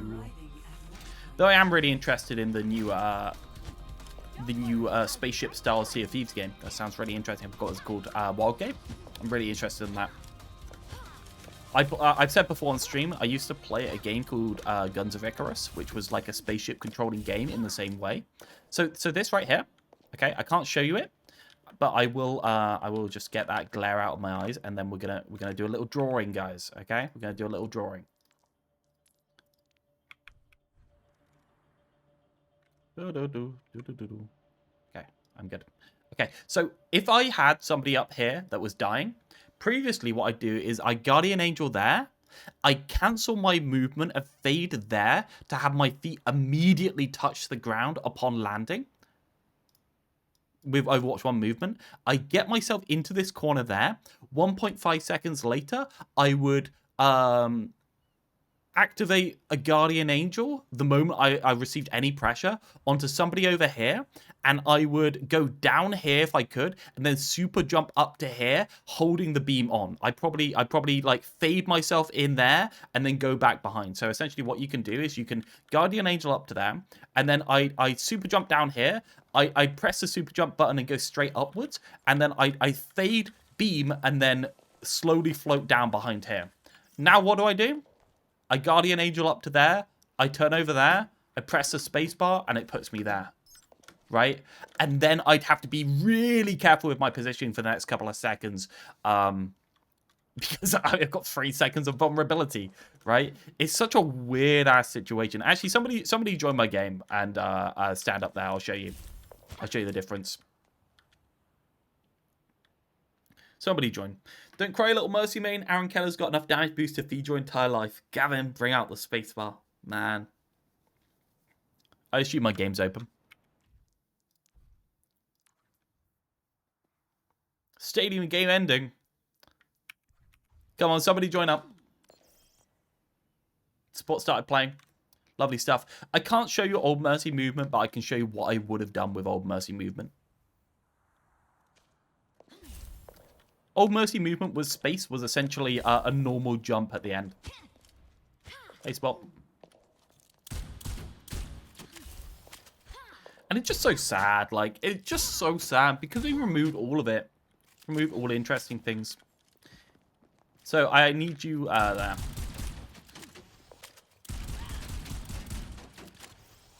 Oh no. One higher, please. We gotta wait. You can say coach gun on cooldown? I didn't even know that was an option. Okay, so we're on this corner, right one heal spot. It would be this, and then you'd float. I'd actually cancel it earlier to float in here, play in here for 1.5 seconds. Then I would literally, if you mind going down there.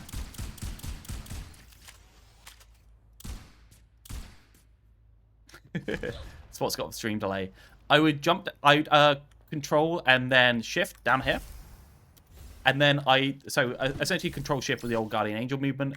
And I would jump after I got them straight upwards, fade backwards in order to connect beam. And then I'd fade back behind this building. That would be my old movement. Now could I have you back up at the top?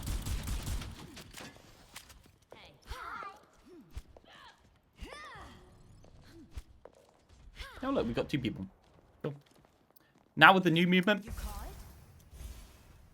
And then we have to play really conservative.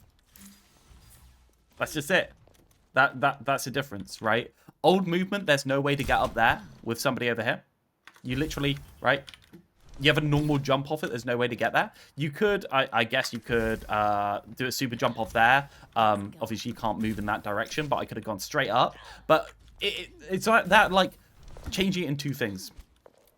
You could always super jump up, but had to glide there. Yeah, exactly. You'd have to put yourself in massive risk by super jumping up here. Basically, you've changed the movement in such a dramatic way that it's just crazy. Even from here, I might even super jump and go like really high up there in order to get a good angle on what's happening so I could see, and then drop straight back down and just chill on low ground for a bit.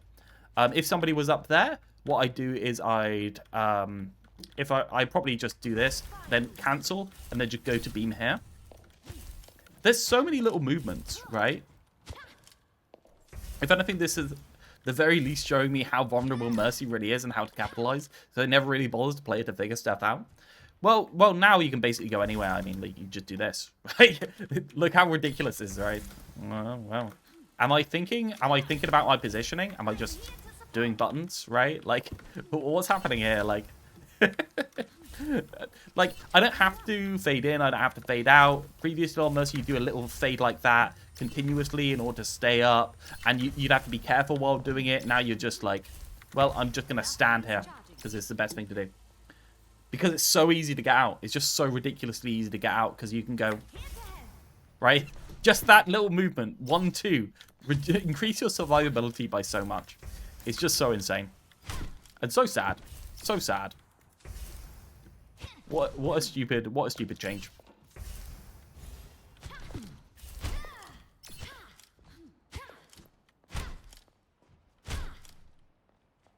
If you press S, you go there without even looking.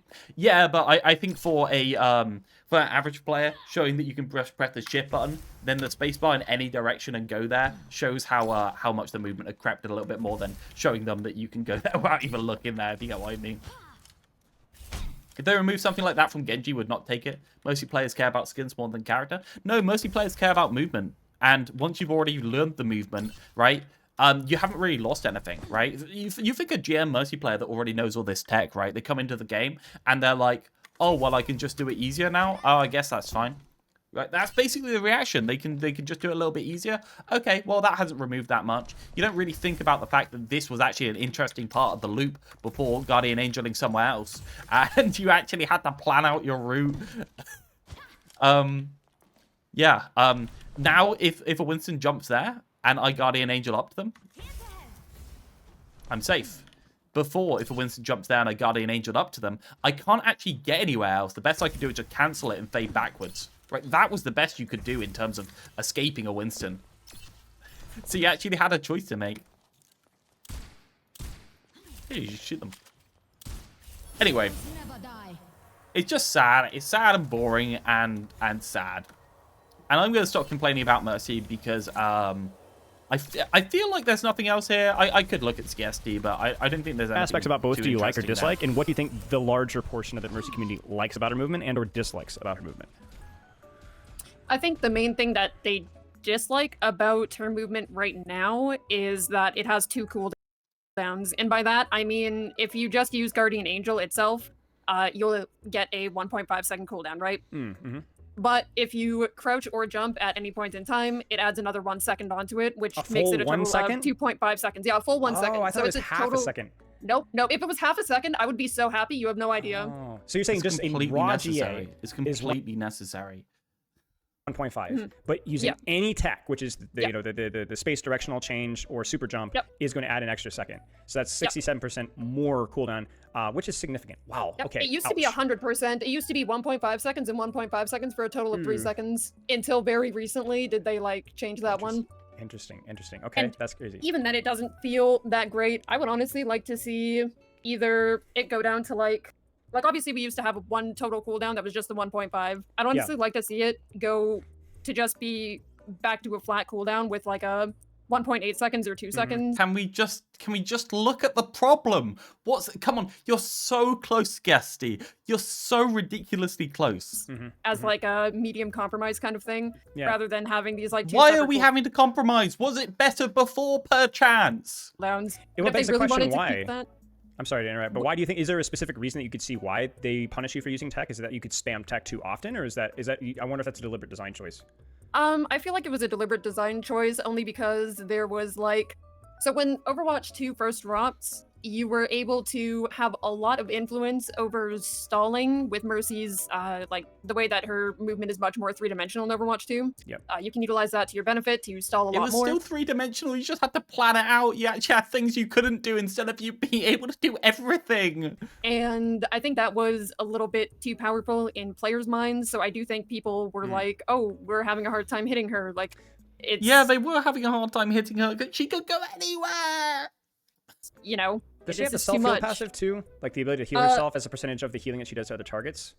She does. When Overwatch 2 first came out, she had that passive as well as her normal passive. I can't remember what it was called anymore, but her normal passive was basically just like I believe SKSD can get there. Come more on. healing in general, just for like being Mercy, because she doesn't have the ability to like self-heal herself. And perchance, was it better before or Yeah, the after? devs eventually thought that it was like kind of boring, I think, having both of her passives just be like, oh, you heal yourself. So they introduced sympathetic recovery, which is like when you're healing people who are missing HP, you also get healing off of them. Yeah.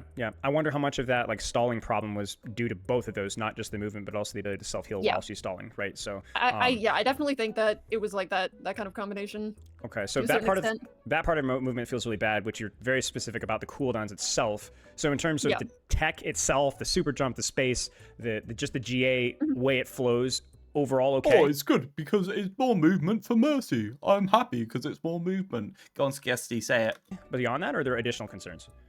I would say that there are some concerns regarding like collision, because in Overwatch 1, I feel like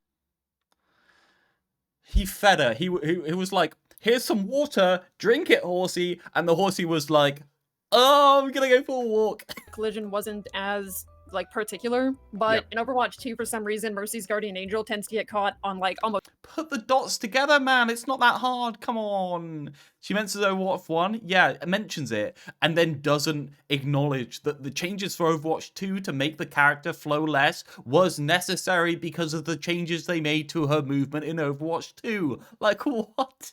Almost everything. It's like kind of atrocious. If you collide with an enemy or if you collide with the slightest little bit of terrain, you lose all of your momentum. Okay. And it's not just about the momentum is what often, that's what empowers things like your super jump or your slingshot, correct? So if you lose your momentum, it kills what happens afterwards as well. Okay. Or it like incurs the cooldown, and then you're just kind of like a sitting duck, which is even worse, especially if you've like already jumped, then it's a 2.5-second cooldown, and you're that is actually really janky, to be fair. Like, she's right about that. You're dead. Yeah, that makes total sense. What about Mercy's movement do you like? Like, what is largely liked by the community? It sounds like a lot of, forgive the lazy use of the term, but it feels like almost like ADHD, rapid repositioning, depending on who needs it at any point in time. Basically, constantly moving around, putting out small fires everywhere. That seems to be, from reading other Mercy mains posts, kind of like the hero fantasy if everything worked out perfectly. Would you agree? Yeah, I would definitely agree. Like, Mercy ideally is someone that is being able to like help other people. And does anyone remember that you could actually Guardian Angel backwards on the original Mercy if you had the right distance from the person in front of you? It was so inconsistent, but if you did it properly, you could actually pretty consistently jump backwards. Being able to like be around the battlefield a lot. And I actually think triage heal, or not triage heal, but flash heal, sorry. Yes. Triage on the brain. Flash heal is actually really good in terms of forcing you to be more active, because it makes you like okay, they changed it. Do you know why Flash Heal forces you to be more active, chat? Do you know why? And I think we're gonna stop after this. It's because it is actually the one new thing that enables Mercy to put out proactive pressure through healing. That's it, like literally it. Right? That's the issue. Recently, where if your ally, I don't know if they put it in the patch notes yet. It was missing from the patch reactive notes. It is not reactive, it's proactive. You don't use it reactively for the most part. But now it's on. And even if you do use it reactively, it still puts out active pressure because it's enough for a burst. Now it's on a separate cooldown from Resurrection. And if you use it, if an ally is above half health, it's 50 HP. But if you use it when an ally is below health, it's 150 HP. Well, if it casts when an ally is below half health, right? Yeah, it basically becomes where that it encourages you, like if your tank is critical or something like that, to really quickly get into like a position to like help them for a second and then go back to your DPS or go back to your support, or like you could really do that for anyone, but I find that it's actually quite substantial on tanks, and like just being able to sometimes help your second support out like that before going back to like what's Gavin saying in chat? Map voting in hero bans and comp play. Map voting stands at saying quick play. Okay, sorry. Interesting. One of the two things that we were really looking at here, kind of building our pillars of what we want from Mercy from like a fundamental standpoint, without getting into the details of movement and so on, was number one, risk. Like, we want to reintroduce risk as the normal gameplay loop of Mercy, because it is satisfying for most people that play video games to have some sort of risk and reward. Yeah. How that would extrapolate into Mercy would be more movement, less pocket playstyle.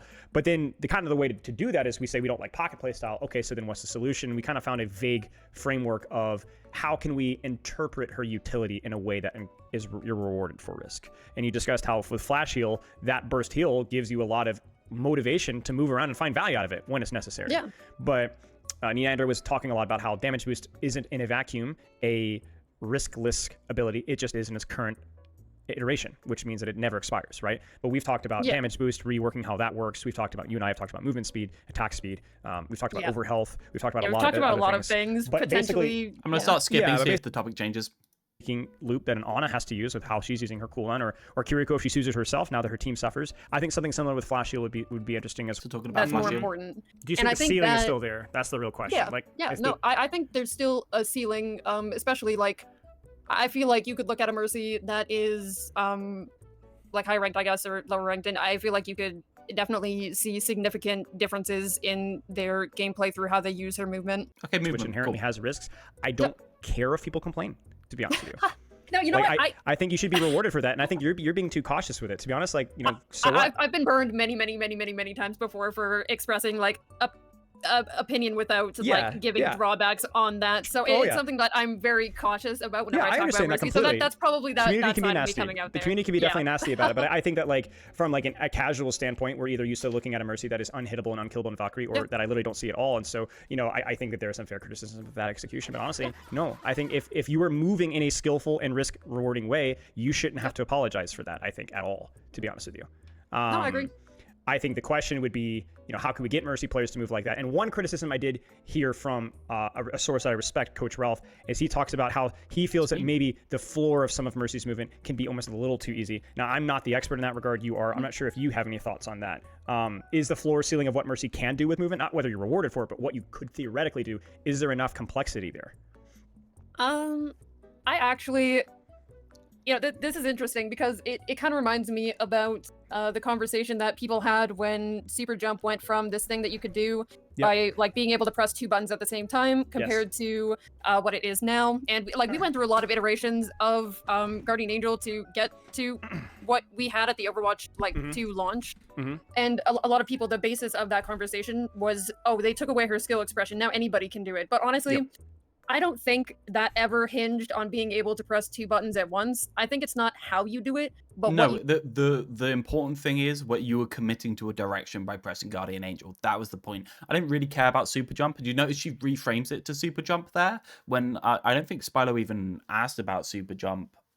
Just movement in general. do with it. That's more important. Do you And think I the think ceiling is that- still there? That's the real question. I think there's still a Where's the ceiling, ceiling? especially like I feel like you could look at a Mercy that is like high ranked, I guess, or lower ranked, and I feel like you could definitely see significant differences in their gameplay through how they use her movement. Right. And right. I've had a lot of people that come to my stream as well and say I was that GM and I couldn't do Super Jump. It took skill. It didn't actually take skill. It just took 2 buttons at the same time.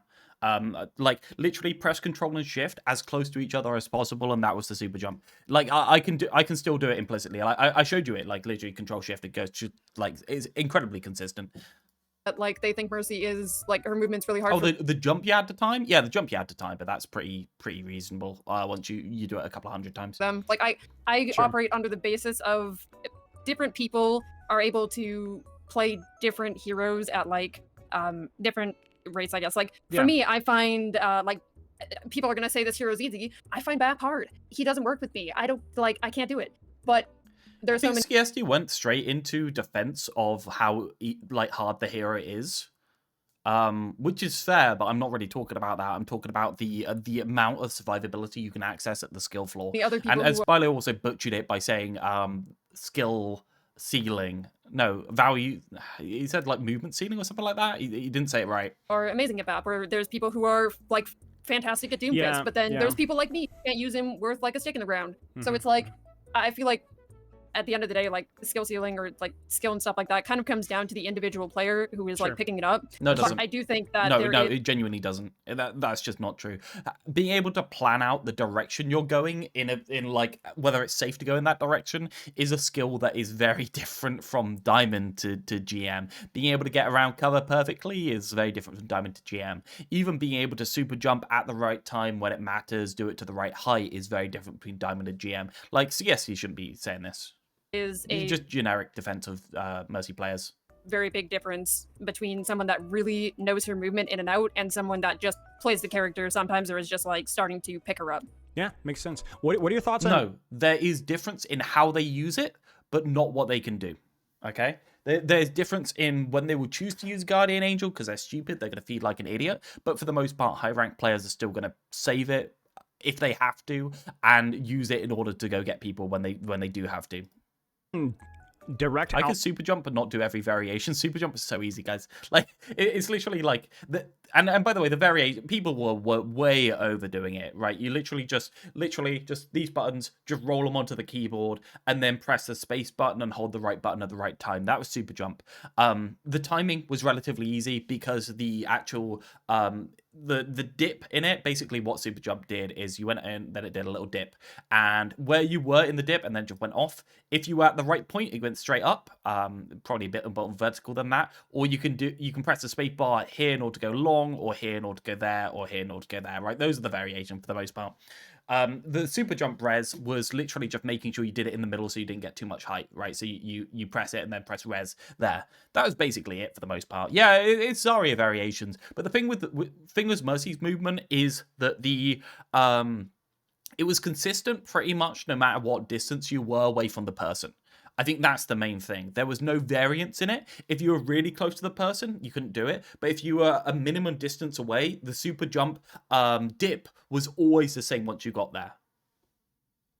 Leandra lit me that are 5 different types and you had to be a goat to do it. They're like, I've seen those videos. There's very little variation. Basically, the variation he's talking about is the difference between going off that way, going off that way, and going off that way. That's the difference. And yeah, sure, you can do the slingshot GA. That's something that nobody could do consistently at all, ever. Output of damage pressure, because this is a really controversial one. And I find myself more on the defensive. I would like her to have some offensive damage utility, but maybe not in the traditional sense of like whipping out the pistol, although that probably should be more viable. But like, you know, utilizing her wings and some sort of offensive animation on a cooldown, or the staff whip, as we see that one all the time, right? Even some discussions about utilizing that goofy Junkenstein's Revenge, blowing up souls, right? That one was fun, I can't lie. That was broken, busted, but still fun. So basically off of a scale of balance. We'll ignore balance right now because you can always 2 numbers till the cows come home, but where do you stand on that? Well, okay, so I think because damage boost exists, that is sort of her You wanna watch it?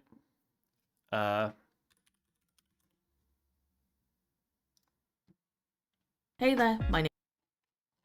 I'll show you that there's no real difference where to art thou. So for super. That one 4 years ago? Is that that's pre, isn't it? Hey there, my name's Leandra, and I'm going to teach you how to super jump res in 3 minutes or less. This That's just video super will jump res. assume you already know the key combination for super jump and use my super jump workshop trainer. So the buttons to hit are simple enough. You generally want to jump and res at the same time, so some momentum is there, but not all. It's a very old video. Older than that.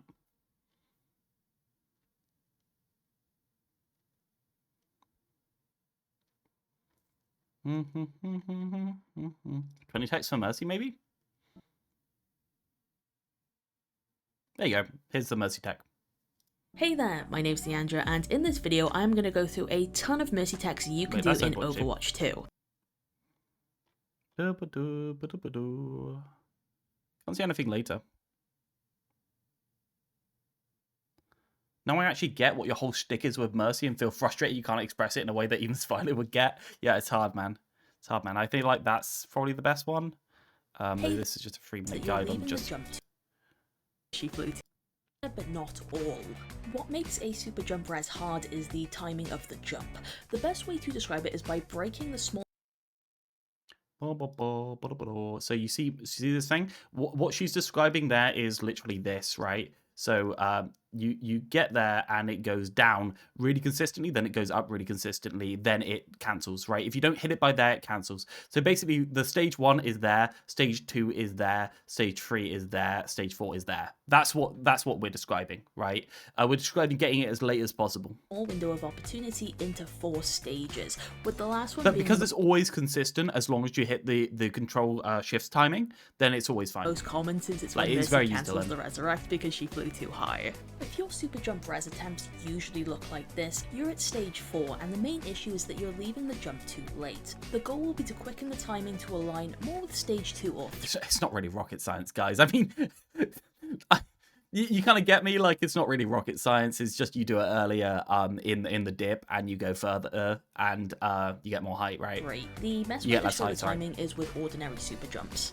When Mercy performs a Crouch Guardian Angel and reaches roughly 4 meters away from her target's initial positioning, she will start moving horizontally. Mercy will then begin a tiny ascend upwards and then down onto her feet, where she'll be able to move freely again. The further you are into Mercy's ascend, the higher you will go. For a normal super jump, this is fine if we want max height, but if we use the same timing for a res, we hit stage 4 and cancel. You have to find the laws of The gravity. longer you wait to press jump while here, the more height you'll get. For a successful res, your timing needs to be earlier than you would for I think super jump was a perfect tech because it was one of those things that's really easy to do if you put a bit of time into the hero, and then is completely automated by you, and isn't random in any way, shape, or form. Literally just control shift. immediately after each other. That's all you need to do. And it was 100% consistent. Super jump. In my workshop trainer, I added the ability to toggle slow motion with secondary fire, and a bit of testing has led me to believe that the most consistent timing seems to be between Mercy about to ascend and just as she started. See, the thing is, when you were here, the correct thing to do when you did this super jump wasn't to go up. It was actually to go up to just the right degree that your feet just about landed on here and you got back movement control. So that was the fun part about Mercy. Optimizing super jumps to different heights so you get back movement control instantly. Keep talking about Mercy's Overwatch 1 slingshot jump. Seems to be between Mercy it was incredibly... Nobody could do that consistently. It was to do with being a certain range away from them. That was like the minimum. So you see that? It was to do with being like here, so that it just about activated to the point where it would do the dip, but it would instead kind of like judder you. There was kind of like a judder movement, which was really weird. That was just glitchy. To ascend and just as but you can't really fine control your distance away from the enemy. I'm pretty sure it was different compared to the size of the enemy as well, but I'm not sure. So the closer your timing is to that 4-meter stopping point, the lower your res will be. This is how you achieve a stage 2 super jump res where you go a few meters in the air but not very high. The closer your timing is to the ascent, the higher you'll go, which is how players do those big super jump reses that allow them to... By the way, there are no stages. They're just pressing it slightly earlier or later. It's all the sliding scale. The old system also gave more freedom in terms of it also awarded you more control of the movement at the same time. Yeah, I 100% agree. Like, basically, Super Jump abandons you in the air, and if you get onto a platform, you have instant movement right there. To get onto, like, platforms and stuff. As for stage 1, if you jump too early after hitting the 4-meter point, you'll essentially do an extended bunny hop. But what you should be doing is bunny hopping to the right amount, drifting around there, and getting on there. In order to be like, you could actually have that control, right? You would have to do a little super jump to go like there and just prop yourself up on there. Now we just press the space bar. If anyone's got a video, show me. Jump res, it looks like this, and as you can see, it's successful, but each one the player reses but doesn't really move off the floor is to keep pushing your timing later and... Okay, this is just a 3-minute video of advanced. Fucking advanced.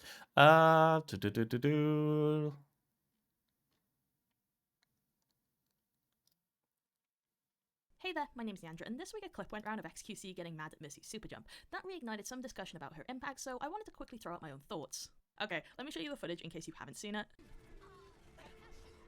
Wow, that's fucking broken! That is disgusting! What a disgusting fucking... They went to high ground. ...mechanic! That is fucking disgusting! You know this is a top 500 lobby, by the way. That is bro! What I took away from this clip is a player who tunnel visioned on Mercy and got killed. You see, he went straight to high ground because they weren't focused on anything else. Now now a gold player can do that just by pressing shift, looking at the high ground, and pressing space. Forcing the enemy team to commit more resources to killing you is a nice benefit mobile healers get over ones that are stationary. Yeah, you see how they're purposely putting themselves at risk there in order to distract them. They're literally baiting his attention. Also note that you do that all the time. Shots while Mercy is using normal GA because, hey, she needs to be slippery to stay alive. Some people have been rightfully worried about this clip because Blizzard have been known to listen to players like XQC. I remember saying this a few years back. That was bad movement. She should have faded faster. Where I wish professional that was bad movement. She should have faded faster. Like, you got to cancel it early and get to low ground so you've got movement control faster. She should have been on the platform. Players were a bit more no reason to be in the sky there. I hope this doesn't come across as rude, but what I've personally it's a fine GA. There's nothing wrong with that. I personally sombrero from plat to masters while not knowing how to do it. In my opinion, good positioning, game sense... There's no way you're perfectly tracking her on a wrestler anyways. Yeah, just based on the speed. Might be this. I'll have a look.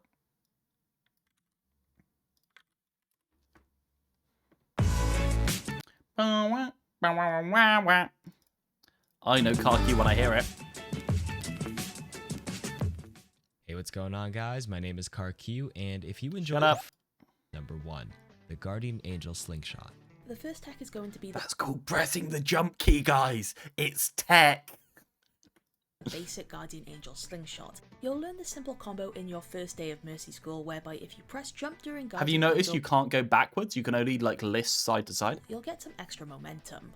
Although very useful, it's quite linear and predictable on the surface. It's not, because you can press the key and go that way, or you can go that way. It's reasonable. To get a little more advanced with the slingshot, you should add lateral movement. By first using GA normally... Lateral movement? Oh my golly gosh. This will allow you to maneuver behind walls. Wow. You see how you can only travel in kind of like a 90-degree angle and only on a set path, right? That's lateral called restrictions that make you only be able to use it in certain situations, which means it's more interesting. Slingshot, you'll only be able to turn so much, maybe 45 degrees at best on a little bit of a curve. To make tighter turns, you can deliberately brush the side of your hitbox on a wall or object during Guardian Angel. When you make contact, press jump to slingshot and turn towards the direction you want to go in. So that more or less just slows you down. Yeah, you never really did this. You just cancelled it earlier. Off. So, for example, it's if very I rarely beam the applicable. soldier but break line of sight on enemies, IGA, That was a cool one. hit the pillar, jump to slingshot, turn towards this corner here for a cheeky reposition. Additionally, you can use this basic slingshot to achieve a budget super jump effect without the use of crouch, which we'll get They into have to later. be above you on the hitbox in order for you to do A it. teammate that is above you even slightly can be a great way onto moderate high ground. It wasn't consistent. You can actually get it when people are jumping. If the ally is level with you, you can achieve a smaller version by getting real close, I think that's only because the bots are big. You can do it on tanks, but not on DPS. looking above them, then quickly using G8 and jump. Since the cooldown for Guardian Angel is so short and its movement somewhat predictable, it's really important to get comfortable with all these little I love how variations Karki was really loud and now Leandra's really quiet. for more control over movement. Once you've got the basic slingshot down, along with some of the advanced tactics, the next tech we're going to talk about Somebody told me the other month that Karki's voice is really like this in person.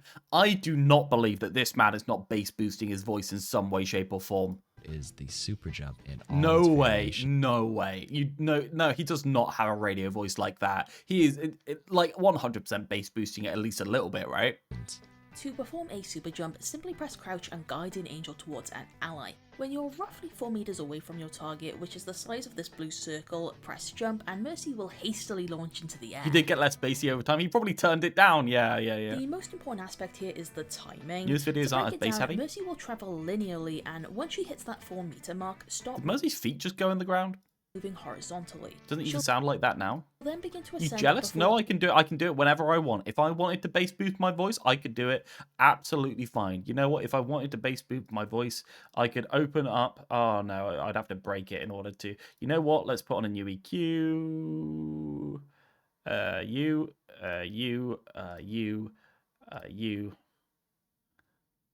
There you go.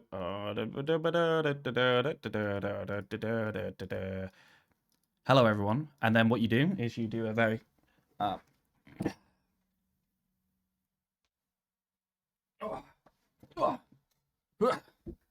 Right? Shh. It's going to be okay. It's going to be okay. You're being baited. I'm not being baited. It's okay. Nobody could ever bait me. You just do this. Wrap your microphone. It's in soundproof foam. And then you pull it close. Okay? How does that sound? Does that sound okay? Is that too much bass boost, or is that appropriate levels of bass boost? What do you think? Maybe a bit closer? Ultimately, the more echoes you stop, the better. So I really should put a blanket on me. Okay, I'll put a blanket. You know, it's blanket. All right. This is how Karki records his videos. Are you all sitting comfortably? Is that any better? Do you want me to boost the bass a little bit more? Maybe I need to cover the bottom. Mercy's tech is called the super jump. And I'll be honest, my voice isn't very bassy to begin with, but you know. It should hurt my ears. All right, how do I turn off this plugin? I need to turn it off as well as let's bin that. Right, back to I actually take a little bit out of the low end of my voice sometimes. I'll show you my EQ. Oh no, I got it normal. That's my EQ at the moment. That's a little bit heavy. I should probably do that to it. Record daddy ASMR. Dipping down. In first person, the ascent is so quick that it's a bit hard to notice at first, but the dip afterwards is easier to feel. See the screen shaking there? To reach the maximum height, you need to jump pretty late into the ascent, almost as if you've paused What is to Danny do so. Phantom on my road This type of screen? super jump is super useful to reach high ground if you don't already have an ally to fly up to. As useful as it is, there are some downsides, and Is that how people usually EQ for speech? I'll tell you how mine works. So quite a lot of the time you'll like target specific frequencies, so your microphone. So if I tested that this frequency was really echoey on my microphone, I bring the bandwidth down and just cut specifically that frequency. For instance, like my microphone has a little bit of a rattle. So I essentially I take it out. That one's for nasally sounds. That one was a specific rattle in my microphone, and that one was another rattle in my microphone. And I just have a high shelf on the end. You can do it in loads of different ways. It depends on your voice for the most part. The high shelf really isn't doing anything because after there's no real frequencies. I probably should have that a little narrower actually. Does that sound any different? If you're doing it properly, it shouldn't sound any different, right? No wonder it looks like a centipede. Yeah, I can show you if you want. There you go. I can show you. Is that got a rattle there? What about now? Is that a lot worse? It was like there. Now I'm gonna have to retest it. I'm super mid forward, so I have to boost my lower bit. Yeah. That's what CarQ says as well. Yeah. He's just super mid forward. That's why you have to put all the bass in it. Get out of the bottom. Super jump should be used to position, not as positioning, since enemy hit scans will be... Because I'm using a Blue Yeti, which is basically a microphone that is just about good enough to record something with. That's basically what a Blue Yeti is. It's basically a reasonably good USB mic. So I have to do a little bit to it in order to make it sound okay. Eager to pick you out of the air. Also, don't worry if you jump slightly early because you'll still get She's some gaslighting the younger me. Just maybe not enough to reach the highest areas. In fact, yeah, you so that's can too close jump to a varying degree. This is easy to understand if we break the ascend window into stages with the max height super jump as stage 4. Oh my god, she's still doing the stages? Okay, I'm just gonna... Guardian Angel. The Groundless Guardian Angel. For this one, you want to start above. This was a cool one. This was a really cool one. As you almost approach. See, this was a cool tech that other people couldn't do. Guardian Angel and then jump. This kind of one. I love this kind of one. The super jump during Valkyrie. As the name suggests, super jump during Valkyrie is, by the way, guys, pressing the spacebar during Valkyrie. That's the super jump. Mercy's ultimate is active. He otherwise wouldn't. When this happens, you can launch yourself prematurely into the air by pressing jump. You can even do this off backward GA, there you go. Or reverse GA is, and you'll never fucking believe this, when you propel backwards instead of forwards. When you initiate Guardian Angel at the closest distance you can to your target, you'll get a little stutter or shake. It's the game engine breaking. You can actually see a line there where the game engine starts shitting itself. Backwards. There's actually a black line on a screen. When you initiate Guardian Angel at the closest distance yeah, there's actually a line above the soldier there. Your target, you'll get a little stutter or it's very upset about this happening. Shake. To backwards Guardian Angel, you need to jump, activate GA at that minimum distance, then press jump again as the stutter starts. The game thinks you want to fly very forward, radio but the style. stutter just flings you back instead. The timing and distance. When I'm talking to people on Discord, I'm literally kissing my mic. Well, I actually have the mic quite far away, so it's a little bit more of a non-radio kind of like natural sound. If I wanted to actually like radio, I'd put a pop filter on it and bring it like here, right? And that would be a little bit more closer to my normal voice, right? Probably.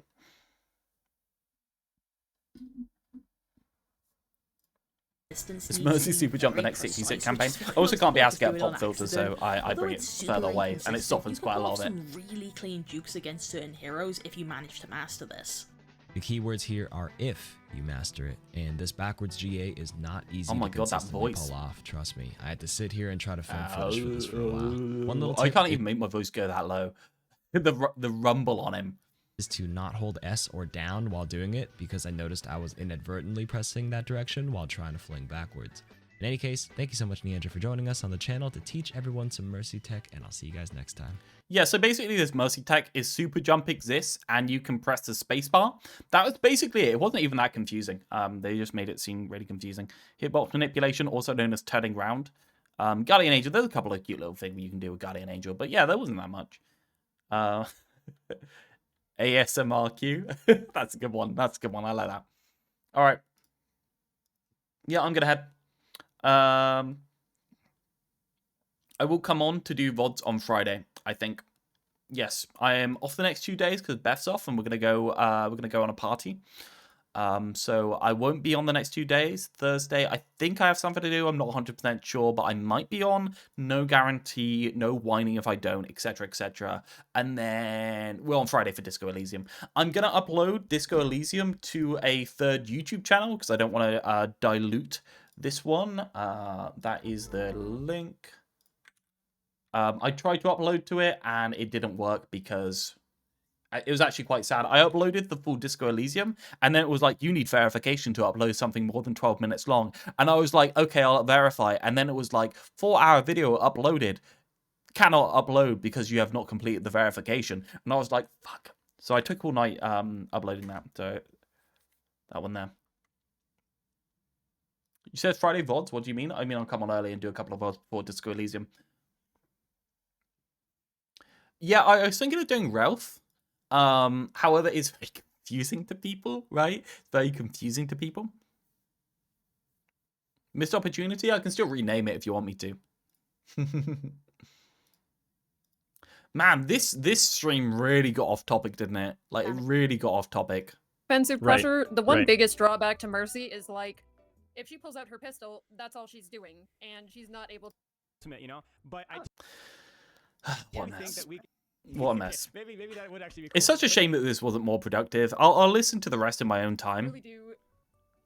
But yeah, Stadium's been fun too. I like talking about aspect of her Stadium. gameplay that is like where strategy kind of comes in, and I know that a lot of people are like, "Oh, Mercy main should have to aim." I think that is where skill should come in. The decreased health at 225, like the combination of those things really make you not want to have to move. I think nerfing Mercy to 225 was a terrible mistake. I kind of agree with that. I wouldn't necessarily want to agree with that. Like, you never find me saying that on Twitter. But like, I'm telling you, I'm not scared. I'm not scared. I understand that, like, okay, she has a selfie on the thing, but like, you need to be rewarded for muting, encouraged for moving around. Like, let's nerf for damage boost or whatever else, but like, there has to be some sort of reward, and you just like it's just chopped off 25 HP. Like, all right, well, I'll take mine to 1 yeah, the 2.5 second cooldown plus the decreased health at 225, like the combination. But why were they necessary? Can somebody please do the third step? Jesus Christ, man. Anyway, have a wonderful evening, guys. These people cannot make logical conclusions based off the deductions they've already made, and that upsets me. Good night, idiots. Thank you for being here. I really appreciate you hearing me yap about Mercy. I'm sorry it went on for so long. So it's one of those, isn't it? It's one of those. Keep at 175. No, Mercy should be 200. Just have reasonable movement, right? Like, that's all we want. Thank you, guys. Thank you, Kagame. Kagame Gagkill. That's kill me. Sorry. Yeah, I should say it properly. Zenzo, Spot. Say damn. Love you all. See you no reward. Slash Kex. Goodbye. Goodbye, Rose. Thank you for being here. Nice to see you. Anyway, have a nice evening.